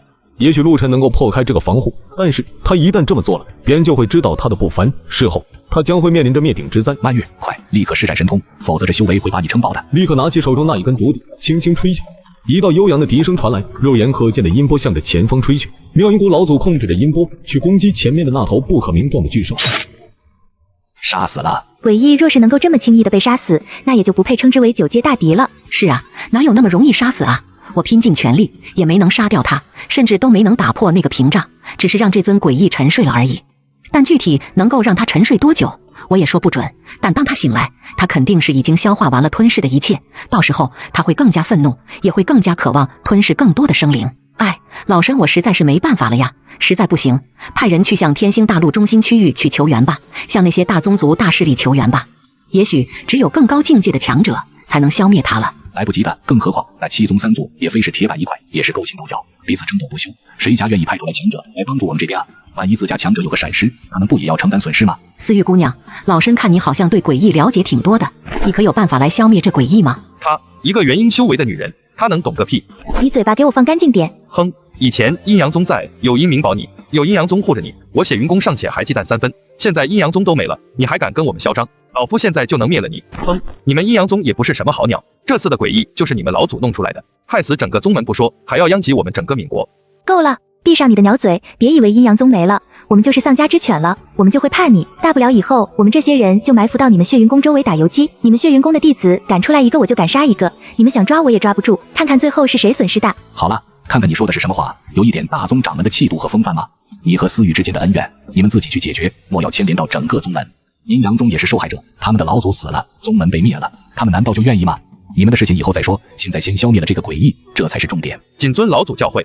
哼，等这次消灭完了诡异，老夫再亲自出手杀你，为我弟弟报仇雪恨。大敌当前，你们还有心思内讧吗？思雨姑娘，刚刚我们看你确实好像对诡异了解挺多，咱们还是说说正事。姑娘能否为我等解惑呢？要对付诡异很简单，将他的寄生物杀死就可以了。但是这种治标不治本，想要彻底消灭诡异，就得找到诡异本体。但这种方式很难，即便是领悟了大道的仙人，想要找到诡异本体，将其消灭都是很难。这就需要亲自进入鬼域，进入被污染的区域，根据鬼域里的线索来找到诡异的源头。这种源头多为寄生体的执念，因为诡异就是靠着被寄生者最渴望的事情来蛊惑他、污染他，达成自己的目的。如果被寄生者自己执念消除，恢复清明理智，则就能逼出诡异本体。这种诡异的本体是天外降临的，本身没有任何攻击力，哪怕是一个炼气期的弟子都能轻易的消灭掉它。但难得是找到它。可我们现在没办法进去找到诡异本体，也没办法打开这个屏障，而且进去后要主动进入鬼域寻找诡异本体，这样才能消灭诡异。可问题是，进入鬼域有着被污染的风险。是这样的，所以我们现在还是没有办法。化神强者们都不知道的事情，你怎么会知道的这么清楚？你究竟是什么身份？要你管，管好你自己吧。新祖现在那头诡异沉睡了，正是进去寻找诡异本体的好机会。对自猪能避免我被诡异污染吗？你能够让我避免被污染吗？我知道这样很危险，但是我想要跟阴冥老祖报仇，我想要给阴阳宗的几十万弟子、几百万百姓报仇。新祖，您说过九界与诡异不共戴天，如果我在有希望解决诡异的情况下临阵脱逃了，您也一定会对我很失望的吧？我有陆仙尊的血脉，我有对自猪，这些都是诡异的克星。陆仙尊的后人不应该做一个懦夫，哪怕是我以后可能要遭到那些强者们的追杀，以后要踏上一条逃亡之路，可至少问心无愧吧。你在这里等我，不管发生了什么，你都不要往前去，要是有危险，你就赶紧跑，躲得远远的。你要干什么去？相信我，我没事的。陆晨，你要干什么？师傅，我想试试。陆晨伸出手放在了那笔账上，他还没来得及调动对自猪的力量，整个人便被一股巨力给拉起了进去，直接消失不见。这是怎么回事？陆晨是看到了什么？他为什么能够进去，可我们偏偏进不去？他为什么能进入诡异的领域？他也是诡异吗？还是说他已经被诡异污染了？外面的众人看到结界消失，都试探着向着里面飞来，向着陆晨飞了过去。都别过来，诡异本体还没死。陆晨，你说诡异本体还没有死，是怎么回事？现在诡异的结界没有了，但是肉身还在。如果你不能确保能够杀掉诡异本体的话，就先让开，让我们先斩杀诡异肉身也好。现在诡异和宿主之间已经分离了，这肉身已经死了，你就是割他的肉，他都不会有反应。但重点还是诡异本体。你把诡异和宿主分开了？这怎么可能？通常情况下，只有先杀死诡异的肉身，然后诡异的本体逃走，再费时费力的净化污染区域，才算是消灭了一次诡异。可您不也说，只有消灭了诡异本体，才算是真正的消灭吗？诡异不除，它就会不断的寄生，不断的祸害世间。可我们谁都没有见过诡异本体呀！诡异本体是神识完全无法探查到的，无形无质，难以寻找。但肉眼能看见。什么？你说肉眼能看见诡异本体？陆晨，你快回来！这里这么多强者在这里呢，消灭诡异的事情交给他们就好了。你一个小筑基逞什么呢？快回来啊！哼，装神弄鬼的，是要我们相信你说的话吗？你一个小小的筑基弟子，能够解除诡异与宿主的附身关系，我们都办不到的事情，你能做到？而且你进去这10天都在干什么？你在污染区域里跟诡异相处了这么久，你有没有被诡异附身？这些还都是未知数呢。毕竟现在诡异肉身死了，诡异本体是不是在你体内啊？听到这话，陆晨忍不住扭头要怒斥血云宫公主，但他刚刚扭头的一瞬间，便忽然意识到不对，他不能扭头。你就在等我回头呢是吧？等得很辛苦吧？阴阳宗几百万条人命都是被你害死的。诡异死了。陆晨，你没事吧？我没事，这次没有战斗，但还是挺凶险的。对了，王冕呢？王冕在后山那里哭呢，之前进不去，但他看到了那处山坳里有一条染血的丝巾，那是张绣的。张绣他，陆晨，我的家人全都没了，全都没了呀！所有的生灵全都被诡异给吞噬，连尸体都没能留下来。阴阳宗里只剩下了这一支去参加百交赛的队伍，只剩下了那180人，只剩下了一个元婴和上百筑基而已。司狱长座，对于贵宗的遭遇，我们深表同情，还望节哀呀。这也是没办法的事情，谁也不想这样。还是要感谢诸位道友的鼎力相助，才催眠了那诡异怪物。司狱长座能看得开，我们也就放心了。只是如今阴阳宗一灭，你和这上百位阴阳宗弟子尚无归处，不如加入我们玄天剑门可好？老夫可以保证，司狱你带着他们到了我们玄天剑门后，我们会单独开一座山峰，划归你们，让你们居住修行。你们有了我们玄天剑门庇护，我们也是如虎添翼。不知司狱长座觉得如何？司狱长座，我们皇家也欢迎你随时成为我们皇家的供奉，你们的这些弟子们也都可以加入我们。诸位的狼子野心也显露得太早了点吧？你们这是看上我和我的弟子了吗？你们这分明是看上我们阴阳宗的资源了。我们去了你们那边后，你们怕是要先瓜分完我们的财产，然后对我们弃如敝履，让我们过生不如死的日子吧？按照修真界的规矩，宗门大部分人死完，活着的人有权利重组宗门，继承宗门的一切。我还活着，我们的弟子们还活着，曾经那个凝聚力无比强大的阴阳宗还没有散。谁说我们宗门被灭了？阴阳宗还在，你们怕是压根就没打算让我活吧？单单一个血云宫就无比想要杀了我，除了阴阳宗，没人愿意为了庇护我去得罪血云宫。你既然知道，那这段时间你为什么不跑吗？为什么还要一直等在外面呢？因为我的弟子还在里面，我得保护他。阴阳宗全体弟子听令，速速离开宗门，各自逃命去吧。莫忘你们是阴阳宗弟子，来日成为大能，别忘了重建阴阳宗，快逃！那些小杂鱼我们不管，但司狱，你和陆晨，你们跑不掉。一个跟我们血云宫有血海深仇的神秘来历女子，一个能够单杀一头诡异本体的神秘筑基弟子，你们俩的身上秘密太多了，本座很好奇啊。血云宫掌门的话让在场的人全都迷起了眼睛。确实，司狱的来历太过于神秘，压根就不是闽国这边的人，也不是本土成长起来的强者。他100年前来的时候就是元婴强者了。司狱，看你这次还能往哪逃？一起上，杀了他！血云宫的人都在围攻司狱，谁也没把陆晨这个小杂虫当回事，只要确保他没跑就行了。其他宗门如玄天剑门、妙音谷、皇家的人都在冷眼旁观着，反倒是一个个的去劝陆晨，想让陆晨加入他们的宗门。陆晨小友，多余的话老夫就不多说了。你的资质，老夫是看在眼里的。当初你能够获得百交赛第1名，老夫就对你非常看好。现在阴阳宗已经没了，你这样优秀的弟子去做一个散修，太过于埋没，不如来我们皇室如何？我们给你的资源绝不比其他家要少。玄天剑门的人也来劝，抛出诱惑来拉拢陆晨，甚至就连妙音谷的人也提出让陆晨和江苏柔一起加入妙音谷。陆晨则是一边布置着阵法。诸位不要再说了，谁能去杀了血云宫的人，把我师父救出来，我就跟谁走。陆晨知道他们不可能为了自己和私欲去跟血云宫为敌，去得罪心狠手辣的血云宫。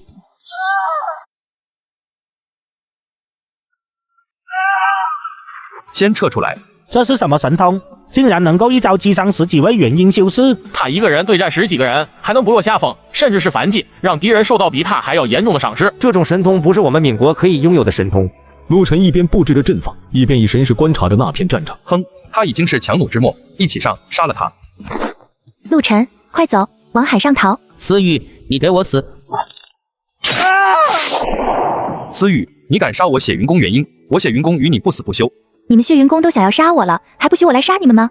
杀一个够本，杀2个血赚，不怕死的就再过来。思域姑娘，当真是好本事啊！在我们这么多人的围攻下，还能坚持这么久。你手中的那把剑，能够一剑劈碎一把中品法器，这可不是法器能够做到的事情。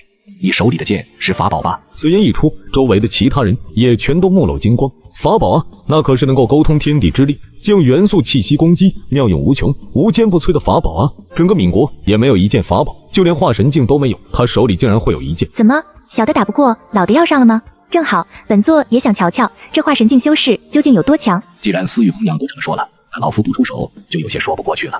可惜了，这么年轻貌美的女子就要夭折在老夫的手中了。不好，血云宫老祖要施展血云大法了，这可是血云宫的禁术，思域这下必死无疑了。没想到一个元婴修士竟然能够比得化神镜修士施展这样的禁术，这思域够可以的啊！可惜啊，血云大法一出，他必然是活不了了。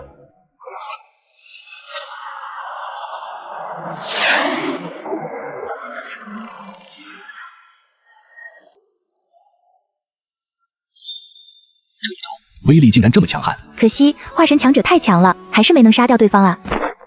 王冕找不到了，不知道他去哪了。没时间了，管不了他了。你和小狐狸待在这里，千万别出去。我去救师尊，让你别动你就别动，别管我做什么，我有把握，千万别出来。陆晨，别管我，快跑！少废话，闭嘴！想跑都给我死！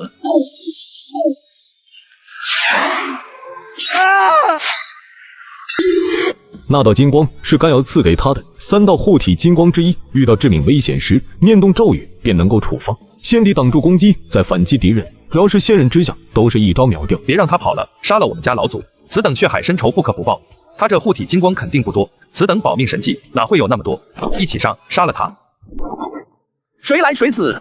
我这护体金光是不多，只剩下9道了，但我死前还能换掉你们9个人。过来啊！我看谁不怕死！周围的血云宫强者们都不敢动了。陆晨顺利的来到了阵法之中。陆晨，你怎么样了？我没事，也不知道这是什么地方。我神识探查到那边12里处有一个隐蔽的天然山洞，咱们先去那边葬一葬，等弄清楚状况后再想办法吧。唉，这些天发生的事情实在是太匪夷所思了。陆晨，你给我说说吧，你是怎么进入到诡异结界的？又是怎么消灭诡异的？最后为什么还能杀死一个化神境强者呀？我就是觉得我应该能进去，便想着试一下，没想到真的进去了。可能是我身上有什么特异的点吧。那你进去以后，那10天你经历了什么？10天，呵呵，我在那里边可是经历了1000年呐。1000年？你都干什么了呀？我谈了场恋爱。我带入了阴冥老祖的视角。陆晨把幻境里经历的一五一十的说了一遍，把阴冥和甘瑶的爱恨情仇娓娓道来。听到最后，甘心的江苏柔都流下眼泪来了。唉，阴冥老祖也太苦了，暗恋了甘瑶1000年，却终不可得，最后寿元将尽，那没说出口的话化作了执念，被诡异趁虚而入了。甘瑶也苦，等了1000年也没能等到一个结果，等了2000年才等到了这句话。唉，都是命苦的人啊。所以啊，年少时如果遇到了喜欢的人，就要去勇敢的抓住，配不配得上是自己说了算的，想的太多只会耽误的太久。对了，你们有没有觉得这里的灵气可比闽国那边浓郁多了？你没感受到吗？好像确实如此啊，也不知道这里是什么地方。新祖，您听得到吗？听得到。新祖，您终于是说话了。之前最危急的时候，我一直呼唤您，您怎么不理我啊？因为你身旁有苏醒的诡异，我现在处境并不好，我不能让诡异发现我的位置。以后再有苏醒诡异的地方，不要与我说话，诡异是很诡异的，他们能力莫测，能够通过因果波动来探寻我的位置。陆晨，你怎么了？外面有溪流，你先去洗澡，换身衣服，咱们身上都太脏了。你洗完了，我再去洗，也得给师傅擦擦身子，换身衣服。行吧，我洗好了就打点水过来。这是怎么回事？按理说不应该呀，就算是当时受伤严重昏迷，注入了这么多的生机，恢复了这么久，也该苏醒了呀。可能是师傅受的伤比较特殊，毕竟是化神境强者的攻击，我们俩都不是专业的医修，我觉得还是找人家专业的看看，该服用什么丹药的，让人家医修来治疗。可上哪去找医修呢？之前村民说，往东300里外有一座大城，城里肯定有修士，我去打听打听，也许能够找到呢。顺便也打听一下这里是什么地方，我们心里好有个谱。你一个人出去吗？会不会很危险？现在情况不明，还是不要带着师傅的好。你留在这里看着他，我出去打听，如果安全，我再回来接你们去。晚辈拜见前辈，多谢前辈救命之恩。起来吧，我比你大不了2岁，不用喊前辈。多谢兄台，兄台，你真厉害，一下子就能把那头灰狼给击杀了。你是什么修为啊？不值一提。小兄弟，你是干什么的？这里这么危险，你一个小小的炼气期3层，为什么要跑到这里来啊？兄台过问，小弟不敢不答。我来这里是上山采药的，是希望能够找到能够治愈我的药物。其实我以前资质很好的，7岁的时候我就是炼气期9层，但是后来家里发生了点变故，我也受伤，伤到了根基，结果就实力一直退步。这10年来，渐渐的退到了炼气期3层。我来山里采药，是希望能够找到治愈我伤势的良药，可惜我找了3天了，走了100多里也没有找到。正要回去的时候，遇到了那妖兽，险些丧命，还好遇到了兄台。7岁炼气期9层，那你的天资还真是不错啊。对了，你知道这里是什么地方吗？兄台不知道这里是什么地方，这里是洛云城西边的洛云山脉啊，盛产妖兽和灵草，还是比较有名的。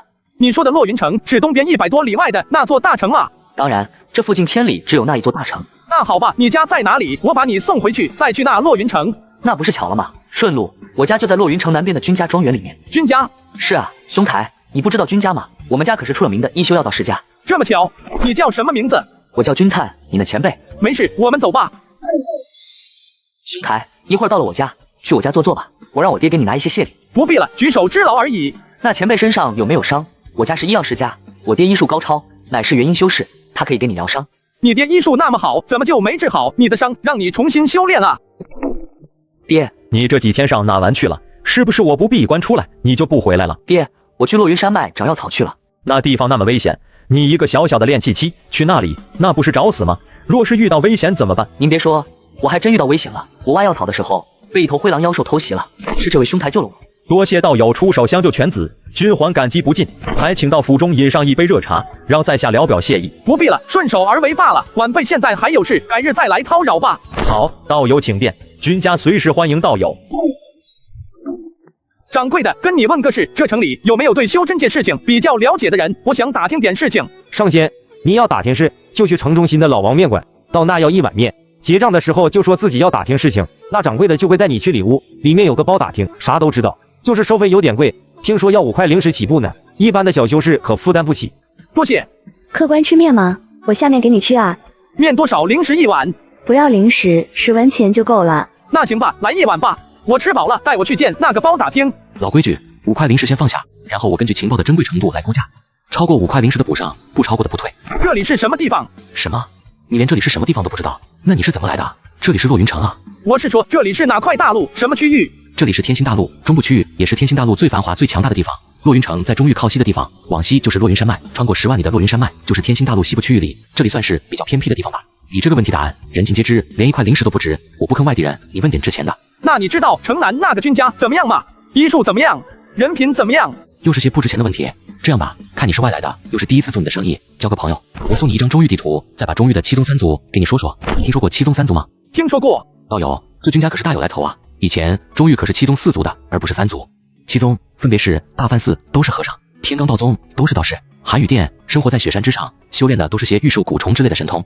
幽冥渊一群活在黑暗深渊里的人，修炼暗属性功法，整天阴气森森的。神眼山以炼体的体修最多，当然也炼气，个个肉身强悍。聚宝阁整个中域最富有的势力，宝物无数，以炼丹炼气炼阵等为主，实力不容小觑。血月教人们都说他们是邪教，都是些炼气血的。这是7宗，各有特色。4大家族分别是东方万家、西方沈家、南方君家、北方梅家，这就是实力最强大的4个家族了。可惜现在只剩下3个了，君家落魄了。哦，是如何落魄的？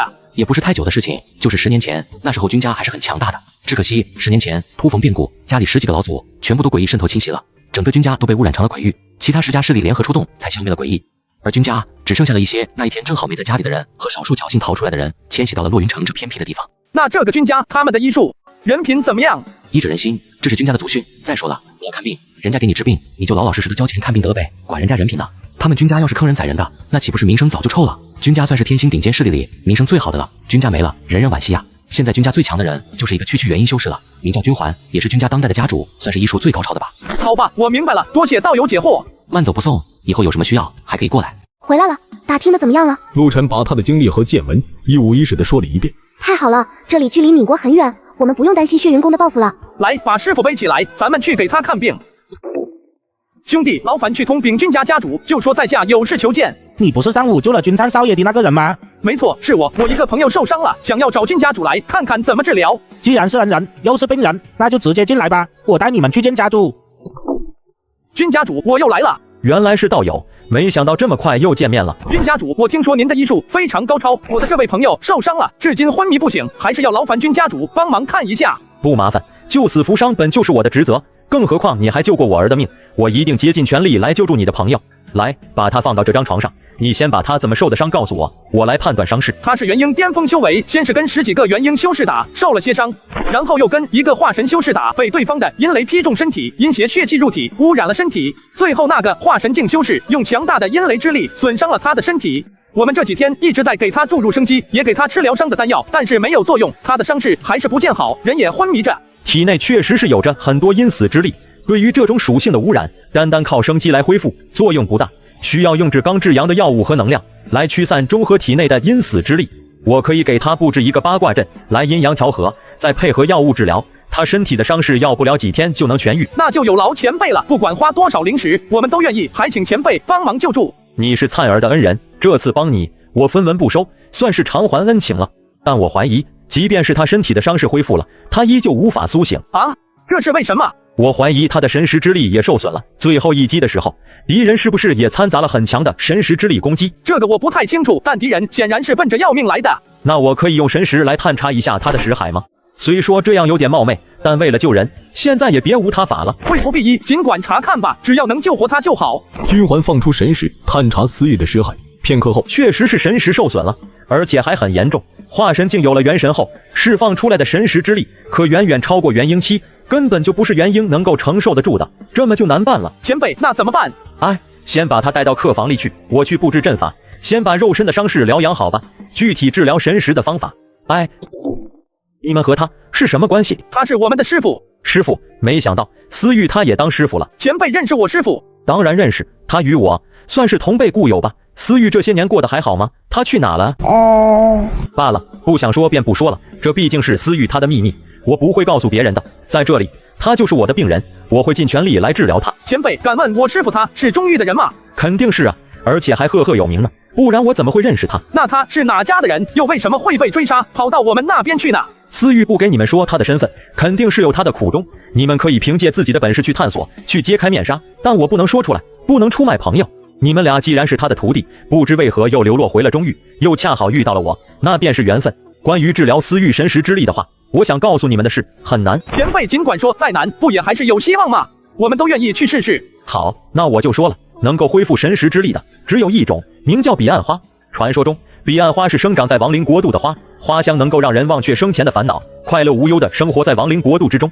但我们世界里还是有着彼岸花的。彼岸花乃至阴之物，需要极为苛刻的条件才能生长，花期很短，10年才开一次，一次是3个月，需要用特殊的材料采摘和保存。那这彼岸花哪里有啊？君家啊？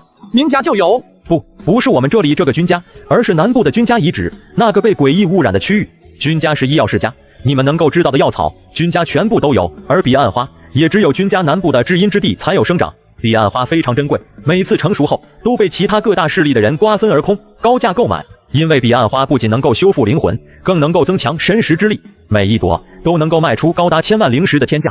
现在还有存货的，也就那10家大势力了。但你要想从他们手里拿到彼岸花，我想小友是肯定买不起的，而且人家也不一定会卖给你。所以说，你想要救他，有2个方法，一个简单的，一个难如登天的。简单的很简单，只需要把他送到他家里去，他爹自然会救这个女儿的。但我想他可能不太愿意回家。难的方法就是去君家那片被诡异污染的区域，去最深处的至阴之地，拿到彼岸花。彼岸花10年一开，我记得10年前君家被诡异毁灭前，正好是花开的时候，把花都采了，卖给了其他大势力。而现在正好10年过去了，花也该再开了，你敢去拿吗？晚辈敢去，为了救师尊，便是龙潭虎穴，晚辈也要去闯一闯。好，不愧是他的徒弟呀，这一份悍不畏死的精神真是难得。不过近段时间知道彼岸花要开的消息，可不止你一个人，才波动人心。平日里不敢去君家遗址的人，胆子也都大了，想要去里面试试。毕竟一朵彼岸花可能能够卖出1000万灵石的天价的。你的敌人可不只是诡异污染，而且还有那些竞争者。晚辈明白，晚辈会小心的。那好吧，今晚先在君家休息，等到明日，我为你取来工具和容具。如果3个月后你没有回来，我会默认你已经死了，会把他送到他的家里去。毕竟他是我的故友，我不能眼睁睁都看着他死去。我知道了，多谢前辈。君还道友，还请出来一见。是沈继从，看样子来者不善啊。君还道友，好久不见了。西云见过君伯父，见过继从兄，这一别10年，过得真快啊。西云侄女也长这么大了，上次见她时还是个7岁的小丫头呢，现在也长成大姑娘了，当真是亭亭玉立，国色天香啊。伯父过奖了。我也有10年没有见到君粲侄儿了，如今也长大了呀。只是听说君粲侄儿现在身体抱恙，修为一直上不来。没办法啊，先前在君家，犬子不小心被诡异打了一下，伤到了根基，修为就一直退步，如今都退到了炼气期3层了。哎，真是可惜了。当年君粲侄儿也是火属性天灵根，资质绝佳，乃天之骄子，7岁便是炼气期9层了。如今，君兄啊，我这次来是为了君粲和西云小时候定下的婚事来的。君兄，我身为西云的亲叔叔，这次奉我兄长的命令，带西云前来，是为了退婚的。沈兄，10年前两家缔结婚约的时候，可是我和沈西云的父母一同见证，两家族长亲自主持的，整个中域谁不知道这件事，在当时也是一桩美谈。怎的现在又要退婚了？这让我们君家的颜面置于何地？君兄莫生气，我们也不想，可实在是事出有因啊。前段时间，大梵寺的大乘期强者慧心大师前来沈家做客，看上了西云，说西云有慧根，乃天生菩萨之相，出生自带佛光，与佛门缘分很深。你也知道，佛门都讲究清心寡欲，不沾凡尘，更不能有男欢女爱之举。我们也犹豫了很久，最终还是不想让西云就这样埋没掉，让他去大梵寺做一个外门俗家弟子，学习佛法。将来他修行有成，成了大能，也可以脱离佛门，自己选择钟爱的郎君。但在此之前，我们两家还是先将婚约取消，以免大梵寺的大师生气。哦，对了，为了表达歉意，我们还带来了一件赔礼，这是温田丹，能够滋养丹田，恢复伤势，兴许对君粲侄儿的伤势会有帮助呢。沈兄，这件事事关重大，这不是他们2个孩子的事情，是沈家和君家2个家族的事情。我还需要跟族里的人商量，还得问问犬子的意见。沈兄还是先请回吧，我们商量好后，我自然会带着犬子去登门拜访。君环的想法很简单，事已至此，婚事肯定是成不了了。但即便是要退婚，那也是君家去沈家退婚，而不是沈家来君家。然而他的心思却被沈继从和沈西云给一眼看穿了。君伯父，事已至此，我们便打开天窗说亮话吧，遮遮掩掩的显得虚伪。现在君粲已经废了，根本无法修炼，而我已经是结丹修为了。炼气期与凡人无异，寿命不过100年，而结丹期寿元足足有500年。以我的资质，将来还会成为更强的强者，寿元更加悠长。可我如果与他成亲，100年之后，他身死道消，化作了一抔黄土，我却要在那漫长岁月里独守空房吗？而不是与一个无法修炼的废物去成亲，还要一直保护他照顾他。君伯父，我承认我说话难听了点，但这是事实。若是换作我成了个废物，君粲也不一定会与我成亲吧。如今君家已经亡了，当年的婚约自然也做不得数，也该一拍两散，各自安好了。你这声君伯父，我可当不起。还有，君家没有亡，我们还在，君家就还在。沈西云，我同意退婚，与你解除婚约，但你记住，今天不是你来找我退婚的，而是我要与你解除婚约，是我休了你。还有，30年河东，30年河西，莫欺少年穷。今日你给我的耻辱，来日我必定100倍奉还。今日你我婚约解除，日后再见便是仇敌。告诉你，你觉得我是废物，我还看不上你呢。我与你定下3年之约，3年之后，我回去大梵寺找你，与你比拼。我要让你看看，究竟谁才是真正的废物，谁才是真正的天骄。幼稚！哼，我就问你敢不敢接？有何不敢？莫说是3年，就是30年、300年，你要挑战我，我随时奉陪。西云，我们走。他照旧盘膝坐在了蒲团上，开始修炼吐纳。只是他都已经这样做了10年了，还是没有半点效果。他依旧是个不能修炼的废物。为什么？我7岁就已经是炼气期9层了，我本该风光无限，我本该万众瞩目的，可那该死的诡异却灭我全族，废我根基，害我落得如此下场。我被同族羞辱，被未婚妻找上门来打脸，凭什么？是谁夺走了我的一切？是谁毁了我的一生？把我失去的还给我，还给我啊！心中压抑的怒火在胸中熊熊燃烧，像是要将一切都燃为灰烬一般。忽然间，他感觉到胸中的那团火竟然变得实质化了。恭喜君粲领悟心火，激活圣火体质，奖励筑基修为。谁在说话？忽然间，他的体内涌现出磅礴的灵气，充斥着经脉。我筑基了，这是筑基期，我能够修炼了。没错，你就是筑基了。从今往后，你能够凭借自己的努力来修炼了，并且本尊也会给你返还奖励。你是圣火之体，天生能够容纳各种圣火。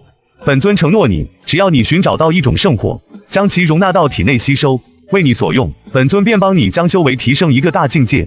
可是你是谁啊？我不认识你啊！你是诡异吗？是毁了我家的那个诡异吗？我是谁不重要，你是什么人也不重要，谁把你当人，谁让你拥有做人的尊严才重要。去搜集圣火吧，收集的越多，你的修为就越高，力量就越强。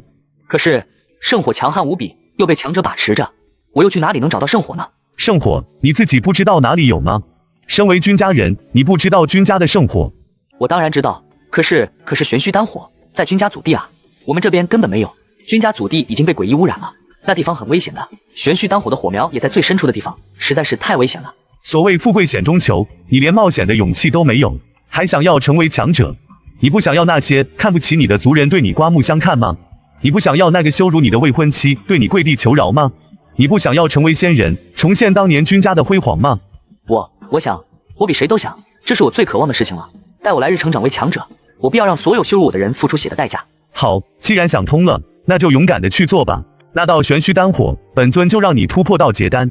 记住，你以后所得到的一切，都是本尊赐予你的。